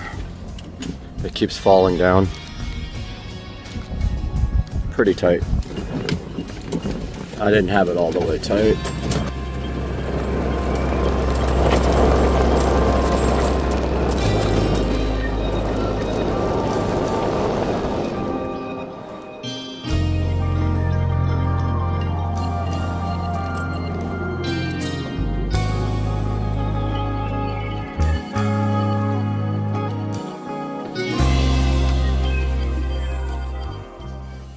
We're back in the Supercar Street Racing 4K production studio where it is raining, and it is the NFL opening day for the Jaguars today, who play at 1 o'clock Eastern time. So we got to get all this done so we can watch the game. But today we have two products from Kemimoto, big sponsors of Supercar Street Racing. They send us stuff all the time. We're so appreciative of them. You should really give them your money if you can and go through one of our affiliate links. But today we have two clamps for you, one of which is on Joe's golf cart. The other one I have right here in my hand will go on my golf cart. What is on the screen right now is the Kemimoto golf cart phone holder, and this is the one that you see right here. Now this has a clamp. It is adjustable, meaning you can angle it and tilt it towards you, and then it does clamp on the metal clamp on the side of your golf cart, just like this. You just turn this thing until it's really clamped down. You put your phone in here, and then this adjusts in and out by turning the knob right here. And I can tell you, you could see by the video that we showed you guys, this one is very sturdy. You just make sure you clamp it down pretty hard on the part that makes the phone go up and down, because that will move if it's not twisted down really hard right there. And then the other one is magnetic, and I talked to the manufacturer. It is not designed to be taken off-road. It is supposed to be on a smooth road. We did knock it off on a huge bump. Now remember, golf carts don't really have suspension, so there's not really anything to buffer those bumps or anything. Now taking a look right here online, they don't have many reviews yet, but I want to help these guys get this product out there. This one is $19.99. It has a 5% coupon, and if you buy both of them, you get another 5% off. So it's actually a really good deal. And taking a look at the pictures right here, you can see that it is, we'll go ahead and zoom in on this, suitable for round and square frames. And you can see right here, it does have a pad on the inside to protect your golf cart. It's a little rubber piece there. It will not scratch your golf cart, and it has a robust metal connection component. And you can see right here, it does have a dual ball joint and thick arm. You can see that right here on the actual mount. And then right here, it's showing you the compatibility. So that is how much it can clamp in and out by running this clamp like that.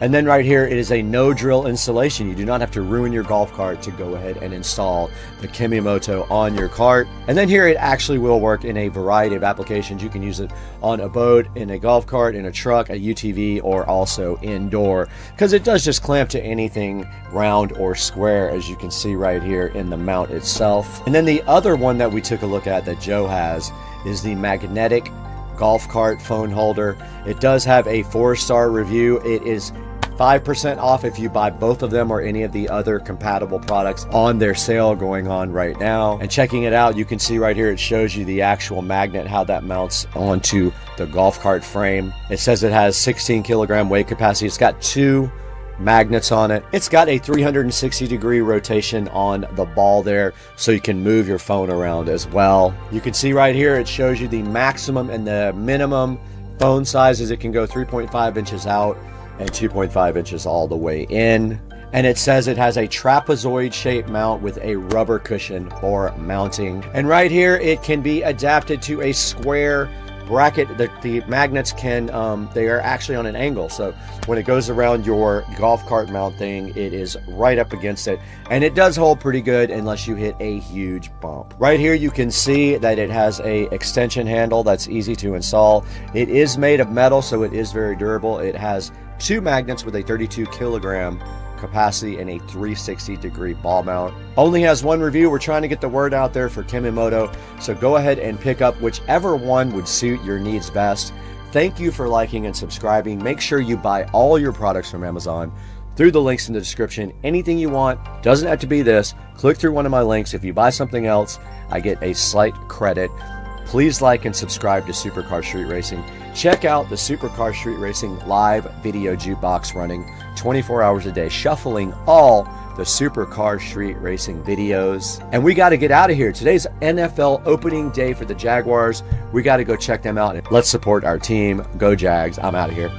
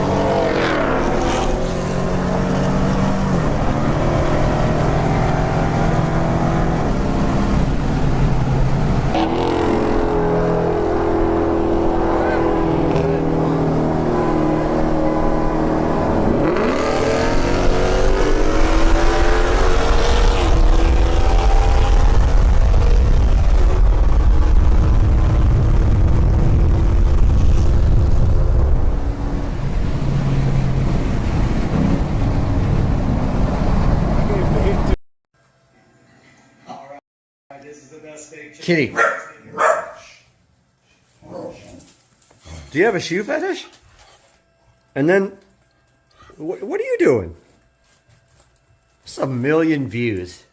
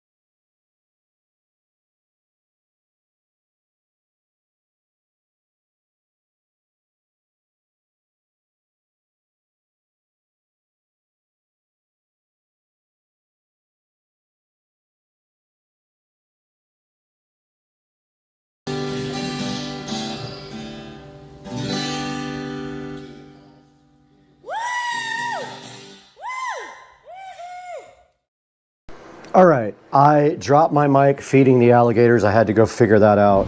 Are you guys ready to go beyond today? Because today we have the HP Envy, and it is from Best Buy. It has the Ryzen 7 processor and 16 gigs of RAM, 1 terabyte SSD. Let's get this thing opened up and see what's inside.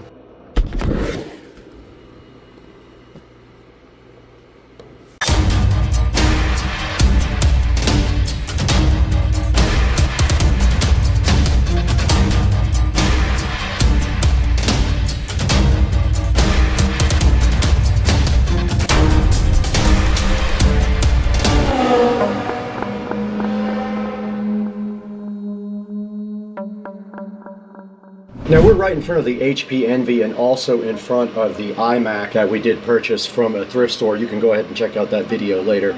But right now I've got this backwards actually because it does open up from this side.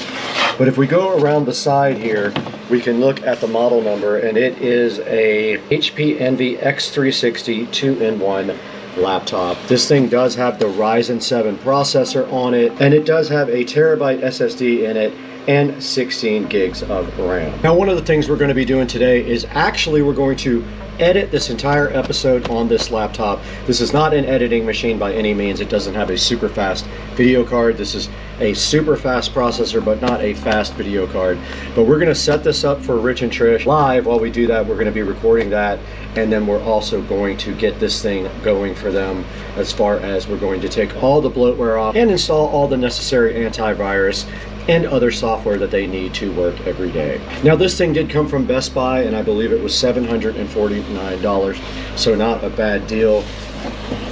And looking at the back of the box, it doesn't really have much on it, just a little barcode and some battery information. Everything important is on the side, and like I said, I'll put a link in the description to this guy for later. Back in front of the HP Envy and ready to unbox it. And it does open up backwards, which is better for you guys because you are backwards, but the camera would hit it. So let's roll this thing around and see what's inside. And here we have a nice HP Envy logo on the back of the box, which you guys can't see. And then the Envy is inside of this black felt right here. And right underneath that, inside the Envy, we have a package here, which I'm assuming has some software related items in it. It has some setup instructions here. And then underneath that, we have a power adapter, and it is a USB Type-C power. Let's see if I have enough cable to actually plug this in from where it has to reach. All right, of note, the very first thing that we can say about the HP is that it does have a decent amount of cable from the power adapter. I would say at least around 10 feet. So here is the HP Envy, and this is what it looks like on the top. And flipping it over, not much to see. Apparently, if you want to get this thing opened up and do some RAM upgrades or something like that, it's going to be a little bit more difficult. They don't have an actual place to open it up, and I don't know if the battery is even replaceable. We would have to read our manual for that. But there is no battery place for you to actually just eject a battery on the back of this, as you can see. Now let's get this thing opened up and check out and now let's take a look at the ports on the HP. So on the side here, you can see it does have one USB Type A, it has an HDMI, and it has 2 USB Type Cs, and on this side another Type A USB port and a headphone jack. Now they have done away with the card readers on these now. There is no card reader inside of the HP. And we do have the laptop open now, and you can see it has Radeon graphics. It has a nice sticker here to show you that it has a Ryzen and Radeon graphics. It is called the Poly Studio. This is a touchscreen laptop, by the way. So I'm gonna go ahead and plug in the laptop and power it on now. And on the side of the laptop, we do have a white power indicator indicating that this is charging. And next, we'll go ahead and power this laptop on. And to make our life easier, we are gonna go ahead and plug in a USB Type A mouse to the side. It'll be much easier for us to do our setup on the laptop if we do have a regular mouse rather than the touchpad mouse. So let's go ahead and power this guy on. First, we have to find the power button. It is right here. It did light up here, indicating that we do have power to the laptop. We finally have an HP. That took about 25 to 30 seconds to actually power on, which is interesting. Now you can see Windows booting up here. Now this laptop does come with Windows 11, supposedly. We're going to take a look at that as well and see what updates it needs for Windows 11, if any. I'm sure there's going to be a round or two of updates. And here we are at the initial Windows 11 setup screen, asking us what country we are in, and we are in the United States. We'll hit next there. We are in Windows. No, we want to skip a secondary keyboard layout. We're going to go ahead and connect to my network, but we are going to stop you guys down while we do that. Here we are connected to my Wi-Fi now, the Starbase. It's looking for updates now. So they did find some updates. It is going to go ahead and install those. We won't bore you guys with that. We'll stop down while it does the initial update procedure. We're back and we have our EULA in front of us. We're just going to accept. And it just did rename the computer, and so now it is proceeding to restart. Okay, we can go ahead and do location-based services, find my device, and give advertising data and all that. We're going to turn off advertising data. And I did skip a couple of the things, but we don't want to do any of this stuff. Okay, so it is updating the software now. We'll get back to you guys when it is done.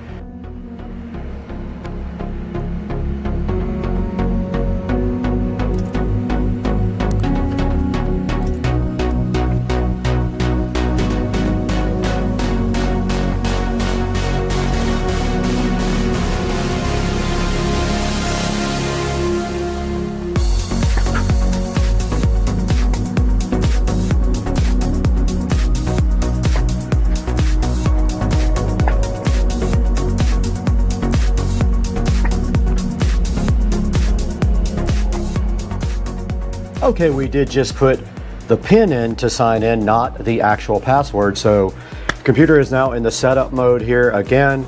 It says it might take a few minutes, so we're going to leave it right there while we check on dinner.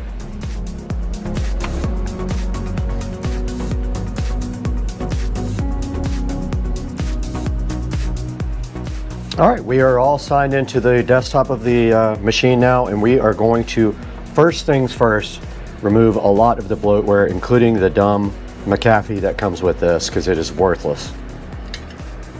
We got dinner. Prime rib from Cody's Roadhouse. So the first thing we're going to get rid of is this ridiculous McAfee. We're going to put AVG on there because McAfee is terrible. And we have to restart, and it wants to do more updates.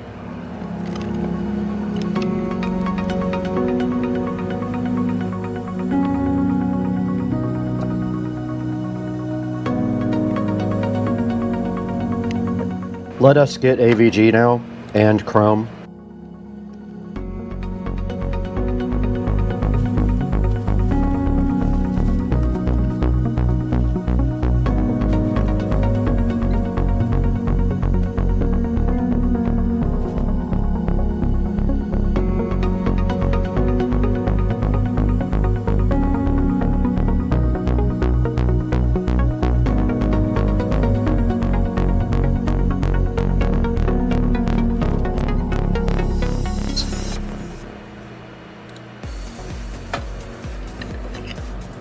And AVG is installing.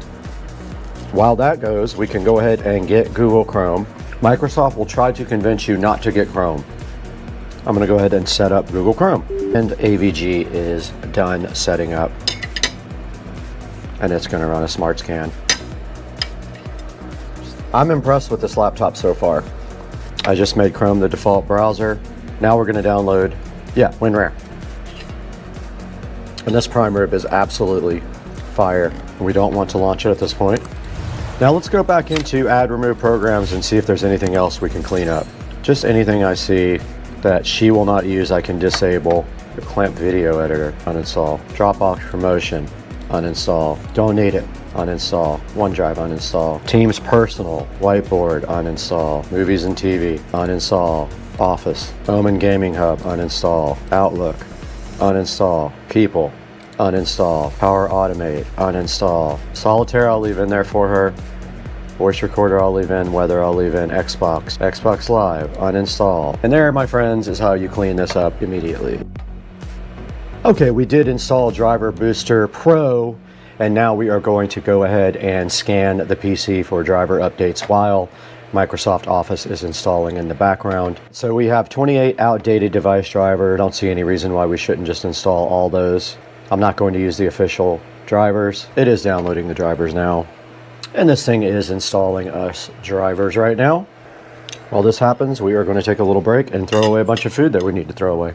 All right, I dropped my mic feeding the alligators. I had to go figure that out, but we are now copying everything that was on the last memory card to the laptop. Now we got to get the free beta installed for DaVinci Resolve. Okay, now we're installing all of the latest updates from Windows Update. DaVinci Resolve free, it is completely legal. This is still copying from the USB 3, what's a Ryzen 7 8840HS with built-in Radeon graphics. It is 8 cores, and we have 16 gigs of memory and a 1 terabyte SSD, and it is rocking right now, as you can see, everybody, y'all. This will be DaVinci Resolve 19. It's loading, and we still haven't touched the CPU yet, which is impressive. Now we are on plug, not battery, using 8 gigabytes of 16, and this thing is busy in the background. And DaVinci Resolve is loaded without any issues. PNV. And here comes DaVinci Resolve with its familiar screen, which I'm happy about. Let's close it. Okay, we got our NAS open right now. That's where we're going to be dragging our editing stuff from for our... It's going to be difficult with one monitor, but I'm down to try. Drag the second clip down. So far, no slowdowns. Let's see. Are you guys ready to go beyond today? This is actually not a bad editing experience at all. Because today we have the HP Envy.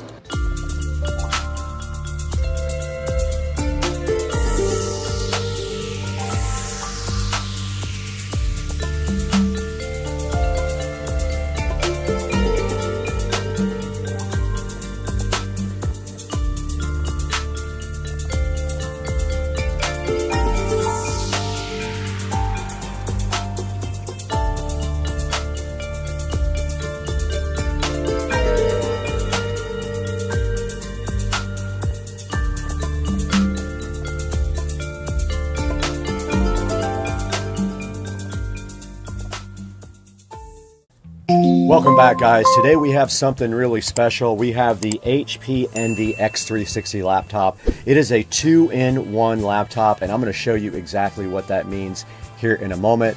Now, this is my neighbor Trisha's laptop. She lives across the street, and I told her that I would install the software on it for her, take all the bloatware off, and also put on anything else she needed for work. So we did just that, you saw in the video, and we also edited about 95% of this video on this HP Envy X360 laptop. Now, I do have the X360 right here in front of me, and it is quite a beautiful laptop. You can see right here and right now. And look what it does when you want to use it as a tablet. You flip it over like that and it sits on the ground in a V shape, so you can use it upright, or you could lay it flat completely like this if you really wanted to. But yeah, so this is how you use it in tablet mode. So let's go ahead and fire this guy up right now and get it booted up. It will be on batteries. So let's see what happens here. Now, I did fire up the HP Envy laptop, and I gotta say I'm pretty happy with the performance, and you can see it just did get logged on just then. All right, we have the Envy laptop right here in front of us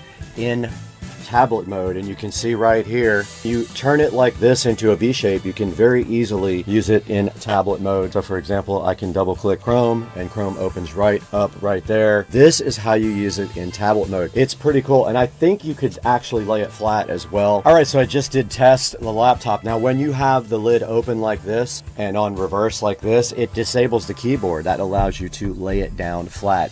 You could lay it down on a soft surface or a hard surface, it shouldn't matter, but I would probably put it on something very soft. Now, the performance of this laptop is awesome. I had no problems whatsoever editing this video on the laptop from my NAS too, so it was actually using Wi-Fi over NAS to edit this video. I am going to leave an Amazon link in the description for this laptop. It is the Ryzen powered laptop with 16 gigs of RAM and a 1 terabyte SSD. You see it on the screen here. It is $858, and they even do have payment plans if you want to go that route. Guys, that's going to do it for today. I hope you enjoyed this, and we will see you next time on Supercar Street Racing. I got to deliver this laptop over to Trish. Let's get out of here.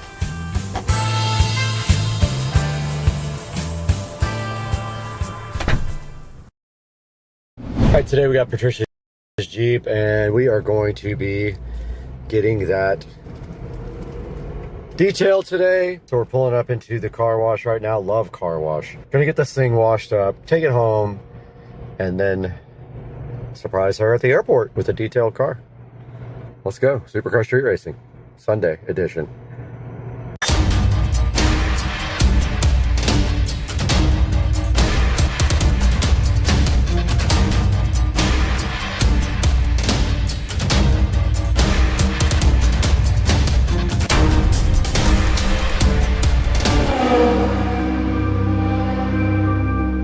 Here we go.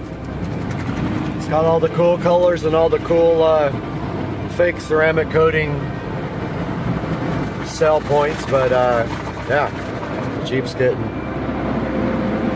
a wash, and then once we get back home, we'll figure out the interior.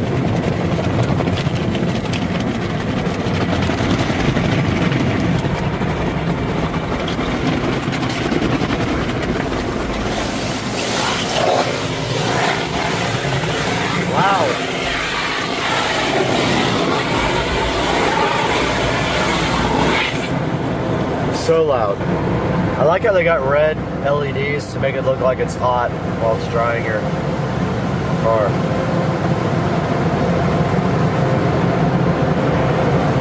That's awesome.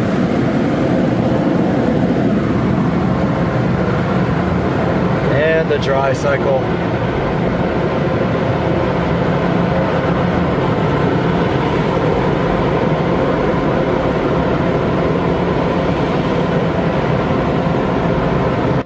Alright, we're just going to take this thing home to vacuum it and stuff inside the garage rather than sit out in the sun. Get the old Craftsman shop vac out at home and get this thing vacuumed out and detailed. But we'll get it out here on the road, dry it off real quick. We got Patricia's Jeep here in the garage, and my plan is to go ahead right here and right now and wipe down the outside and detail the wheels and tires for her. And you can see coming out of the car wash, there's a bunch of water spots and stuff. And then we will put some protectant on all of the plastic parts as well. And we'll go ahead and get that done right now, but we got to get the terry cloth towels and everything out to get this done first. So let's get that going. I'm going to go ahead and use these terry cloth towels, turtle wax, wax and dry, and then on the wheels and tires, the hybrid ceramic wheel and tire cleaner. And of course, I will put something down on the ground to keep my brand new floor from getting destroyed. That's the main ingredients right there, and all these towels right here. Go ahead and polish up the outside, do the glass with the invisible glass spray. Go ahead and detail this thing, and when she gets picked up from the airport in it, it'll be fire, dog. First things first, I'm going to go ahead and wipe down the whole Jeep with the turtle wax. We got the wax and dry here, and I'm going to go ahead and buff on and then off with a cleaner towel.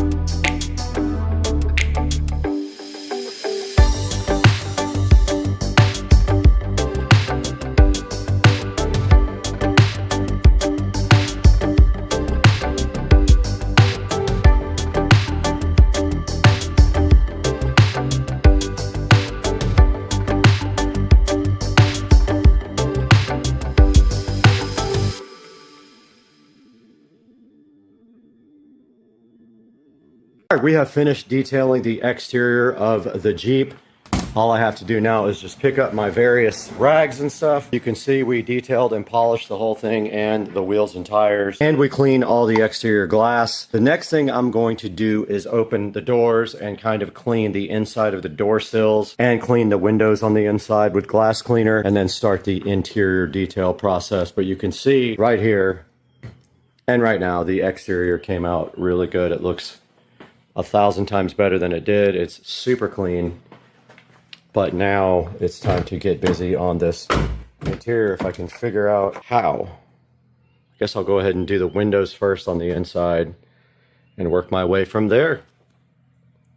Somehow this top part folds up. I'm gonna go ahead and probably vacuum this out really good after I take everything out. Then pick the seat up and vacuum that part out. But I want to make sure I get the top of the seat vacuumed. But let's get the vacuum going, get this back windshield clean, get this back area done first.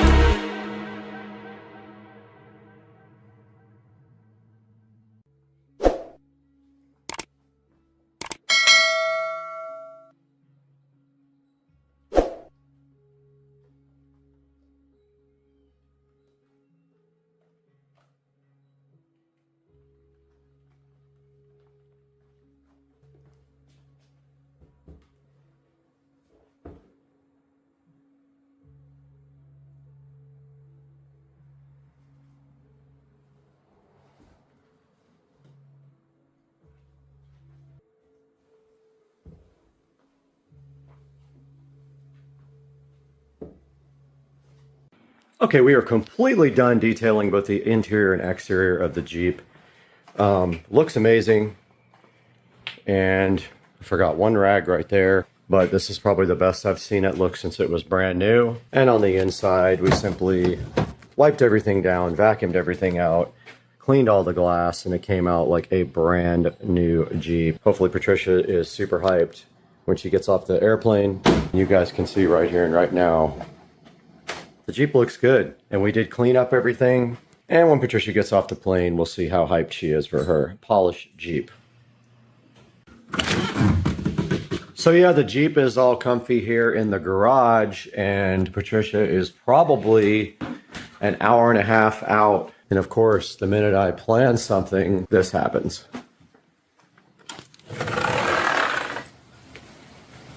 It is raining with the sun out, which is strange. There must be a rainbow somewhere. But yeah, it's we got a good shower going right now, which that's fine too. Grass can get watered, but at the same time, I don't want to leave until the roads are dry. We did have rain in the forecast today, so this isn't surprising at all, honestly. But yeah, so I'm just waiting out the rain. I'm sure it's going to end here pretty soon because Florida.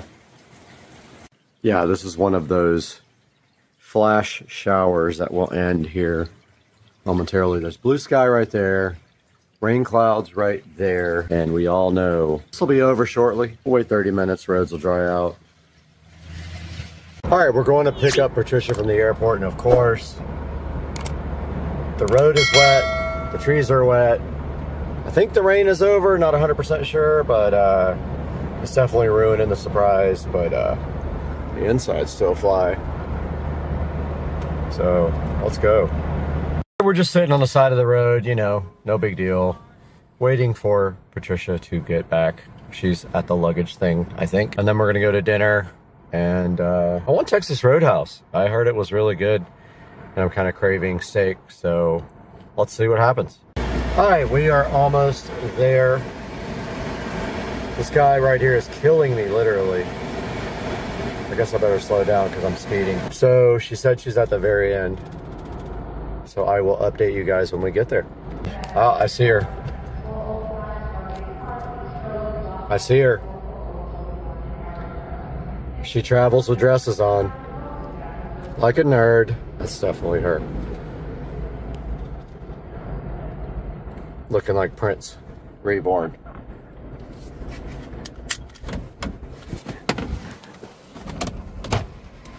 What's up? What are you doing? I'm scared. We're recording you. You don't even notice yet. I noticed that my Jeep is super clean. And that's what you That's your present. I detailed the inside and the outside for you. That's very nice. All of it. Thank you so much.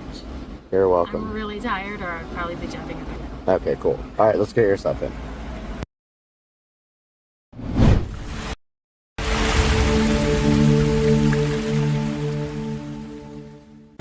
Guys, welcome back to Supercar Street Racing. We have the SCSR video jukebox going in the background here, and we are back in the SCSR compound in a very dreary Florida afternoon day. And outside, you can see it is not great weather, but hey, doesn't matter. We're here today to do one thing. We are going to be taking a look at something for a project that is coming up, and it is this Zukio indoor floor can light. Let's go ahead and get this thing opened up and take a look at it.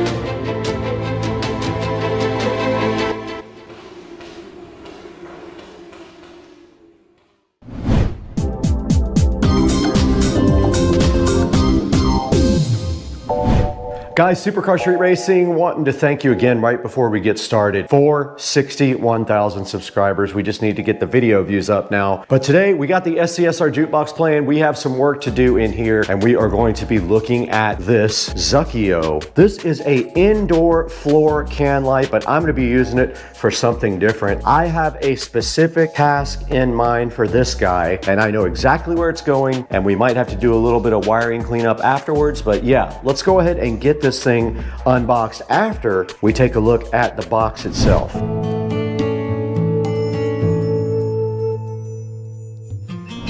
We got a whole bunch of stuff on this table to go ahead and review for you guys. We got some cool power strips right here. We got some retinol facial cream, some other things coming up, and we got the wrong item shipped to us, but that is not our mission today. Today we have the Zukio indoor floor can light. It does use a GU10 bulb, 100 to 240 volts, a US plug, and it is made out of aluminum. That is all of the information that they give you on the outside of the box. So I guess in order to actually see what is happening with this thing, we're gonna have to go inside of this box. All right, we got the Zakio light here. If you guys are wondering, it is a 5-watt indoor spotlight, kind of made for uplighting pictures, plants, anything like that. So let's get it out of the box here and see what is inside. And first of all, we got a nice user manual here. Looks like it has a GU10 base and a switch. Here's a good look at the instruction manual. You can tell right here, you can change the color of the actual bulb. Here's a nice little remote control that's included. And then as we pull this out of the box, you can see here, this is a cool little lamp. Basically just a regular little floor lamp with a switch like this and a plug. Inside of there is some styrofoam. We can go ahead and pull that out. That just is going ahead and keeping everything steady inside of the box. Let's go ahead and unbox this remote. Looks like it might be infrared. It does not come with batteries. That looks like infrared to me, if I'm seeing this correctly. No batteries. It does use AAA batteries. Okay, got 2 AAAs here.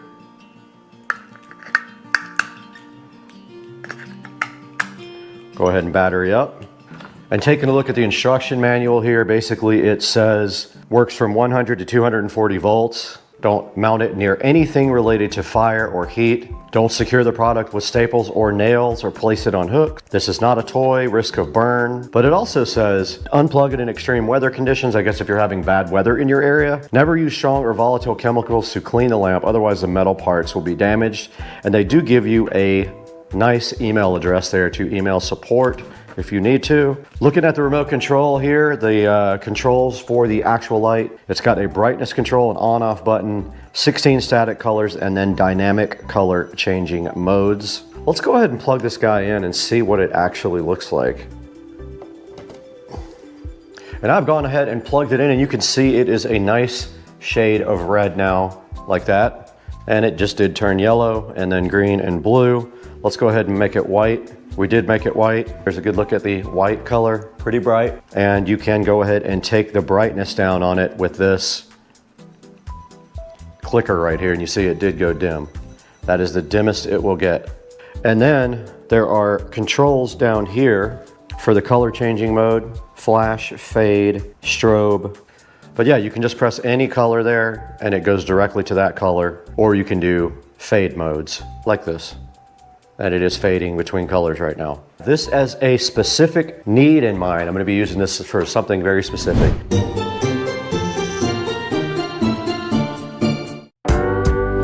All right, guys, we are in the Supercar Street Racing hallway now, looking at the new Supercar Street Racing whole home audio system. And my plan is to put this right here on top of the WIM to light up an object that is going to be right there. Let's go ahead and get this thing connected and see if we can run the wire in such a way that you do not see it. We're gonna try to run down the side of the cabinet there like we did everything else. So let's get that done.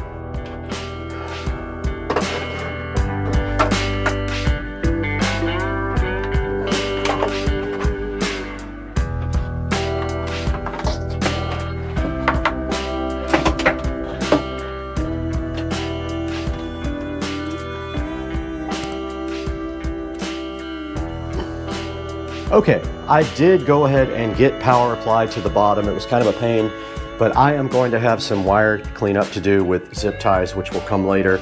But you can see right here, the light is on and shining up on the wall. Grab the remote.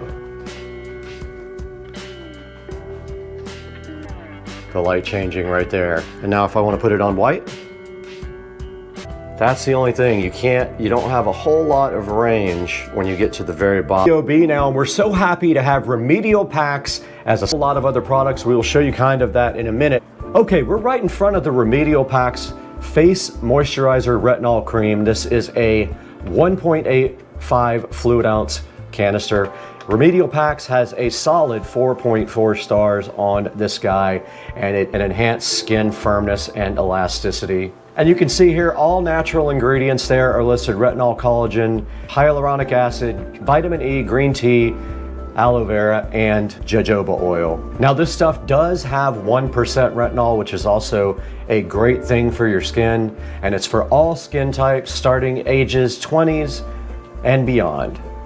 They have things like hair growth serum, hands and feet moisturizer, scar cream and firming cream, things like eye cream and hemp cream. Go ahead and visit the Remedial Pack store or pick up your retinol and collagen moisturizer cream today from the link in the description and support Supercar Street Racing.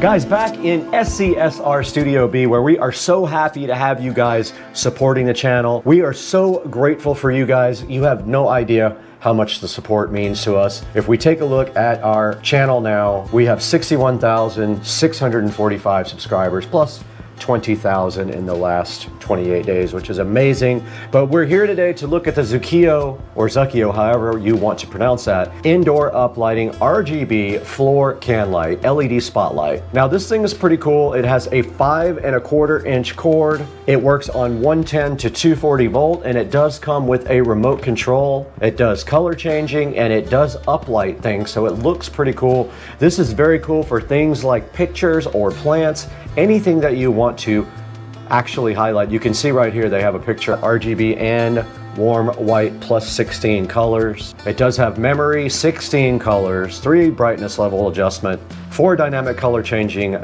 modes, and an on-off control. High brightness, very bright. I showed you guys how bright the white light would get. It'll work for 50,000 hours. It does have a foot switch, and it has a US plug right on the back there. It does have a GU10 bulb inside the lamp, so that is how it obtains all of its colors. It's about 3.5 inches wide and 9.8 inches tall. There is a 2-pack for 45 bucks or single one for $25.99. There will be a link in the description to this guy. And this guy has 4.6 star reviews, very good reviews, and I am curious as to why it has a 1 star. Said the remote doesn't work right up against it, or it says the remote doesn't work unless it's right up against it. Other one says poorly designed. I don't know, I think it's a lamp. I don't know how it could be possibly poorly designed. It feels fine to me. It doesn't feel cheap or anything like that, and it will get the job done. Guys, go ahead and go to the link in the description and order this lamp or anything from clicking that link in the description, because as long as you use any of our affiliate links, it will go ahead and help out Supercar Street Racing tremendously.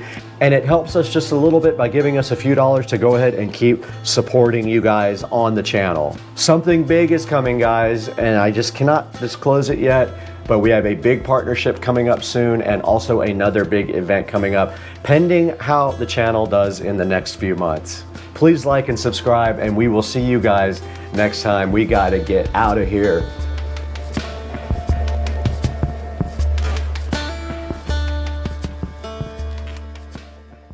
Welcome back to Supercar Street Racing once again. And today, right next to me, we have this Vikoyzova, or Vikoyzova, however you want to pronounce it, portable blender that we're so happy to be taking a look at today. This thing is very cool. I can't wait to show you guys all the things it can do.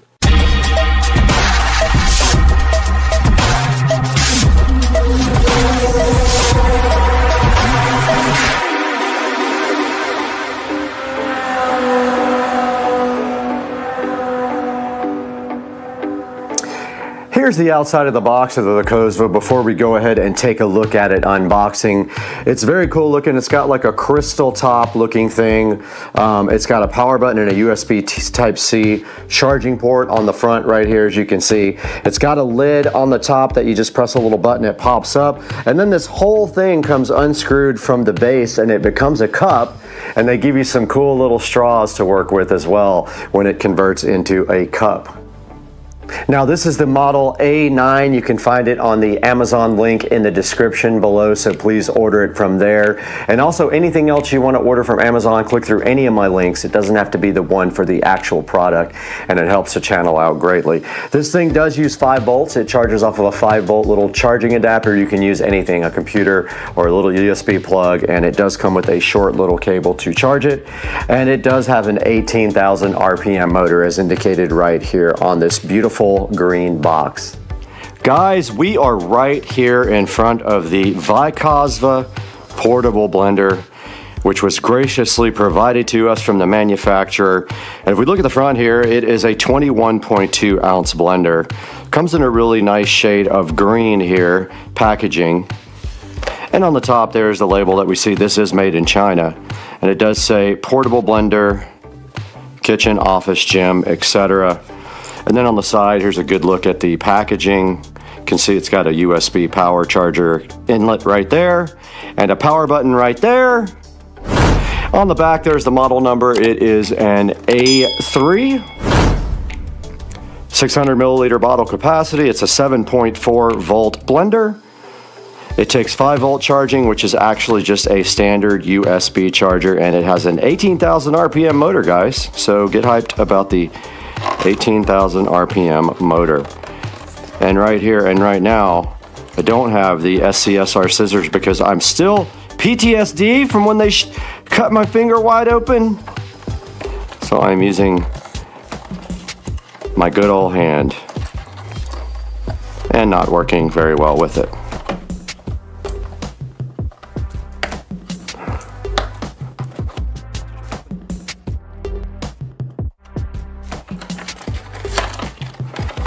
Yep.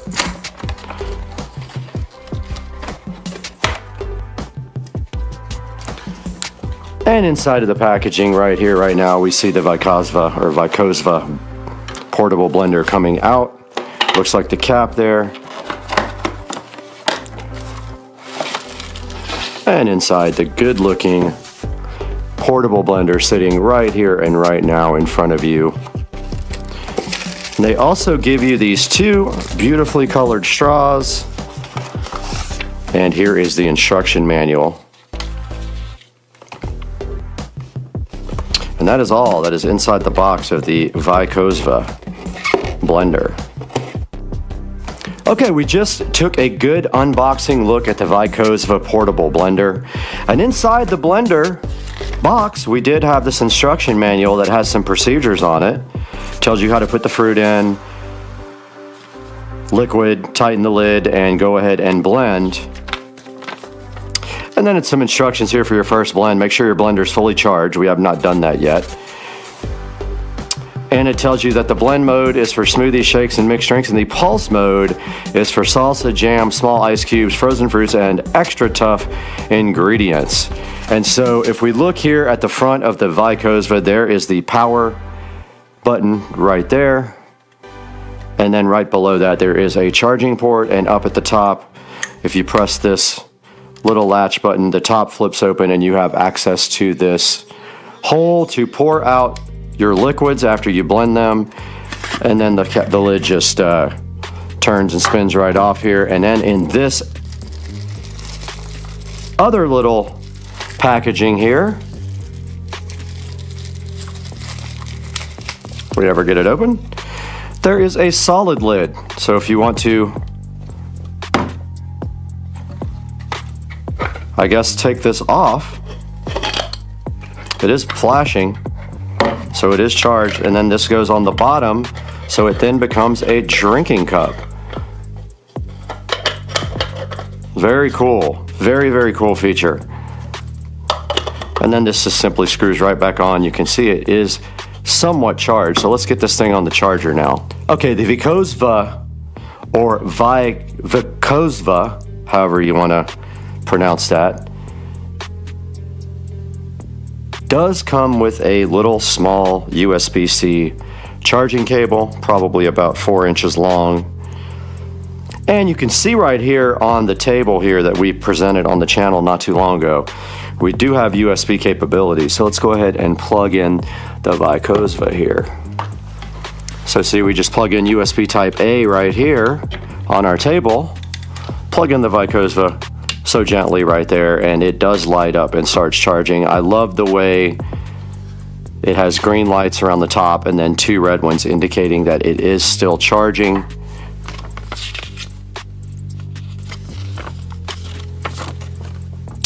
And it actually tells you in the manual what the different green lights mean. No lights means it ran out of battery. All lights flicker in red and green alternately. It means the jar is not tightened. Stop working, all indicator lights flash for 8 seconds. Ingredients is too thick or too big. And then the battery level indicator is right here.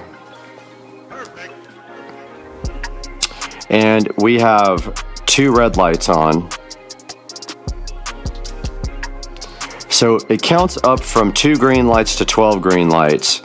12 green lights means you're at 84 to 99% charged. And then fully charged, all the green lights will show up here on the indicator. So you can see here we're charging right here and right now. We're just not quite there yet. And here is a look at the straws.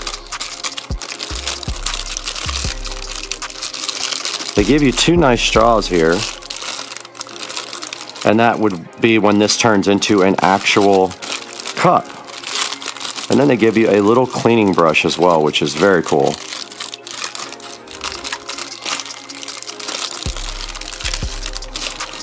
There's the 2 straws and the cleaning brush that come with the device. We do have the VESA portable blender right here, completely charged. It did come with somewhat of a charge. And these little green indicator rings down at the bottom is what lets you know if the blender is charged or not. And you can see right here and right now, all the green LED lights are on now after about 15 minutes of charging, and the thing is ready to go. So now all we have to do is test it with food. Guys, we are here in the Supercar Street Racing kitchen. Get hyped for making a smoothie. Now, we're not going to do any protein powder. I don't eat this stuff anyway because it's full of carbs, but I will show you with this fresh fruit how to make a smoothie with this electric blender from VESA. So the first thing we need to do is put some fruit in.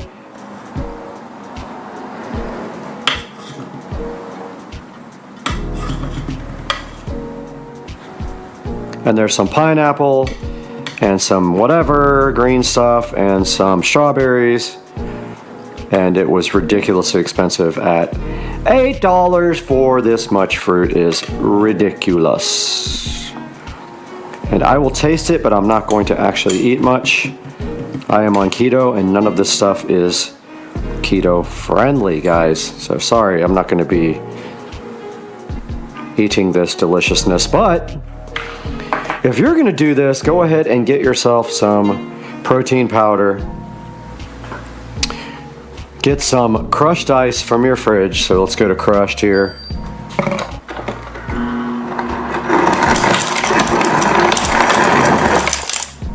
Let's stop it right there. And we have our top here for the blender to go ahead and put on. And it is good and tight, gluten tight. And we can now test our blender out. Let's go.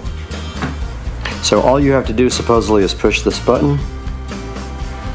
Okay, it's giving us an error message saying that this is not tight. Try it again. Ah, it's still not working. All right, so we got to check the manual.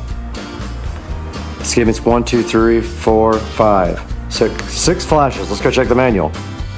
Okay, from what I can see, this is saying that it is too hard to work with. There is a strawberry blocking the blade. Trying to get it out. There's a strawberry right in the way. Yeah, I gotta get the strawberry out. I think it's blocking the blade. All right, I have no idea what I did, but it started flashing green, so let's try it.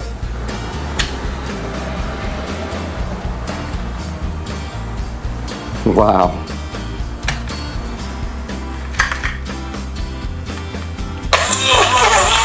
All right, I had to turn it upside down. Now it's ripping. So if you have issues, turn it upside down and it'll start ripping.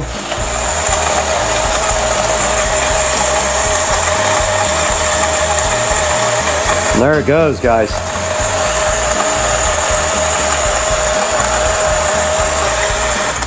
So 1 press is regular, 2 is pulse.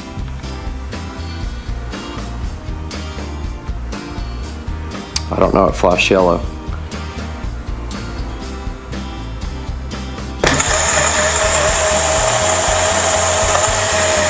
Alright, I heard some ice at the bottom.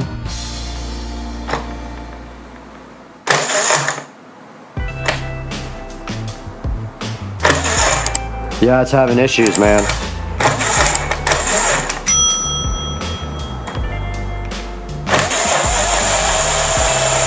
It goes into overload a lot, but it is working.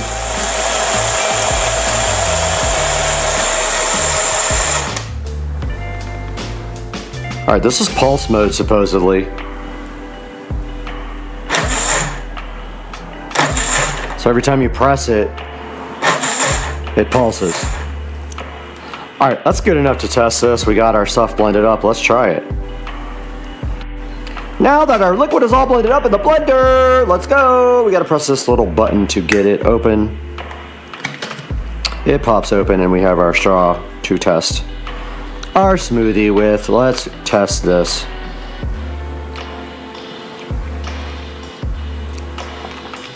Yep, it's terrible. Super bitter and bland because there's nothing in it but fruit, but it did the job. Test. Alright guys, the blender works.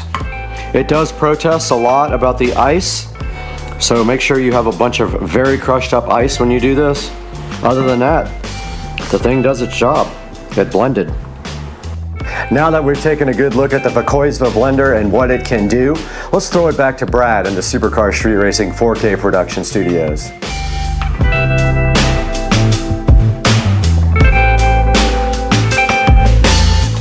Welcome back to the 4K production studio once again, and today we have been provided with this VESA. It's very hard to pronounce and I don't know the correct pronunciation of it.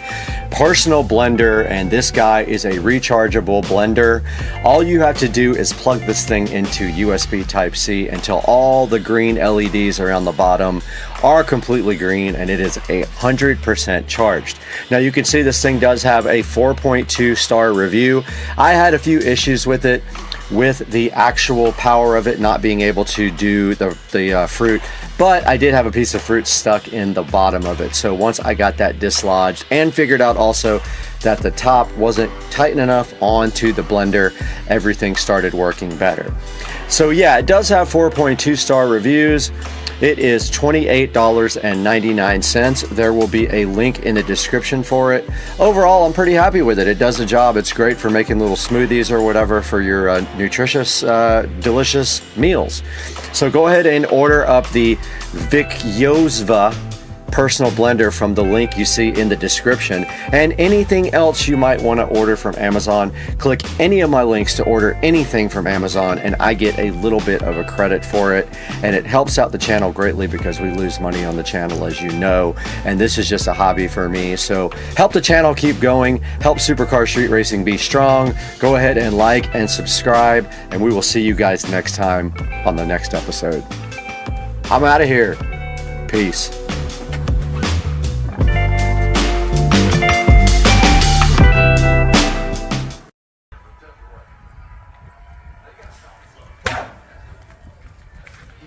Forehead. Look at this. Like, this is you when you come and break in. All right.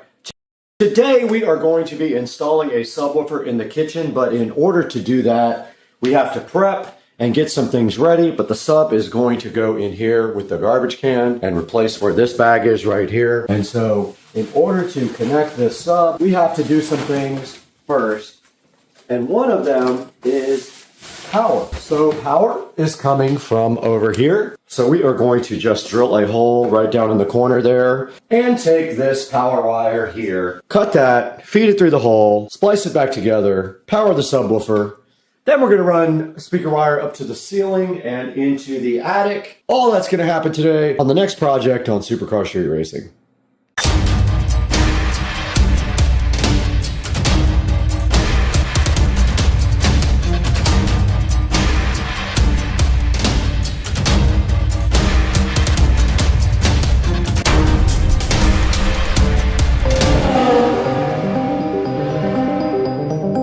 Today on Supercar Street Racing, we are putting a subwoofer in here, a powered sub in the kitchen. We have an extra one, why not use it? And in order to do that, we have to get a audio supply cable to it. So basically we're doing speaker, high level in, and we also have to get a power wire to it. So that is our mission today. We are going to take this, whatever this power wire is called, I forgot what the name of it is, and we are going to cut it in half, extend it, and we're going to connect power and run it back behind the fridge where there is already power available up here. And then for the second part, we are going to run speaker wires up that corner to the very ceiling, at which point we will connect them to the kitchen speakers right up here, guys. So we'll do speaker level input, we'll run speaker wire down here to our new sub, which will be happy and fun, and that's it. In order to get this project done, we are going to have to put a hole in the ceiling up there next to where this cabinet is. You guys can see right here, inside here, that we have a cabinet that goes to the ceiling right there. We will run right up to the side of that and stick a screwdriver through there and put a hole into the ceiling, run some speaker wires up there, then drill through each one of these shelves right here. We'll drill through each corner. Hopefully we can get a drill bit in there. I'm going to test that right now. And we'll drill in the corner and run speaker wire all the way down to the ground. Okay, the next part of this project obviously is going to involve this wire. And if you see here, once we cut it and run it to the other side, it probably will not reach. It's going to be pretty tight. Let's see if I go down. Yeah, I think it will. I don't think we have to extend this, so that's good news. All we have to do is cut it and then go inside here and splice it. So, or either splice it on this side, doesn't matter where, just as long as it gets past this one point. So I think I'll just put the sub in here and then I can splice it in real time with you guys. Subwoofer is heavy. So we need enough wire to get to this extension cord here. And now all we have to do is splice this back together after we drill a hole in the wall.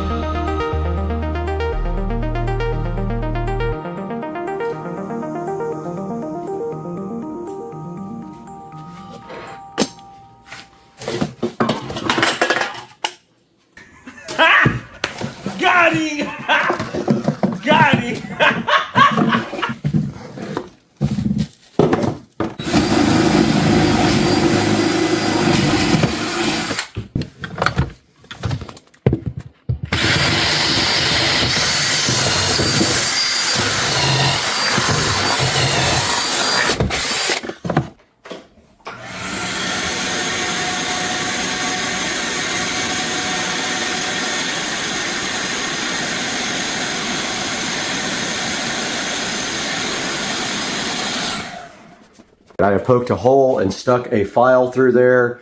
My next step is super easy. I am going to be rolling off some wire, and I do have some 14 gauge speaker wire right here. I'm going to roll off about 2 20-foot sets, and we're going to go up to the attic and tie into these two up and down in the attic as fast as possible because it's really hot today. But yeah, this is brand new speaker wire I just got, and all we need is enough to get right down to the subwoofer.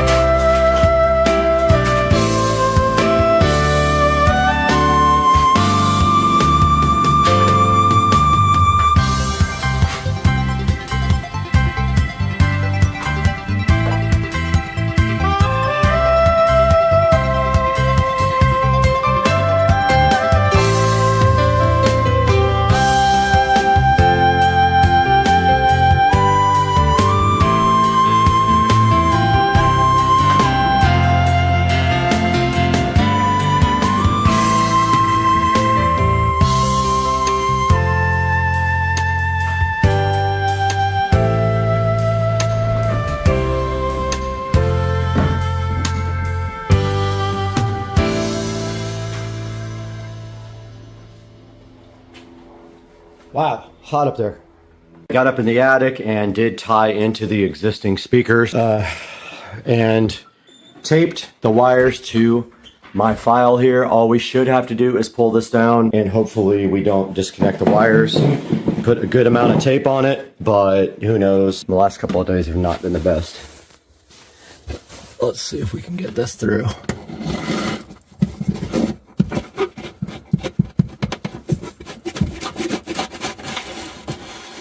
All right, now all we have to do is feed the wires through the holes in the shelves, connect to the subwoofer, and the project will be over.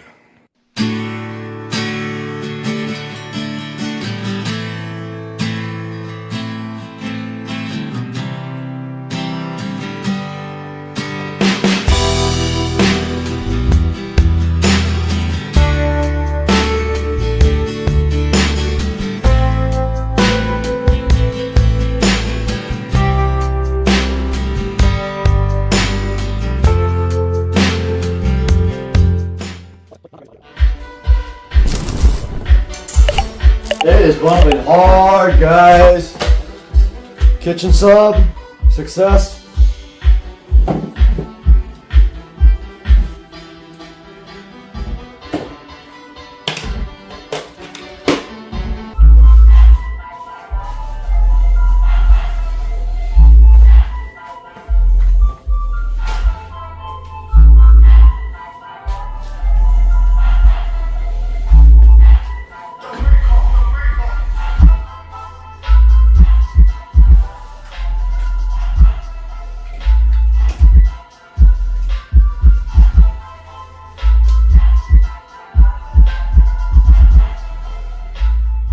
Guys, this is going to wrap up the project for the subwoofer for the kitchen.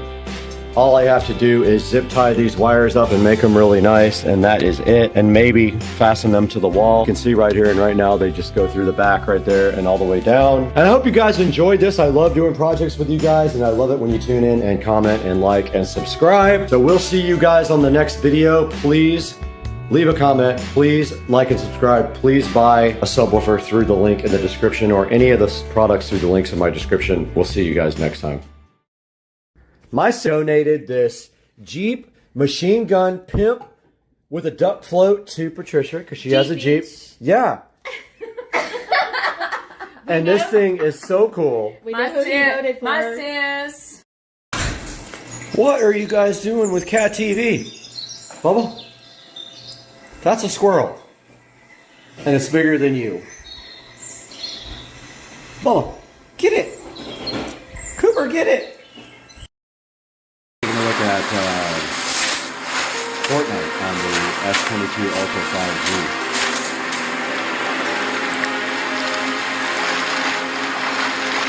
Now it's still downloading the higher resolution texture. No choppy there. Probably because it's busy in the background.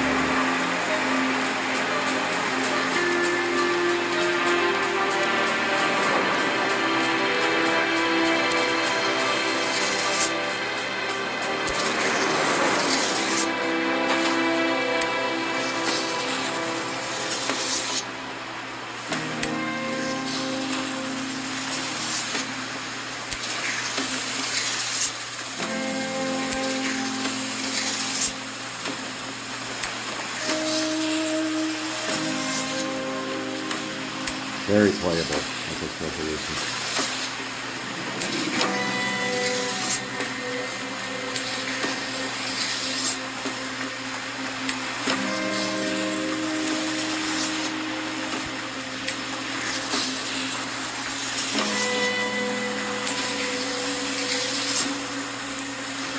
Let me give you guys a quick little video of this. First time we're opening it.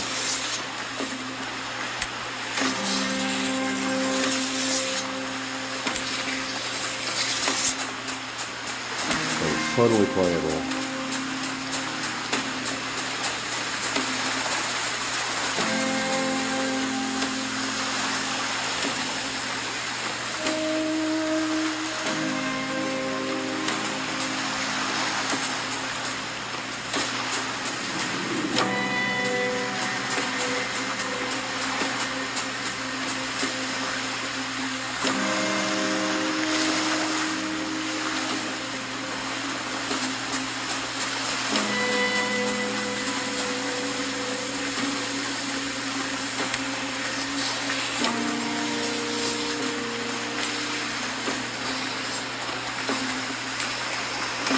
Just getting used to the controls here.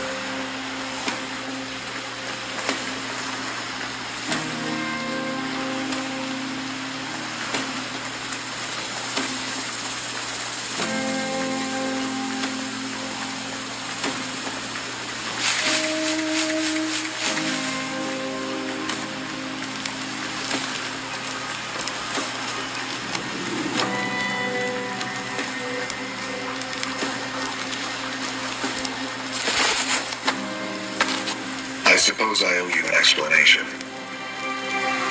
We've all been through a lot the last few years, and there's much more you don't even remember.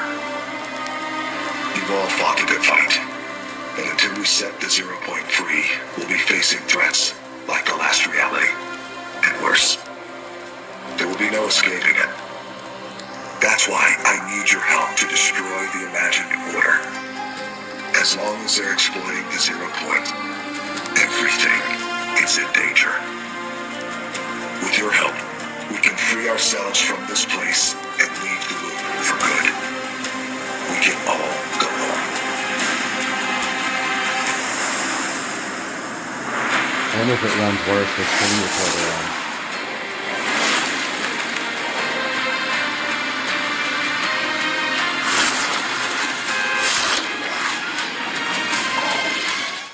Guys, back in the Supercar Street Racing, amazing kitchen, and we were lucky enough to work with a company on this guy right here, which we're going to be unboxing today, and you can't see it until after the intro, which is after the intro on Supercar Street Racing today.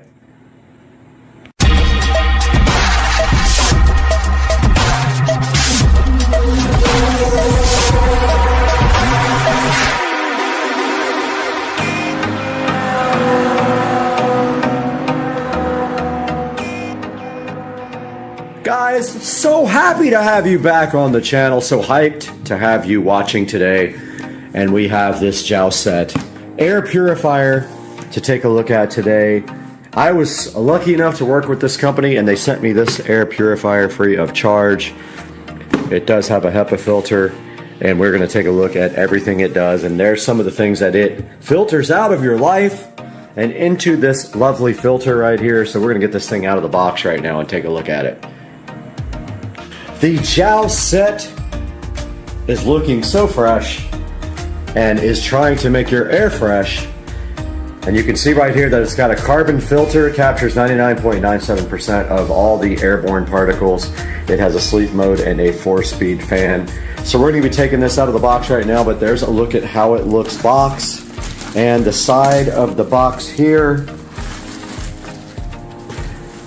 it's got a color display, an automatic mode, 4-speed fan, ultra quiet sleep mode, timer, and a child lock, and it is Wi-Fi enabled as well. Let's get it out of the box completely and take a look. Oh, some contact information here for jowl set.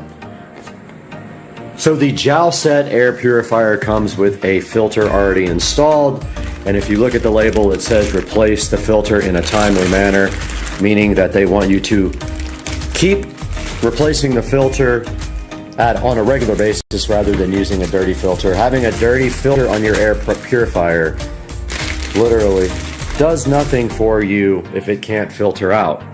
And inside we have an instruction manual, a remote control,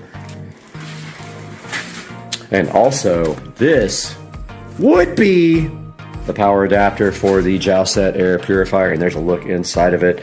Let's get this filter unboxed right now and see what's inside of this bag condom. All right, reinstalling the jowl set, you just take this filter, drop it straight in there, and then it turns and locks just like that. And then over here, we have this beautiful power adapter that we need to get unboxed, and it is in a nice air poppable condom. Nothing can happen to this guy because it is so protected that it will never have babies in that air condom. And here's the power adapter for the jowl set. Hope I'm saying that correctly. Jowl set. Jowlset.com, and they have a YouTube channel, Facebook page, and we will be helping these guys promote this unit and showing you guys everything that comes with it. And if you look inside of this other plastic condom, we have some more documentation. Let's move this candle before we burn the house down. And we have a nice remote control as well.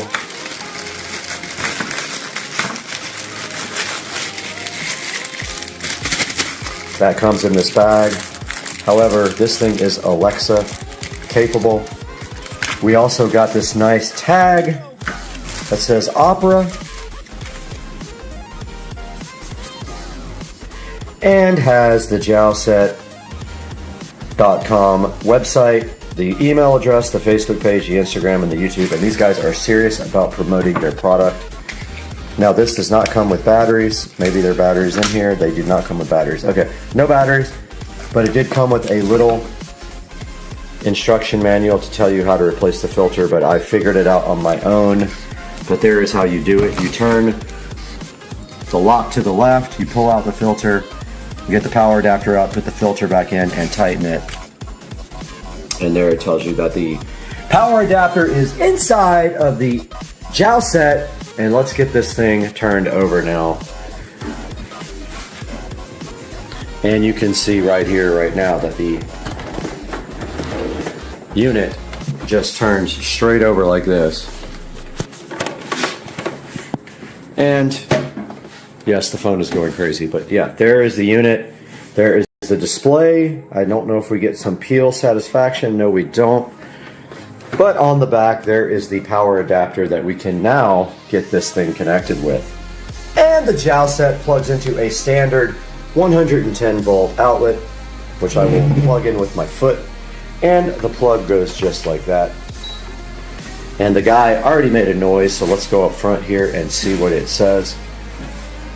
Nothing yet, so at this point we need to refer to the manual because I don't know how you get this thing up and running, and I don't know how you connect it to Wi-Fi, but here is a user guide.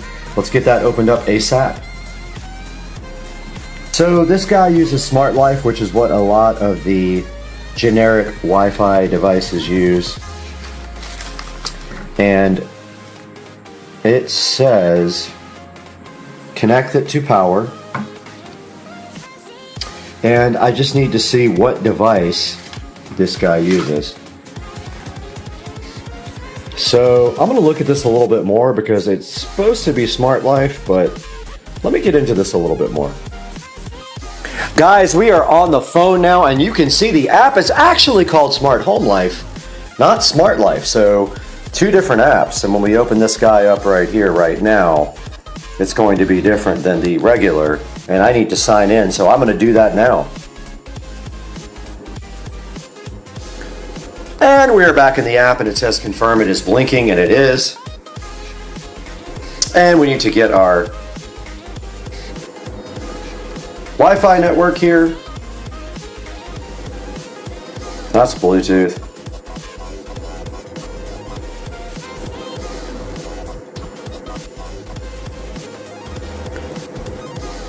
Alright, so we need to be on a 2.4 gigahertz network. Let's check that one off.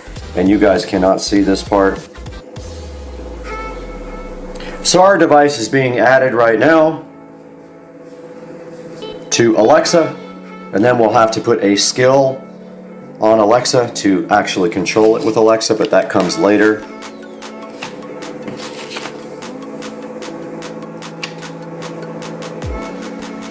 And the skill is called just Smart Life, which I already have. Looks like it's adding or trying to add, but I don't see that yet. That didn't work. I clicked it and it said okay. Alright, let's try it again. I'm holding down the reset button. There it goes.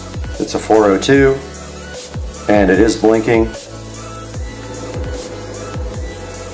Oh, I put the wrong network. It's supposed to be 2.4. I put a 5 gigahertz, that's why. It's supposed to be 2.4, that's my error. It can't connect to a 5 gigahertz, guys, so don't even try. It doesn't like that.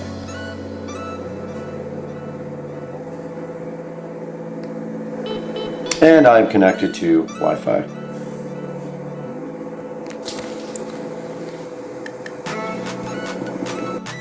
Okay, I was finally able to put the Wi-Fi in after I closed the app completely. It is trying to add to the network now. Let's see if it's actually going to be successful or not. Okay, it worked. And we are on the Wi-Fi network now. So our air purifier is on and connected to Wi-Fi. So back to the camera we go.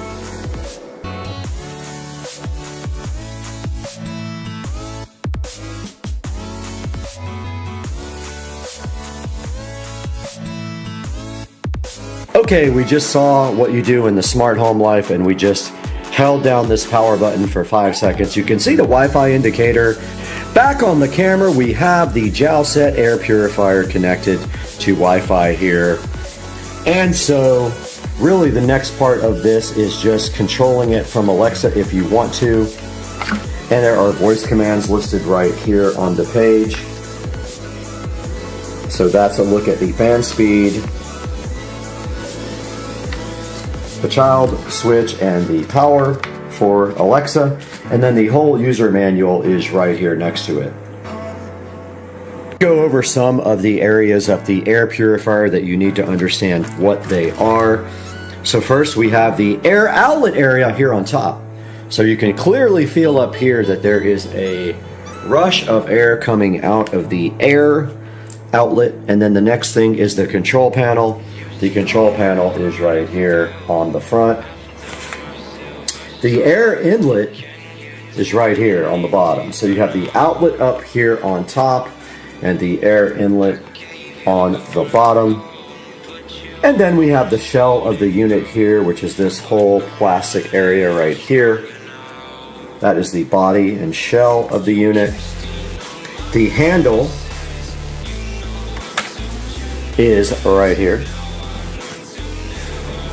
And right here for two-handed use for your enjoyment.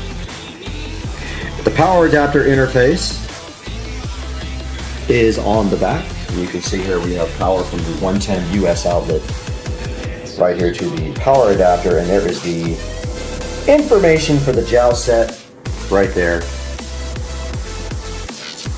And the air quality sensor cover is marked as back here. So that would be right there. That's the air quality sensor cover. And then inside the unit, which is under, which you already saw, that's the HEPA filter. The H13 HEPA filter is down there. Now right here, right now on the display, you do see a blue indicator. According to the manual right here, blue means our air quality is very good. If it goes to green, it's good. Yellow to moderate, and red is polluted. So right now we have a good air quality indicator on the front of the jowl set. Taking a look at the front here, the button here on the far left is the on-off button. Right next to it you got the fan speed button, the sleep button right there marked with a little nighttime moon with a Z. We got the filter reset button right next to that where it says HEPA. The timer button after that, and the child lock button. And then on the display up here where it says number, like up there on the numbers, PW 2.5, that does not indicate what that is in the actual manual. 2 is the air quality indicator, which is that blue line. And in the middle, there would be a HEPA if you had to replace your filter. There's a timer over here on the right, which is not lit up right now. And down in the lower left-hand corner, there are some LEDs which are not up yet. And there is some lower right, there should be a sleep mode if you're in sleep, but that would be next to the Wi-Fi indicator there. Right in front of me is the remote for the JetSow air purifier, and if we open this right here, looks like it uses AAA, and we may or may not have AAA batteries in the Supercar Street Racing battery storage facility, but it looks like we do have a couple of AAA batteries available right here. Is it AAA or AA? Ah, it's AA? Oh, it's AAA. Okay. And batteries go straight in like this. And this other battery is being a pain, but here is one right here. And the remote goes back in just like this, guys. And here's our remote for the jowl set, all ready to have fun. And as we see on the instructions here, we have the on-off button, we have a fan speed, we have a filter reset, a timer, and a sleep mode. So let's play with this. And we see right here the first indicator came on, which means low speed. That means middle speed, and I heard a pickup in the fan. And that is high speed there on the indicator. And that is turbo mode. So it has gotten very loud, as you can hear. And now we are in auto mode, which is the mode that I prefer, and that means the unit will decide how much or how little the fan speed will be on or off. As you can see, we are in auto mode right now, but we could go into timer mode where we would press this button and we could set a time that the unit will run. And this little sleep mode thing here with the little moon and the Z's can be engaged to go into sleep mode. And then there's a child lock right there at the end that you can also use as well to keep anyone from playing with your amazing HEPA filter And I'm still not sure what the digital display is indicating with the number, because it does not say. It does not say what that number even means, but I'm assuming it's something to do with the air quality, but we will look that up. And right here we can go to this link and we can extend our product to an extra year of warranty just by scanning this barcode right here.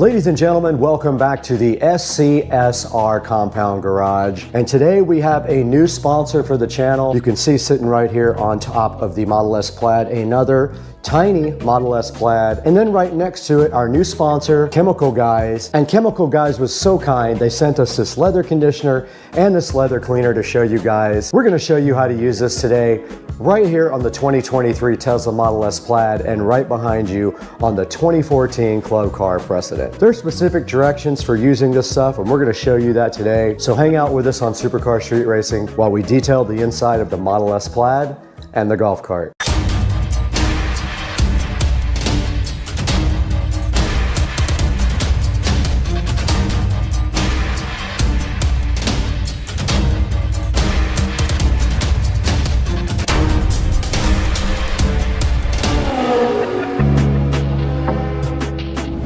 Welcome back to Supercar Street Racing, guys. You can see we're out here in the garage with our chemical guys, leather conditioner and leather cleaner. They were super nice and they sent us this to show you guys. They're trying to get the word out about their great products. So today we're going to give you guys a look at these two products right here in the SCSR garage. Now there's a certain way you need to apply these. There's a certain order and a certain way you have to do it. So we're going to show you today the correct way to do it because we're actually going to detail the inside of the Model S Plaid. Now we try to keep this Model S Plaid really clean. It only has about 2,000 miles on it.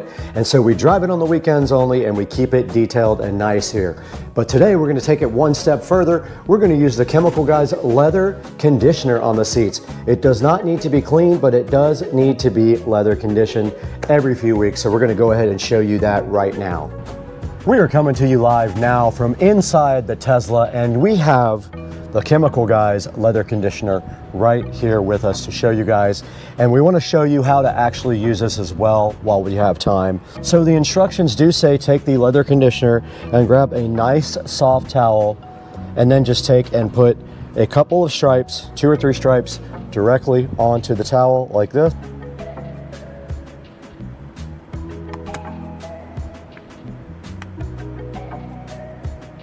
Okay. Now we do have a couple of stripes right on the towel here to go ahead and start working with.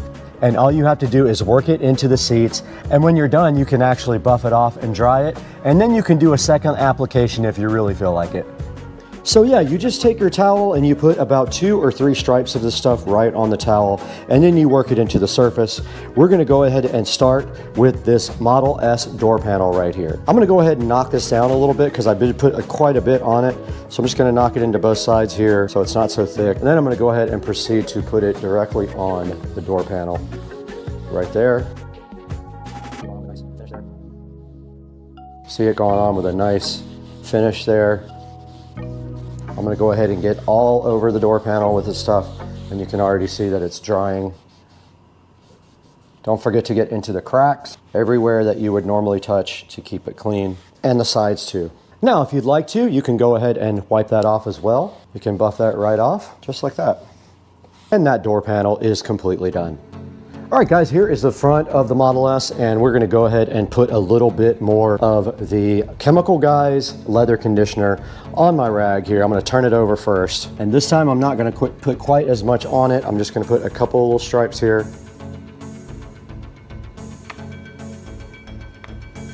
Should be good enough. And now let's go ahead and apply it to our seats, but let's put the seat forward a little bit so you guys can see it better.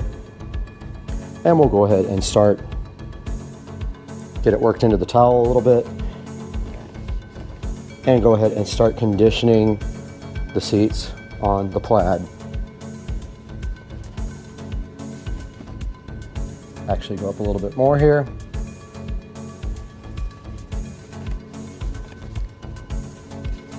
And flip it over and do the bottoms.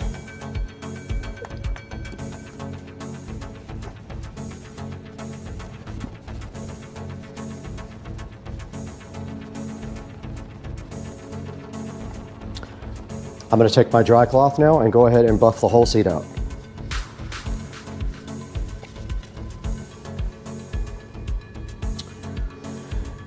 And the front seat is done. I'm going to go ahead and take the opportunity to do some protectant now on other parts of the front here. Yes, let's go ahead and get the protectant. All right, I am using standard protectant on the rest of the stuff here on the Plaid. The stuff that is not material. This is not Chemical Guys. It was not sponsored. So this is just my stuff.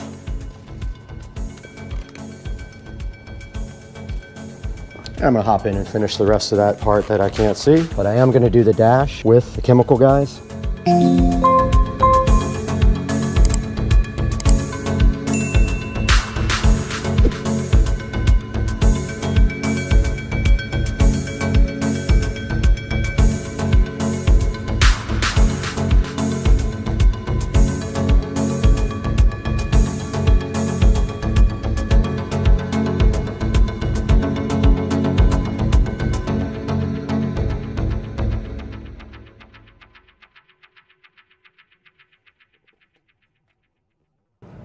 All right, we're on the other side of the Model S. We're gonna go ahead and put some leather conditioner on our rag and do this other seat for you guys. We're gonna go ahead and wipe it into the rag so it doesn't splotch a lot. Move the seat forward a little bit and go ahead and apply.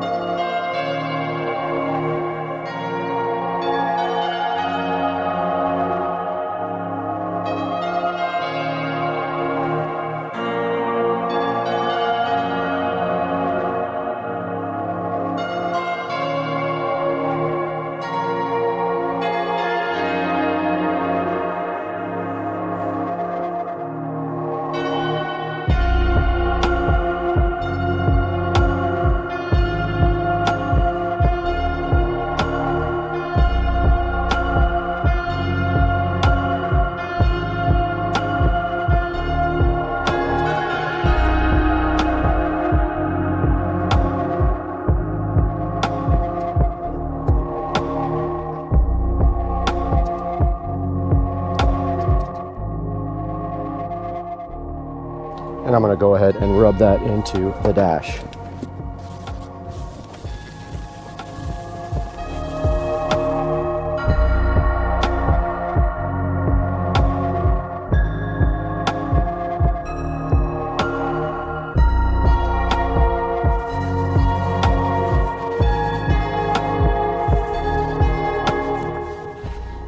And now I am going to get this underneath of the dash here.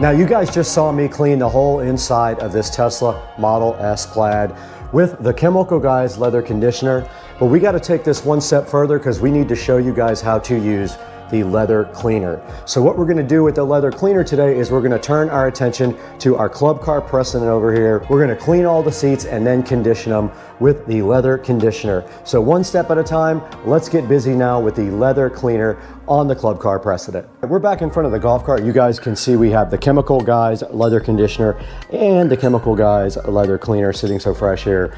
This time though, we're going to go ahead and clean the seats with the Chemical Guys leather conditioner, and per the instructions, you shake well, you spray the leather cleaner on a microfiber cloth, and then you wipe the leather cleaner into the surface to remove the dirt. Let's go ahead and get our microfiber cloth out, fold it up, go ahead and spray some of the leather cleaner on it. And we'll go ahead and clean this leather.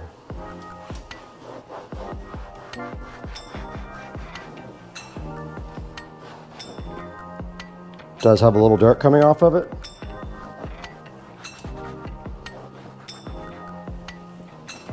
And that's all there was to that. And we'll flip it to the other side because there was some dirt on that seat. This cart is out in the garage all the time, so it is going to get dirty.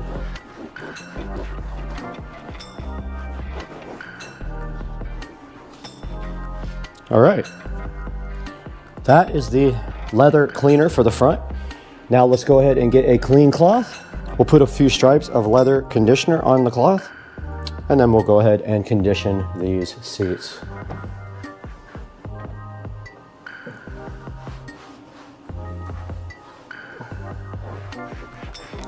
And you can see it soaking into the leather already.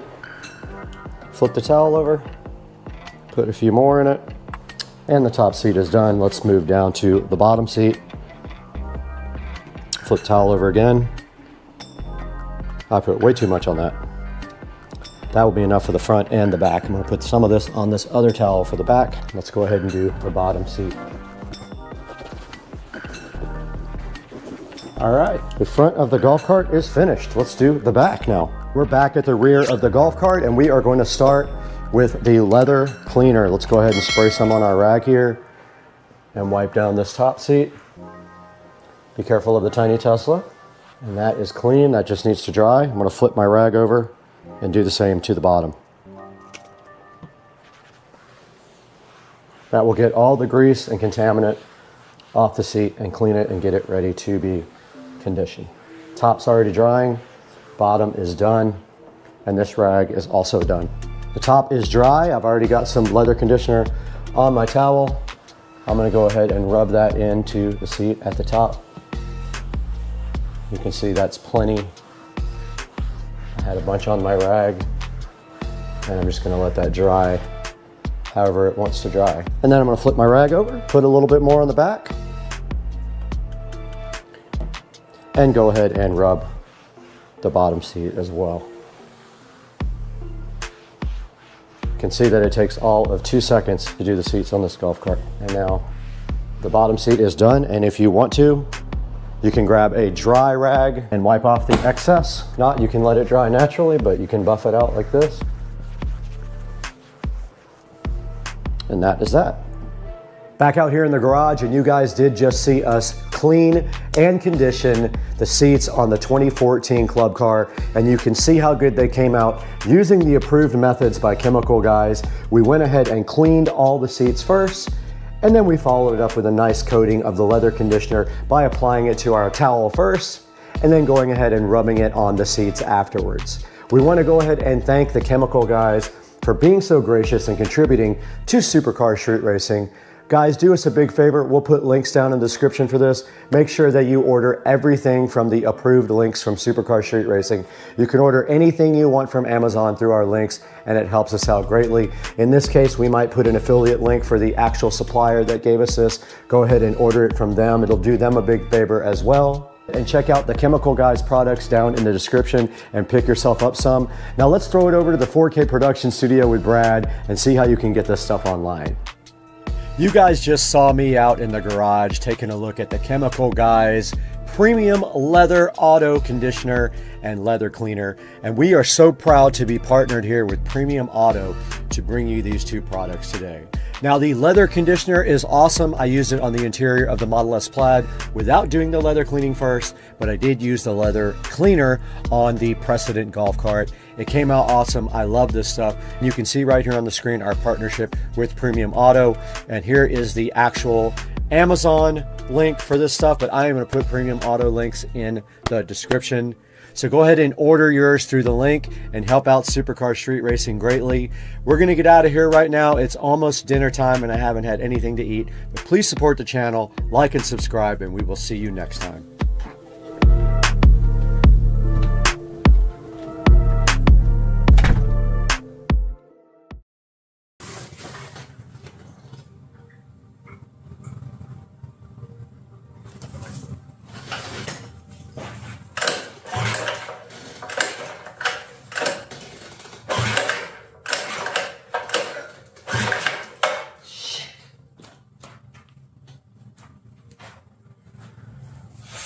Fuck. Piece of fucking shit.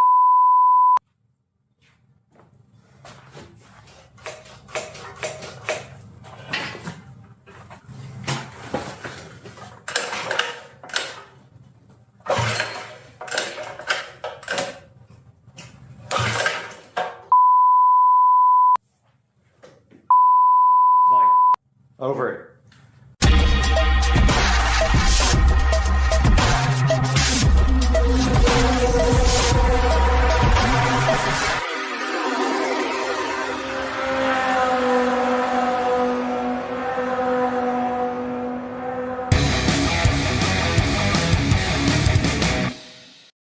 We're out in the garage and we're going to take a look at this carburetor tuning again, and the first thing we are doing is following a video here because we jacked it all up last night, and he says the air fuel screw down here at the bottom that you run all the way in first.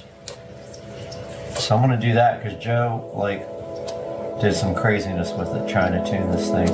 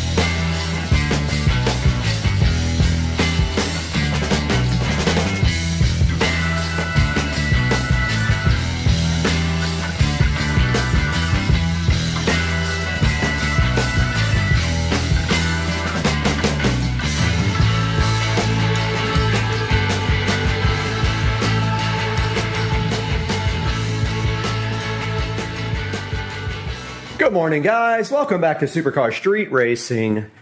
And you have Brad here on the channel, and we have a big problem today I need your help with if you know about these engines. Is absolutely hosed. I have no idea what's going on with this. So the goal of today's video is maybe to get a avid hardcore subscriber to help me figure out what's going on with this. I have a feeling, but I'm not 100% sure. So let me describe what's going on with this bike. So Joe and I drove the bike the other night. It was running fine. Joe made some tweaks to the carburetor to try to get it to run better because it had a high speed, like not a high speed, but under throttle load. Sometimes it would break up. And so we made some adjustments to the fuel mixture screw at the bottom and the idle screw. When I drove the bike home, I got it all the way home, and then the bike wanted to go dead. And then after that, it was hard to start up. And then after that, even harder to start. And then all of a sudden, it wouldn't start at all, but it was easy to pull the string.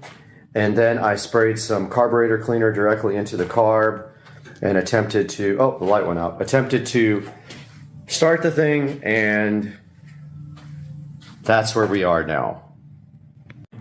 So that leaves us where we are right now. This bike will not start, and it is super, super hard to pull the pull string. Like, I can spray some carb cleaner in it, and when I go to pull the string, it's like it's spitting fuel out of the carburetor now. It's spitting the starter stuff right out of the carburetor, and then that's what happens. It like almost ripped my hand off, and it did get me on the leg pretty good, but it's like hard locked at that point. You can't pull it over. And then watch this, I'll show you guys something else. Okay, so I'm removing the spark plug now. So this is a brand new spark plug. It is gapped properly.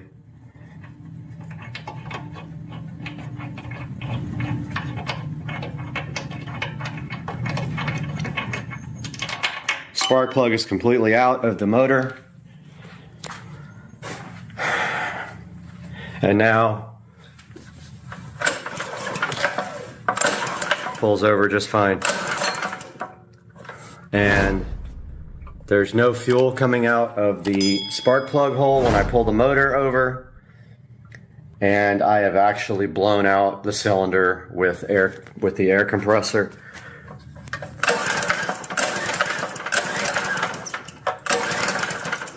No fuel coming out. It's completely dry.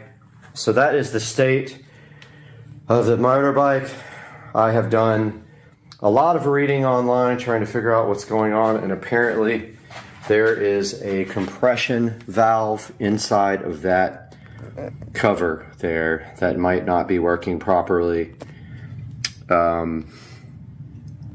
It's going to take some research to figure this out. I'm not sure if I want to pull off this valve head and try to clean out that maybe there's goop in it, or maybe it just needs to be replaced. I'm not 100% sure, but I think it has a spark plug hole under there. I got to do some research on it, but I'm going to pull that cover off and see what's underneath.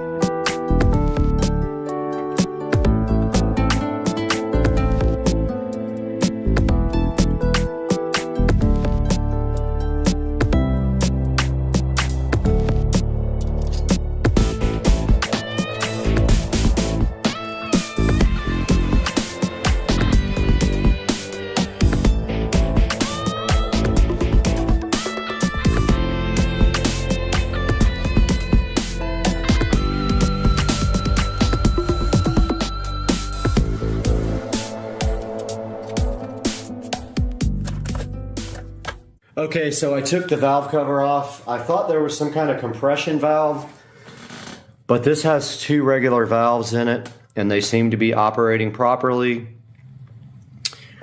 So I don't know what's going on, but now you can see, like,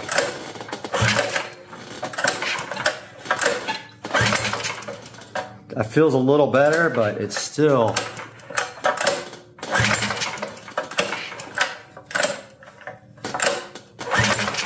It actually feels better. I don't know why.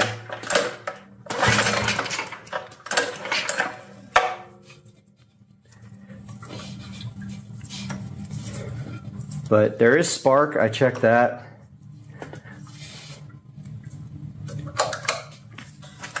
It actually feels much better.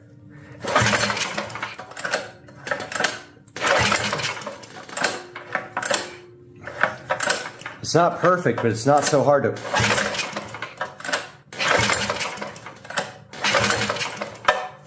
It's different for sure. I don't know what I did, but it's not starting. Let me make sure it has fuel in it. That'd be funny if it didn't have gas. I can't get the fuel cap off.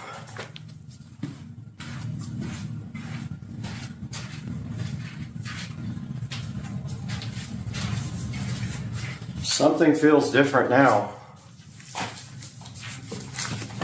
By the way, my gaskets are all busted here. I gotta fix that. Wow. Pliers to get it off?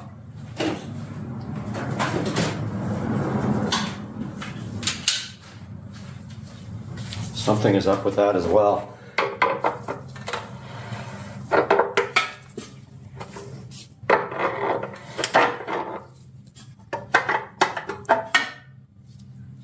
There's plenty of gas in it.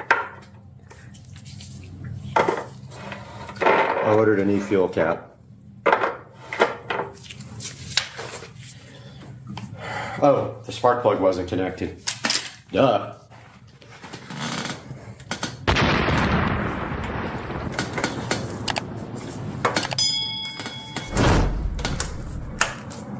Probably start now, huh?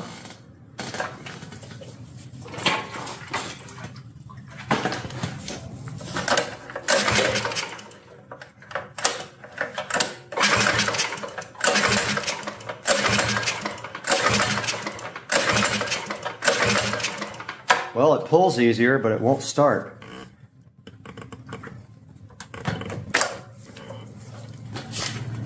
Let me tighten the spark plug a little bit. Oh.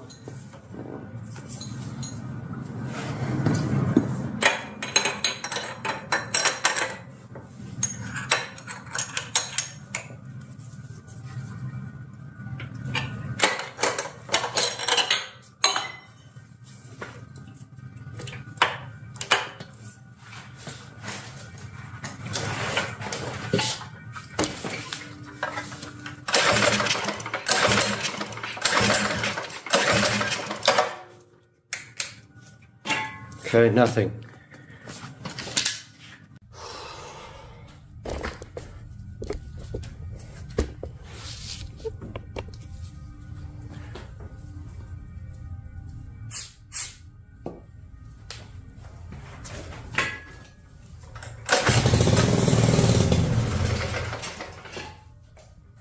Started.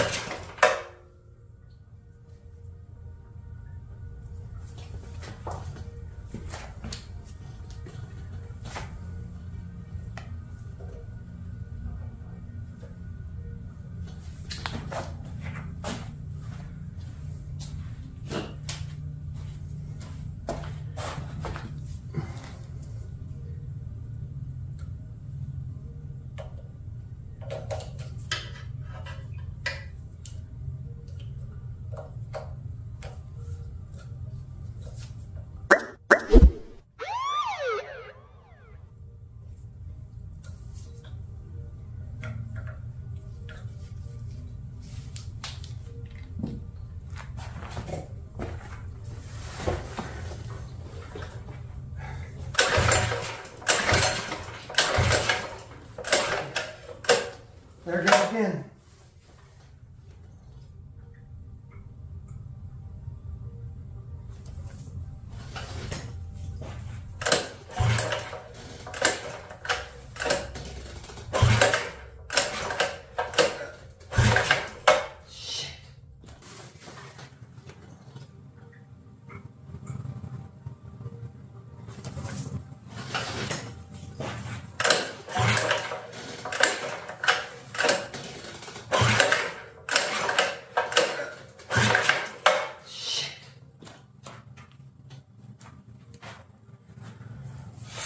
Fuck.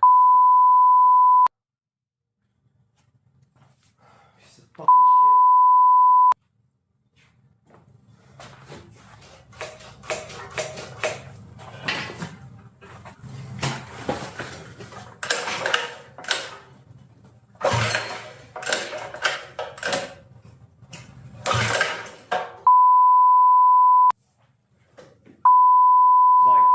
Over it. You can see my frustration with this thing. I was able to get it started once and now it's fully completely locked up again and I can't start it. I don't know what's going on. I mean, I don't think it's the carburetor. That's working fine when I move the throttle. Does it have fuel?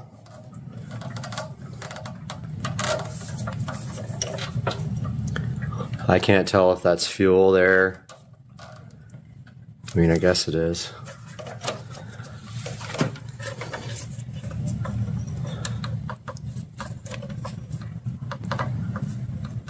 Can't tell if that's dry.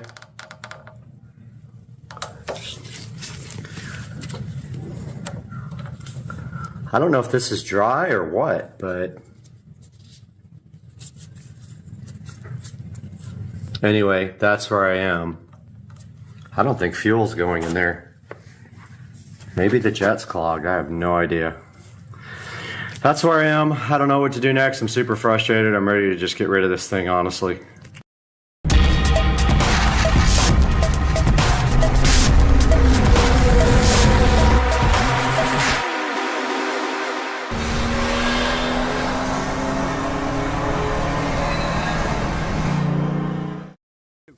All right, we got the guys out here getting ready to put the forms up. They want to be famous on YouTube.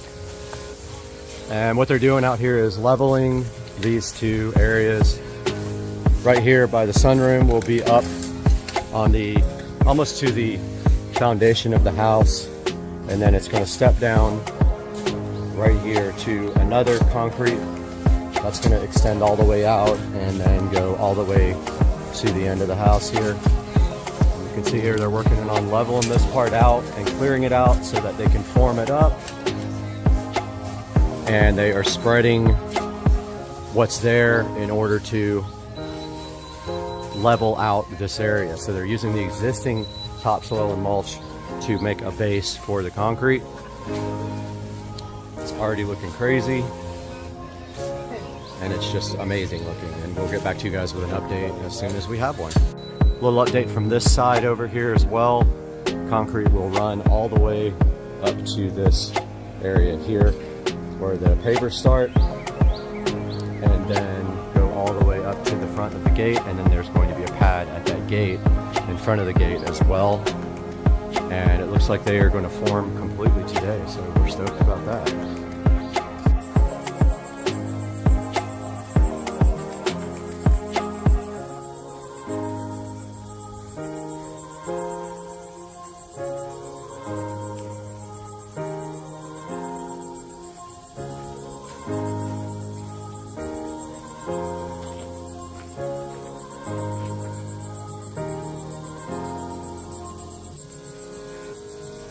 Alright, so they are out here forming, getting everything ready on both sides. You could see the form for the step-up patio, and then this is happening on this side. Looks like they've been kind of raking and leveling things out over here. And that's what is happening right now. that's all I got for now. Hey guys, stepping outside into the very hot day and taking a look at what's going on outside. And we have the forms complete here, and I have to cut that wood and trim it so that it fits back into this location here. But basically, we are going to be pouring concrete in there. See how it's split level to match the foundation of the house. And I have to do something with this ugly area over here. I haven't decided yet. And concrete all the way back there. And then when they get to the well pump right there, they will go around it and leave a little section there where I can put rocks down. And I'll do lava rocks there, kind of like what I have right here.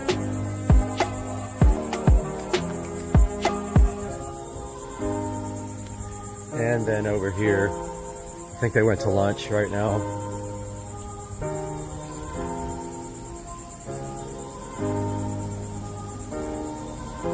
And over here they are still in the process of trying to form this up. But this side will be pretty simple, except for over here where they have some work to do. But yeah, that's where we are so far, guys. We load the liquid oxygen as late as we can in the countdown. It's densified, that means it's ultra cold. All right, guys, we are live here today. Hopefully the audio is working.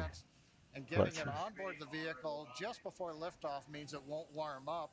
I think it is working, however, let's see if that's loud enough for you guys to hear the stream. In the quantities we want, so it stays nice and cold, it doesn't bleed off, and that gives us the performance we need on Falcon 9.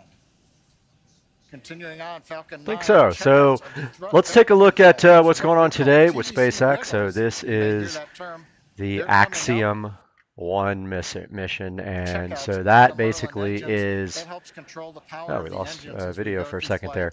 Axiom 1 is a private astronaut mission to the International Space Station. I am hyped about it. I got my Kennedy Space Center hat on here, my NASA shirt, as you guys can see. So yeah, this is the first all private astronaut launch to the International Space Station. It's the 5th flight for this booster, so this booster is being reused for the 5th time. Let me turn that down so it's not feeding back for you guys. Yeah, it's a 5th reuse of this booster, and this booster actually went up on GPS-3 Space Vehicle 4, GPS-3 Space Vehicle 5, and Inspiration 4, and 1 Starlink mission. And so this thing is going to go up, and then the stage 1 is going to land on a short fall of Gravitas, the drone ship. Gets a good look at Kennedy Space Center right there. The weather today in Florida is beautiful, and I can vouch for that. It's supposed to get up to about 70 degrees, and so far we are go for launch, and it has been cleared for launch so far to this point. So these guys are going to reach the International Space Station at around, it's 20 hours and 30 minutes to the space station, so tomorrow morning, let's see, about 11 tonight, 7 something tomorrow morning, they should be reaching the space station. And I wish I could hear the audio on my headset, but for whatever reason I can't, so I can't hear the mission audio at all, unfortunately. Big event coming up at T-10 minutes is we're going to do launch commit criteria. Yeah, so instructions will be going to the crew. So basically we're just but we're about 10 minutes away from launch here.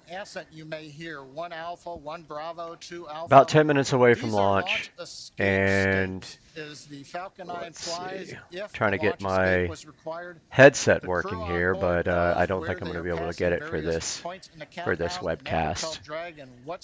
I can't hear anything in my headphones, which is unfortunate. Let's see. And bring the crew back safely down under the parachutes in the ocean. Right now, I'm just playing around with these settings while we're waiting for launch. But yeah, guys, we got the Axiom 1 launch coming up here in 9 minutes and 57 seconds.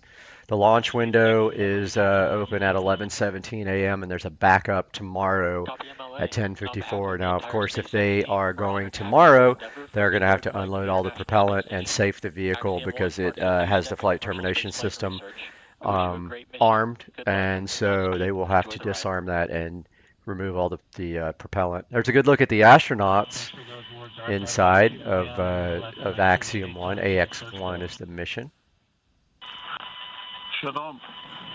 And still not able to get my earphones working, so I wish to share with you the words of the Greek poet there it is. Constantine Cavafy that well describe the perspective of our marvelous crew. Now I can hear the mission audio in my ears. In your mind. Arriving there is what you are destined for, but do not hurry the journey at all. Better yeah, so for years. So you are old by the time you reach the island. We're listening to the Axiom 1 crew speaking now. And just talking about the mission and giving his little commentary about the mission. So these guys are headed up to the International Space Station, and they're going to be doing educational outreach stuff, research experiments, and other things while they're on the laboratory.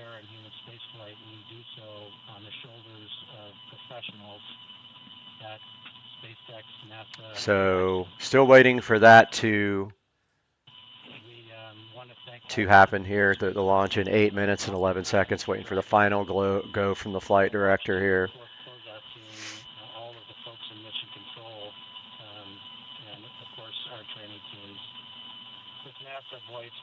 Coming up on 7 minutes and 50 seconds till liftoff here. So we're going to see the propellant loading conclude if it hasn't already. So we're waiting for updates here from Mission Control and SpaceX.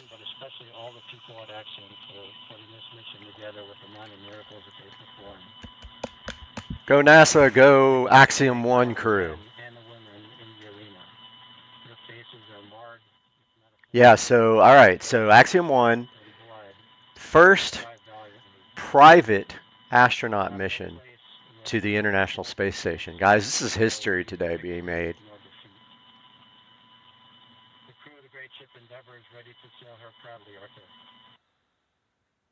All right, so we just heard from the crew of Axiom 1, who are hyped to get to go to space here in 6 minutes and 50 seconds.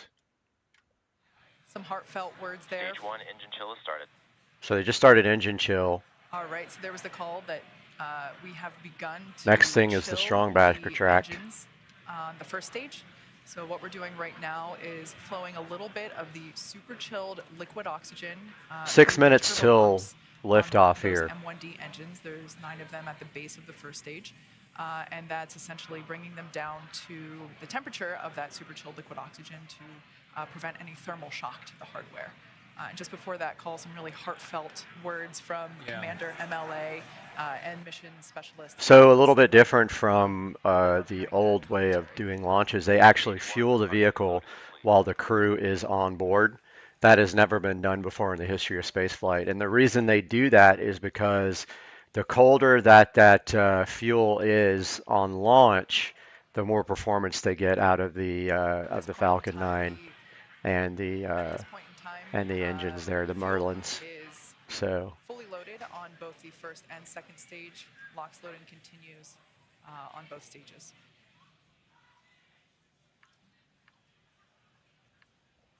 Coming up on 5.5 minutes. Kate's let us know that we've got the fuel load complete. Next is coming up. We're T-minus 5 minutes. Dragon will be transitioning configuration for terminal count and going on its internal battery power. Everything continues to look good as we're counting down.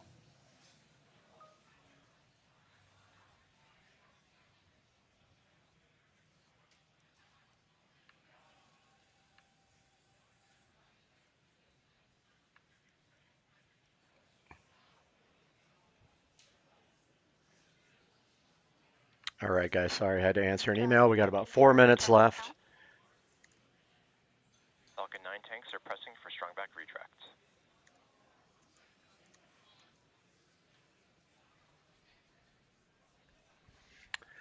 All right, so the strong back here on the back of the rocket that supports the rocket before liftoff is going to start retracting before liftoff here. Momentarily, strong back is retracting. Actually, that's the start of about a 1-minute sequence.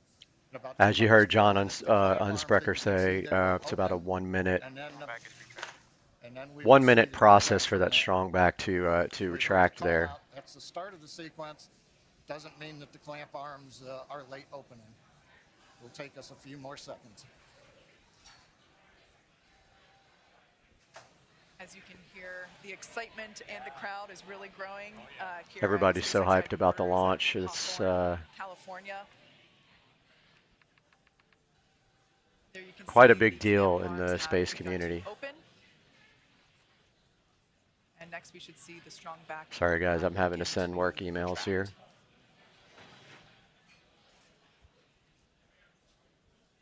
Got about 3 minutes and 45 seconds till Axiom 1, the first all-private mission to the International Space Station, is going to take off here. So just a reminder, they will attempt to land stage 1 after stage separation. There'll be a boost back burn, an entry burn, and a landing burn in order to slow the vehicle down and attempt to make the landing on the shortfall of Gravitas, the drone ship. RP1 fuel is about 3 minutes. on first and second stage. 3 minutes. Should be wrapping up LOX load on the first stage momentarily. So they're wrapping up the liquid oxygen loading. Fill on second stage. Stage 1, LOX load is complete. There we go. Stage 1, liquid oxygen is done loading.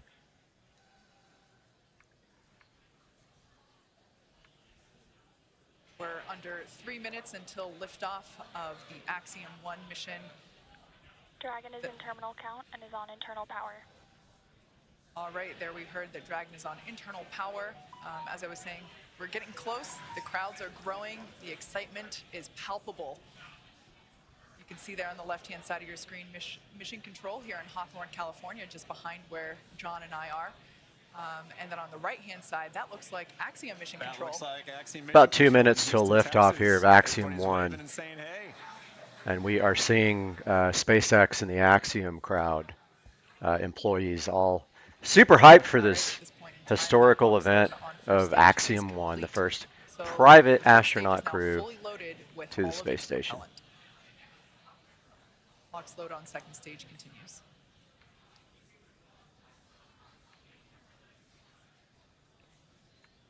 As we've mentioned before, stage 2 LOX load is complete. There's stage 2. The liquid oxygen is done loading. About 1 minute till liftoff now. Dragon is fully loaded with all of its propellants, nearly 1 million pounds of that propellant. 1 million pounds of propellant, she says. About a minute and a half till liftoff here. Right now, the gas closeouts. We finished pressurizing the storage tanks on board the Falcon 9. That gave the crew the heads up, and they hear some loud venting noises. We're also going to vent down the liquid oxygen line that carried the LOX up to the second stage. Generates a typical large white cloud of condensation around the strong back. Big event coming up now, T-minus 1 minute, all the flight computers take over. Let's listen. About 1 minute till liftoff here. We're going to take a look at the liftoff now. FTS is armed. 55 seconds till liftoff. They just armed the flight termination system here. So that is what protects that's what protects the ground when if they have an issue when they lift off. Go for launch. That was the flight director.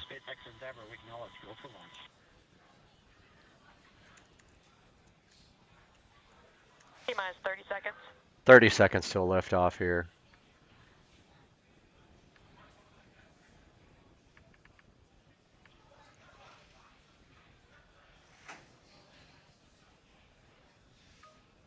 T-minus 15 seconds. 10, 9, 10 seconds till liftoff. 7, 6, 5, 4, 3, 2, 1, 0. Ignition. Stop. Go Falcon, go Dragon. Godspeed, Axiom 1. Here we go, liftoff. 15 seconds, already up to 190 kilometers per hour. So our first event here we're going to see is max Q. That's the maximum aerodynamic pressure on the vehicle.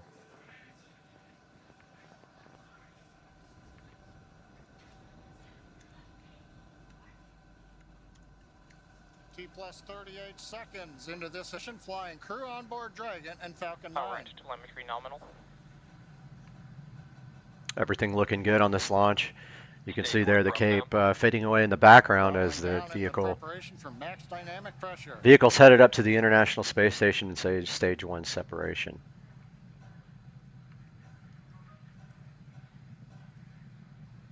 Falcon 9 is supersonic.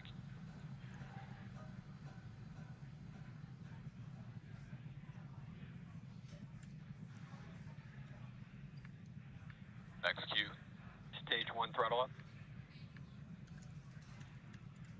Merlin 1D engines coming back up to power. 1 Bravo. Copy, 1 Bravo. The crew calling out 1 Bravo should a escape situation arise. It tells the Dragon flight computer what profile to fly using the Super Draco engines. But everything is looking good on Falcon 9. We're getting nominal callouts from all the engineers. Everything looking good here. Next step here is going to be main engine cutoff. And they're chilling the stage 2 engines for that. Beginning to chill in the second stage turbo pump in preparation for its ignition coming up in just over half a minute from now. Coming up on about 3.5 G's acceleration for the crew. We'll begin throttling down the Merlin engines to hold that level of acceleration. Coming up on Miko here. Sorry, have some issues going on here I'm dealing with on the side. Next event coming up. We're going to get main engine cut off of the 9 engines. Get stage separation and ignition of the second stage engine. You've heard the throttle down call out. We're holding 3.5 G's for the crew.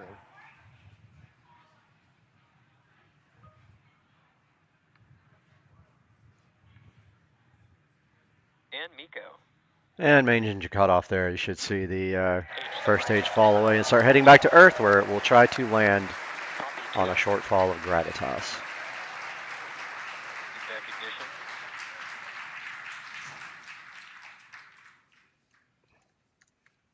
Successful stage separation, ignition of the second stage engine. On the left, the titanium grid fins beginning to slowly deploy. Great views from the first stage camera. The first stage now begins a slow flip maneuver. You can see the white nitrogen gas plumes as we reorient for an entry back through the Earth. There's stage 1 heading back to Earth here. Second stage, we see the engine nozzle glowing red. Everything continuing to look good on the second stage.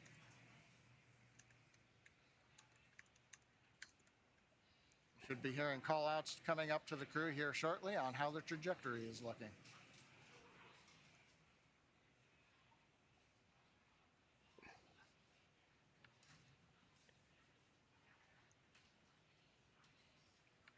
Dragon SpaceX, trajectory nominal. It's what we like to hear. Acquisition of signal, Bermuda. AOS Bermuda, acquisition of signal. The Bermuda tracking station now getting telemetry from the second stage of the Falcon 9 with the Dragon on top.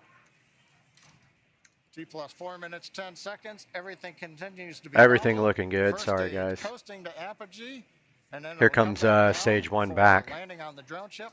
Second stage, partway through its lengthy burn. You can see it heading back down right there. You can see the ocean below it. 4.5 minutes in, everything continues to look good. What a absolutely picture perfect liftoff. We've got a live view of the crew inside Dragon Endeavour. Looks like everyone is still pretty comfy. As John had said earlier, we got Dragon SpaceX, trajectory nominal. Checking out the landing now of the first stage on a short fall of gravitas. As John mentioned, we got to about 3.5 G's there. Acquisition of signal, New Hampshire.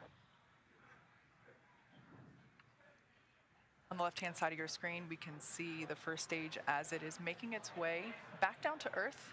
It's targeting a landing on our drone ship, a Shortfall of Gravitas, which is parked a couple hundred miles off the coast of Florida, out in the Atlantic Ocean. Second stage on the right-hand side, everything continues to be nominal there, as the MVAC engine is powering Second stage continuing to go, 11,000 kilometers per hour at 197 altitude. First stage coming back home, ready to land.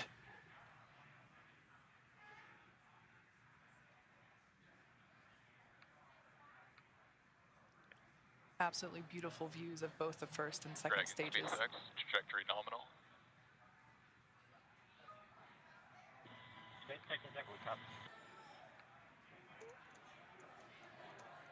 All right, so coming up in about a minute and a half, the first stage will execute the first of 2 burns. So here comes the burns for the first stage. Attempt. At about T plus 7 minutes and 30 seconds, we'll see the entry burn begin. That's where the first stage will ignite the center engine first, and then a couple seconds later ignite 2 more engines, so a total of 3 engine burn, which will last about 29 seconds. We are about 6,000 kilometers in altitude here for stage 1. As it re-enters back into That's actually going up in atmosphere. speed and lower in altitude. The first stage sees high drag, which scrubs roughly 70% of that velocity by the time that the landing burn begins. Stunning view where you can see the curvature of the Earth there on the left-hand side. Dragon SpaceX, trajectory nominal.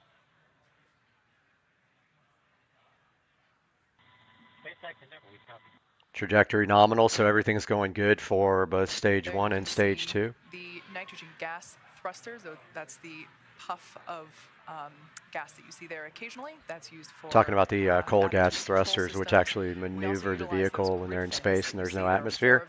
And you can see them firing there by the grid fins. And those grid fins also help steer for a precise landing, either at Stage 1 entry burn startup. Stage 2 flight. All right, there we can see that that entry burn has begun. We are targeting a landing on our drone ship, a Shortfall of Gravitas today. Everything continuing to look nominal with trajectory and MVAC performance there for our second stage on the right-hand side.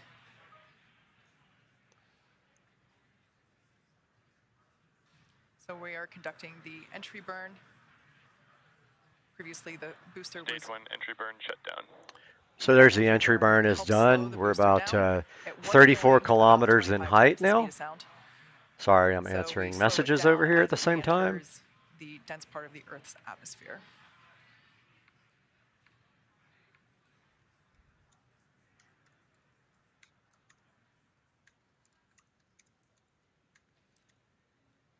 The next event is second engine cutoff, or SECO 1, as you see it there on the timeline at the bottom of your screen.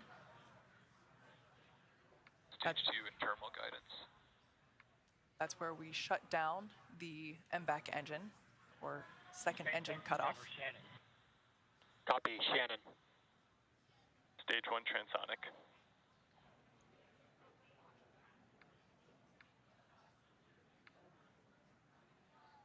Note that our landing burn and second engine cutoff will occur about the same All right, time. about 3 miles from landing here on stage 1. You can see it coming through the clouds now. Dragon Endeavor there on the right-hand side of your screen. This will be its 6th landing.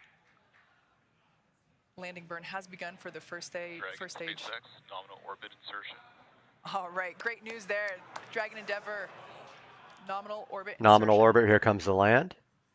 SpaceX Endeavor. Good picture there, Shortfall of Gravitas. Looks like it's right on the X. Stage 1 landing leg deploy. SpaceX Dragon launch skip system disarmed. There you go. There's the 6th landing for this booster. Falcon 9 has landed for the 5th time. 5th time, okay. Landed for the 5th time, so it's their 5th reuse. The 6th is going to come up next time. Perfect landing out there in a Shortfall of Gravitas. Sorry I wasn't 100% there. I was dealing with other things, and I hope you enjoyed this broadcast.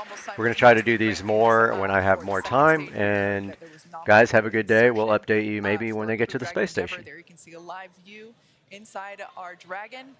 Looks like the crew is beginning.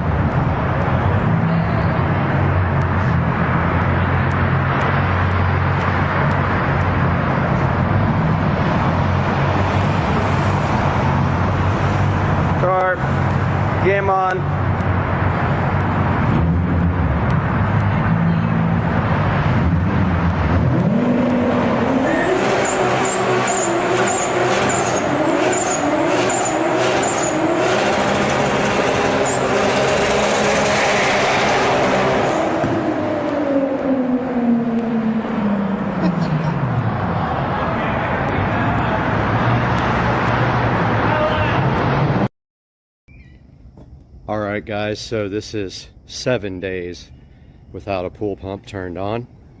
I told you guys I'd keep you updated.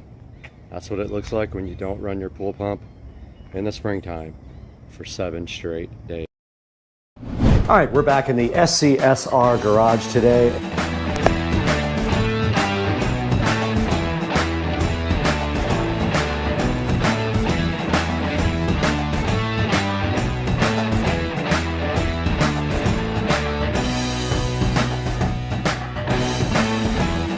Okay, we're going to start detailing the cart real quick. I'm going to go ahead and get out the wax and dry. Yeah, so now this thing doesn't want to pop back out. Oh, this one got curved, dog.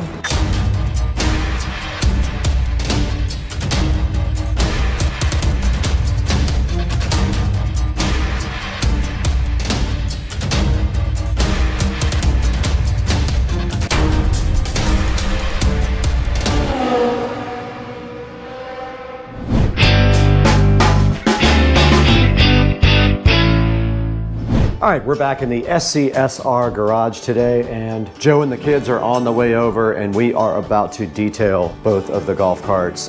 We've got all of our detail materials out here on the table. Our towels are currently washing. They'll be drying here momentarily. And what we're gonna do is detail both of these carts right now on camera.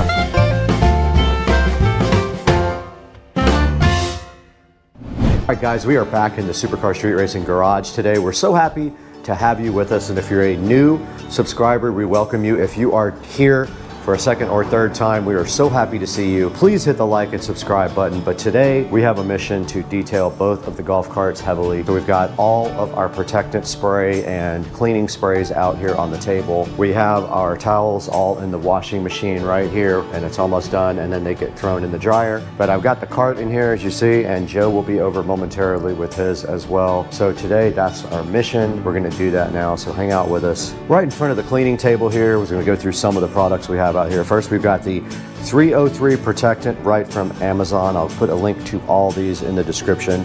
That's the 303 leather spray right there. We've got some Turtle Wax, wax and dry. We've got some hybrid from Turtle Wax. This is the tire shine. We got some 303 protectant for everything else. We've got our hybrid wheel cleaner.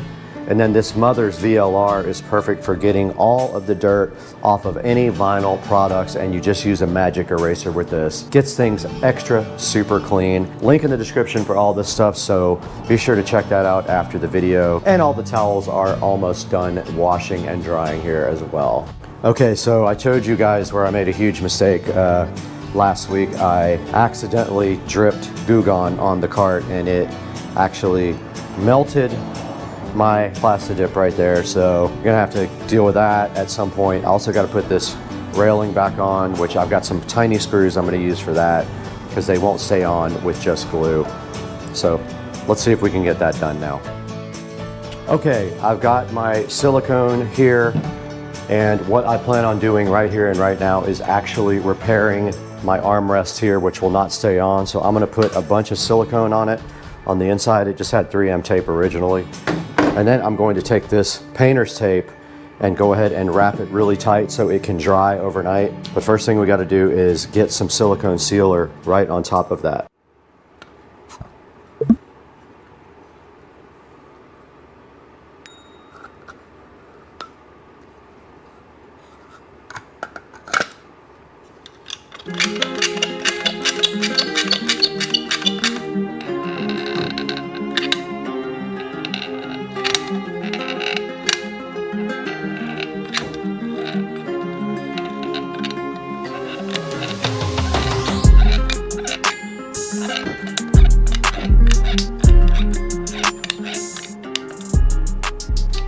All right, this thing's ready to go. Just gonna go ahead and put it there and wrap some tight tape around it. See if we can make it stick.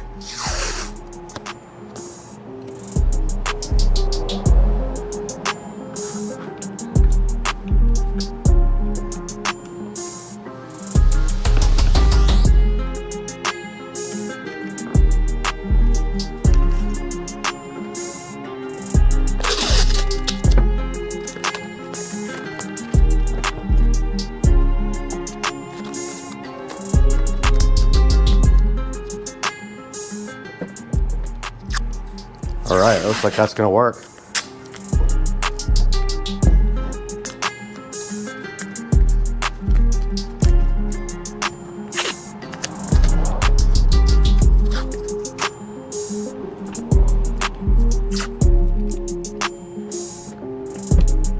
Sweet.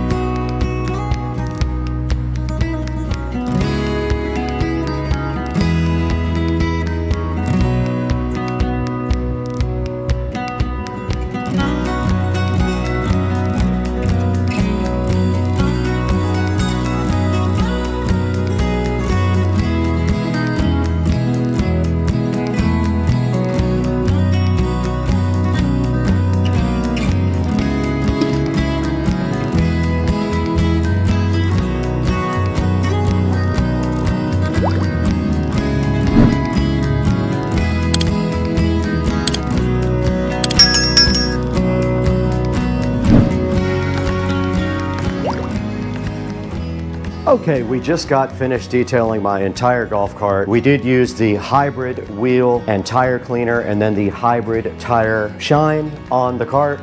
We used the 303 protectant on anything that wasn't seats, and then on the seats, we did use the Chemical Guys leather cleaner, and then we're gonna come back here real quick and condition the seats. But pretty much the golf cart's done. Besides that, I'm not gonna bore you with that last step, but Joe is coming over and we're gonna do his golf cart next. The only thing I didn't really wipe down was the engine bay. It doesn't really get that dirty, but I probably wipe it down a little bit anyway.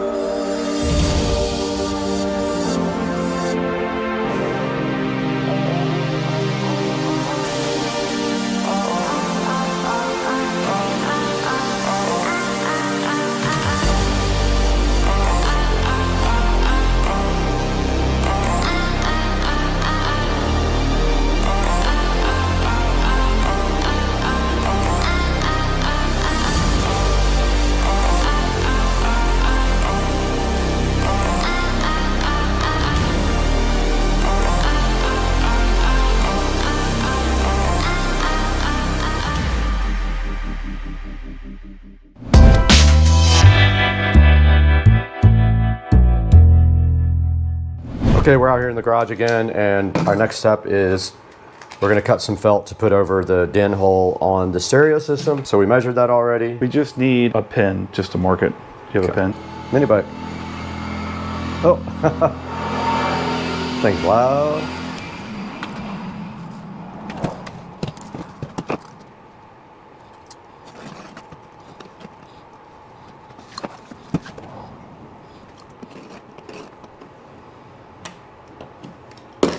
Perfect. All right, should I round the corners? Let's see how it looks without it. You have scissors? They're patented. Did you bring booze? Yeah. We're out here.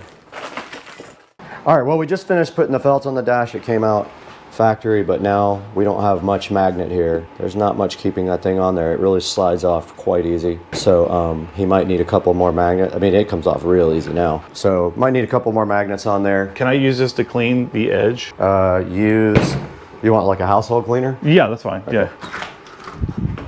Okay, we're gonna start detailing the cart real quick. I'm gonna go ahead and get out the wax and dry and start detailing the actual body.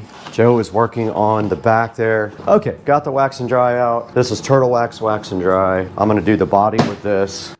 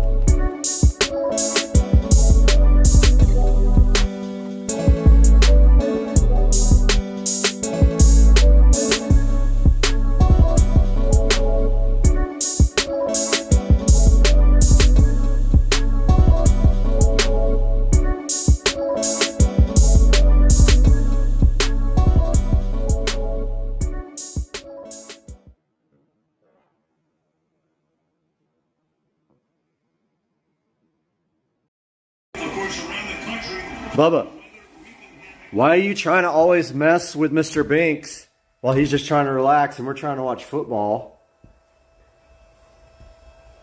Mr. Binks just wants to hang out and all you want to do is fight all the time.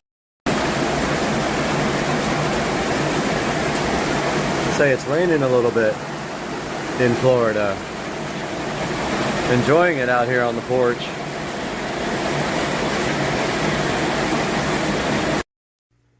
So my dad made me this plasma cut guitar on his plasma table, and when I got back with it, I decided to try some modifications to it to see what they would look like. So the first thing I did was I acid washed it with muriatic acid. It had a nice copper tone to it, and then I accidentally messed it up by washing it with water. So I did, it does still have some acid wash on it. The look, kind of a patina look, but I also sprayed metallic copper paint and metallic silver hammered paint on it. Then I cut the holes around the edges just with a regular drill. Cut 2 holes to hang it with. Then the strings are made out of Romex ground wire. They were kind of hard to do, but if I get my dad to cut it again, I'd probably just put holes down here and these slots could go away and then the wires could go directly to the holes.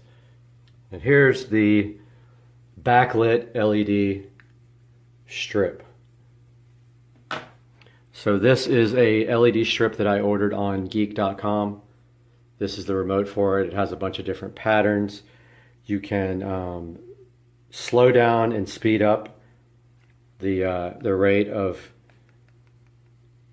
the fading, and it's basically just stuck to the back with the adhesive backing that it comes with, and then also hot glue, which is very difficult to stick to metal. So here's what it looks like with I also have an LED strip down there, but that's what it looks like with no other lights on in the room. And here, I'm going to go ahead and see if I can slow that down.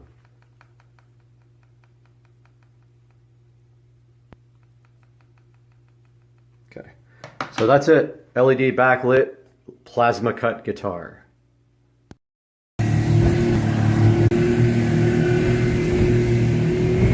Biggest boat ever driven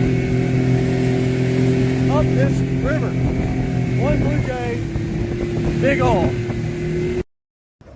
The best sunsets come after the storm. Look at that right there. Look at that beautiful sunset over Florida. Goodbye, Hurricane Debbie. Much like myself, the eagle is injured and he just lost another toe, and the time has come for the channel mascot to be hung.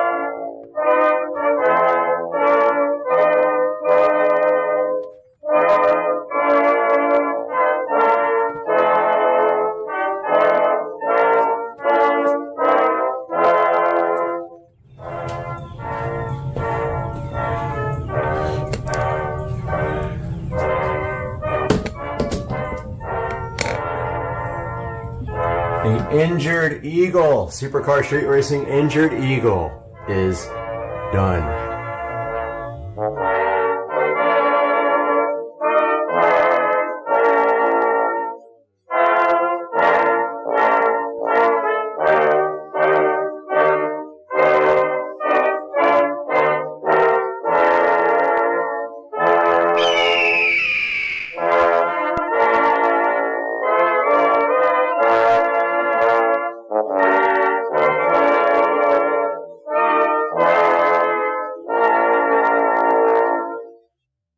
The correct time is 4:15 a.m. Had a little bit of drinkage last night with Joe Dukes of Duval County, and therefore did not sleep very well. I never sleep well when I have alcohol. But I'm up and I'm ready to work and then get on the treadmill. And today we have a box of goodies here and some goodness here that we've got to get into for the mini bike.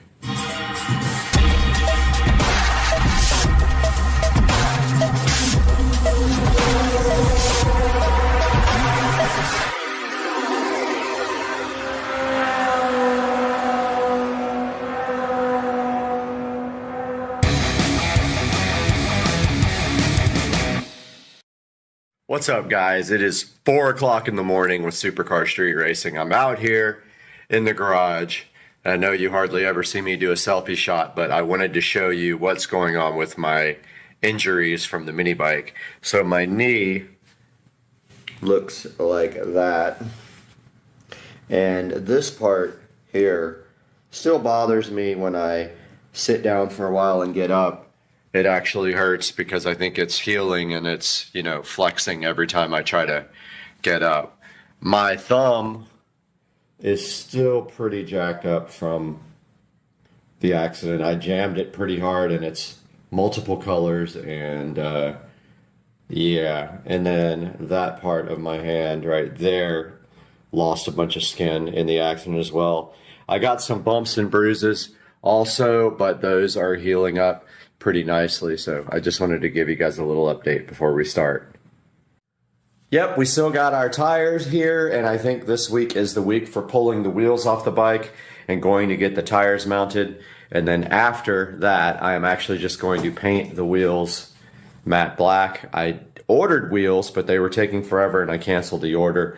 So I'm just going to paint the wheels. There's no need to order black wheels. But in the box, we have a replacement for the accident. Here's a new brake cable. Not brake cable. A new brake handle. Can't talk this morning, it's too early. Here is a new grip, because I destroyed the other grip. And this has nothing to do with the accident, even though they did get kind of messed up. Here is 2 shiny new brand new foot pegs.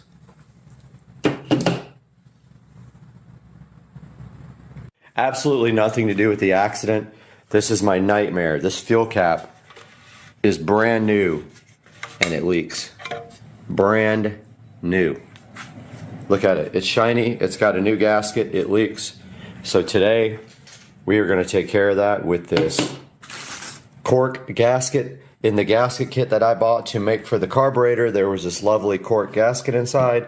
It is going to be perfect for making a new gasket for the top that hopefully never leaks again. Fuel goes everywhere.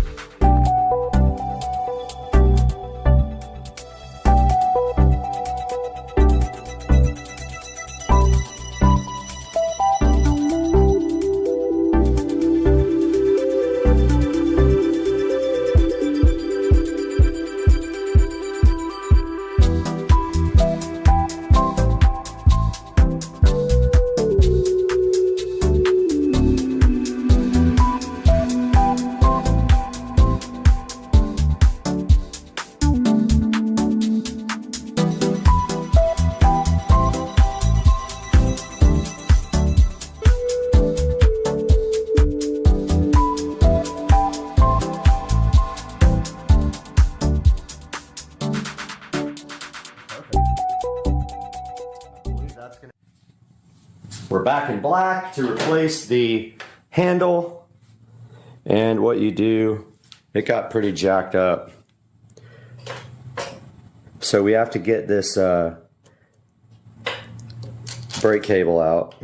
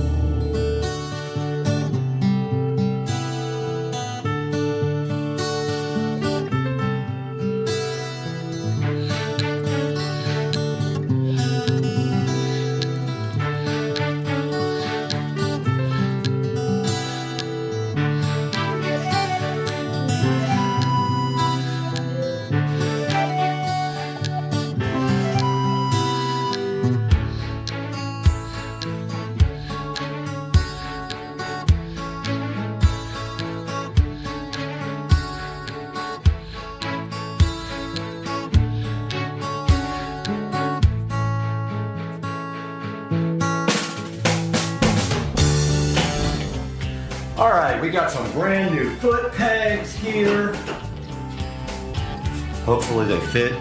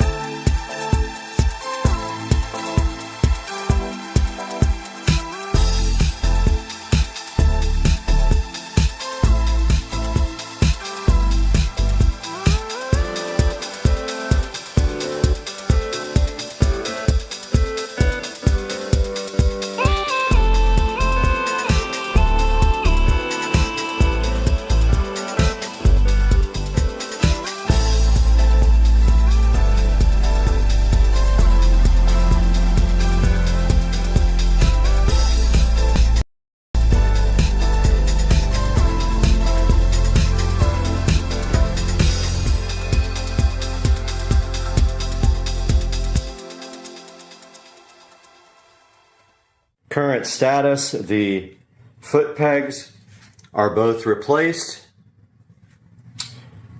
The brake is connected, however, I painted the handlebar because it got messed up right there from pulling the brakes on and off, and it'll probably get messed up again, but I want to get it a good chance to dry here, a couple hours to dry before I finish this. So it's time to get on the treadmill and get some freaking exercising done.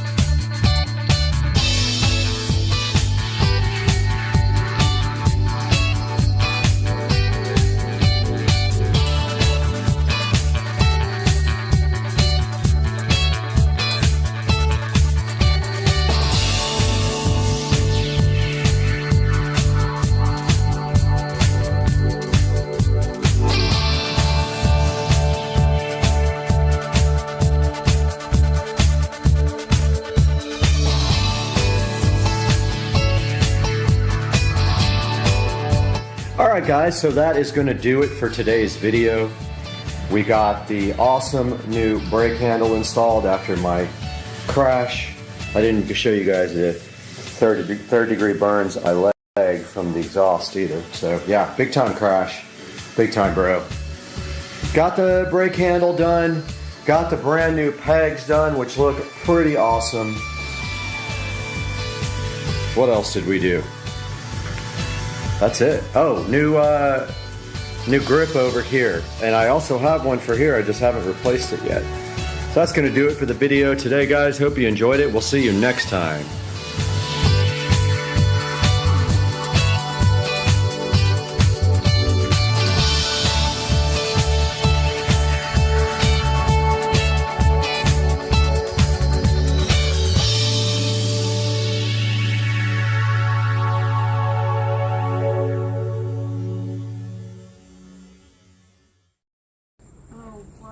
We just came outside and these cute little duckies are swimming in the pool. Following Mom, they're all just attached to her. It's so cute. We're trying to figure out what to do with them, but honestly, we can't put them. Guys, welcome to Supercar Street Racing. We are out here in the Supercar Street Racing garage today with the 2014 Club Car Precedent, and today we're going to be giving you a short tour of the Club Car Precedent here that's sitting next to the Model S Plaid. And then we've got two new exciting products to show you for the Club Car Precedent, and all that's coming up today on Supercar Street Racing, so hang out with us.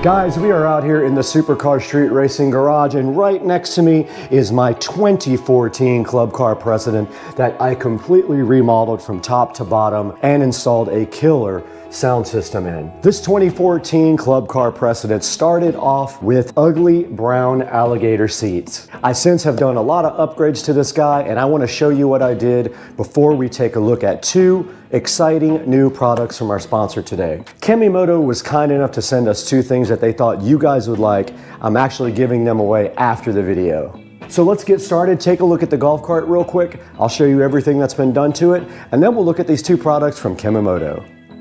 So we're right here in front of my 2014 Club Car Precedent that has been completely remodeled from top to bottom. And starting at the front, we have some modifications here. One is we replaced all the bushings in the Club Car Precedent because the wheels were folding in like that and the bushings were worn out. Also up front here, you do notice that someone has installed the LED light kit in the front. I did not get that myself. It was already on the cart. and it does include the rear tail lights and blinkers as well. And now moving up, you can see a custom Supercar Street Racing plaque here that I ordered online from Amazon. You can get your own and you can get whatever you want printed on it. Ours says Supercar Street Racing to support the channel. We're back here with the golf cart, and I just wanted to show you guys the mods to the side of the golf cart. And one of them is that we got new wheels and tires, and I think they look pretty cool. They're like a mesh wheel with a low profile tire. I like the golf cart not to be raised. I like it to be lowered. And so we did these street tires with these awesome SS wheels, which are completely black and spoked, and I love them. The next thing you can see on the side here is we do have carbon fiber armrests. This one has a little bit of glue on it that I have to get off. It's because when it detached itself, I had to glue it back on, and I accidentally got glue on it. I just need to take some WD-40 or something and get that glue right off of there. But you do see the carbon fiber armrest covers here on the golf cart. Moving to the inside of the cart now, you can see we have done some major modifications to the inside. One of those is the nice seat that has been painted with black fabric paint. We did take the brown seats and paint them black with fabric paint, and it came out awesome, I think. We might want to put another coat on that pretty soon. It might be wearing off a little bit, but we'll get to that when we have time. The next thing we're showing you is our mat. Of course, we replaced the mat with a laser cut mat. I'll put a link to that in the description as well. It fits perfectly, and it has a gray stripe on the edge of a black mat. Now moving in even closer, you can see that we have a tablet that runs all of the golf cart accessories. It runs the motor controller, can be tuned with it. It also runs the sound system, and it can run any Android app that you want. So it's very cool. You can see I've got the speedometer up on it right now. But yeah, such a cool idea for the golf cart. It does not have to have any kind of head unit. Everything's Bluetooth back to the sound system. Now right down here in the golf cart, you can see that we do have a charger here. It is a USB charger, and we have a second one next to it with USB Type-C and also quick charging. So that's what these two are right here. Below that is our gauge for our eco battery. It shows you the state of charge and also the voltage level coming from the eco battery. Moving up here, we got the carbon fiber dash, of course, which we put on there to give it a little bit of extra sporty look. We've got the JBL speakers, of course, and we've got a carbon fiber steering wheel. And that's gonna do it for the front of the golf cart mods. And now let's take a look at the motor and the controller underneath the seat. Moving under the seat, you can see the most important thing in this golf cart that has been modified. This golf cart has been converted from 48 volt lead acid batteries to 70 volt lithium ion. This is the eco battery, 70.4 volt, 105 amp hour battery. It was not cheap, but it is so awesome. And we also added the Novitas DC to AC conversion, a 600 amp controller, and a AC motor. So this golf cart is no longer DC.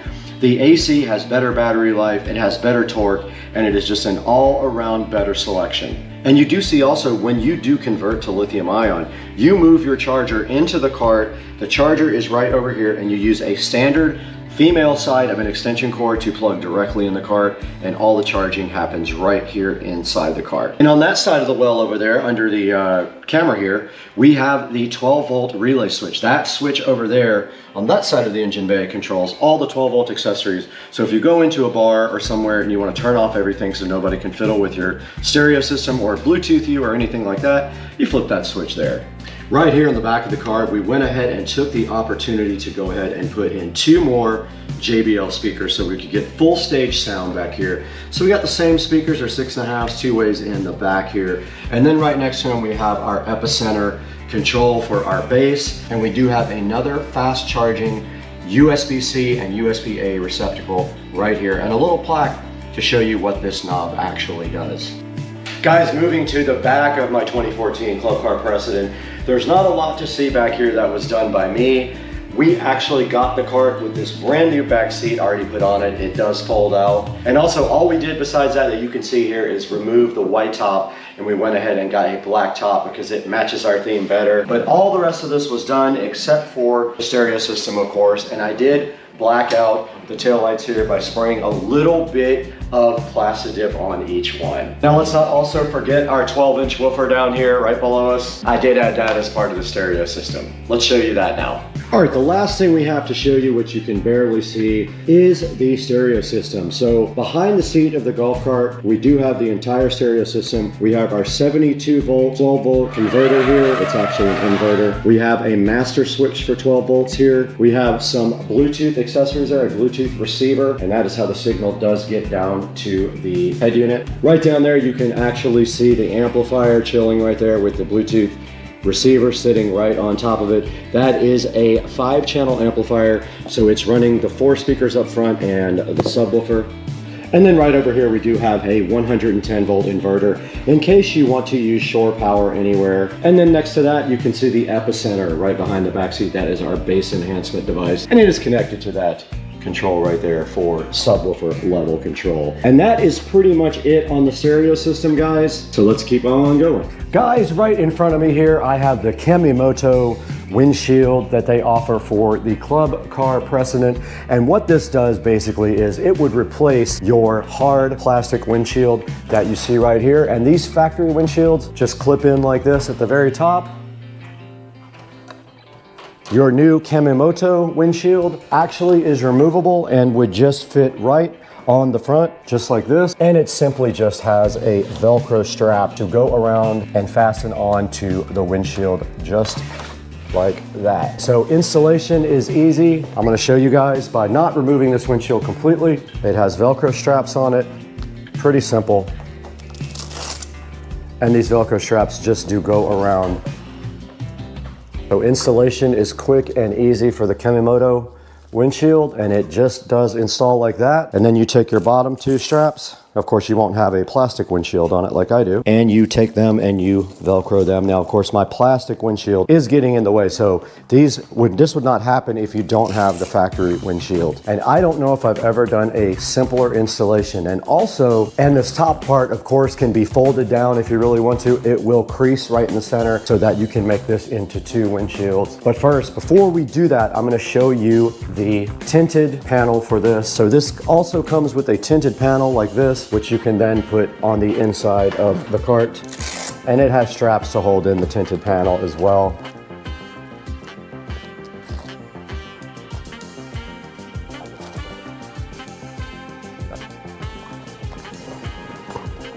And then the other side just does fit the same way. Pull that tight and your little tinted panel will fit there. And there are also installation Velcro right on the inside here as well. And that is how you install your sun shield on your new Kamimoto brand new windshield. Yeah, so that's the Kamimoto windshield, guys. If you are interested in this, there will be a link in the description down below to get yourself one. Go ahead and order it through our link and save some money if they are running a discount. Go ahead and order it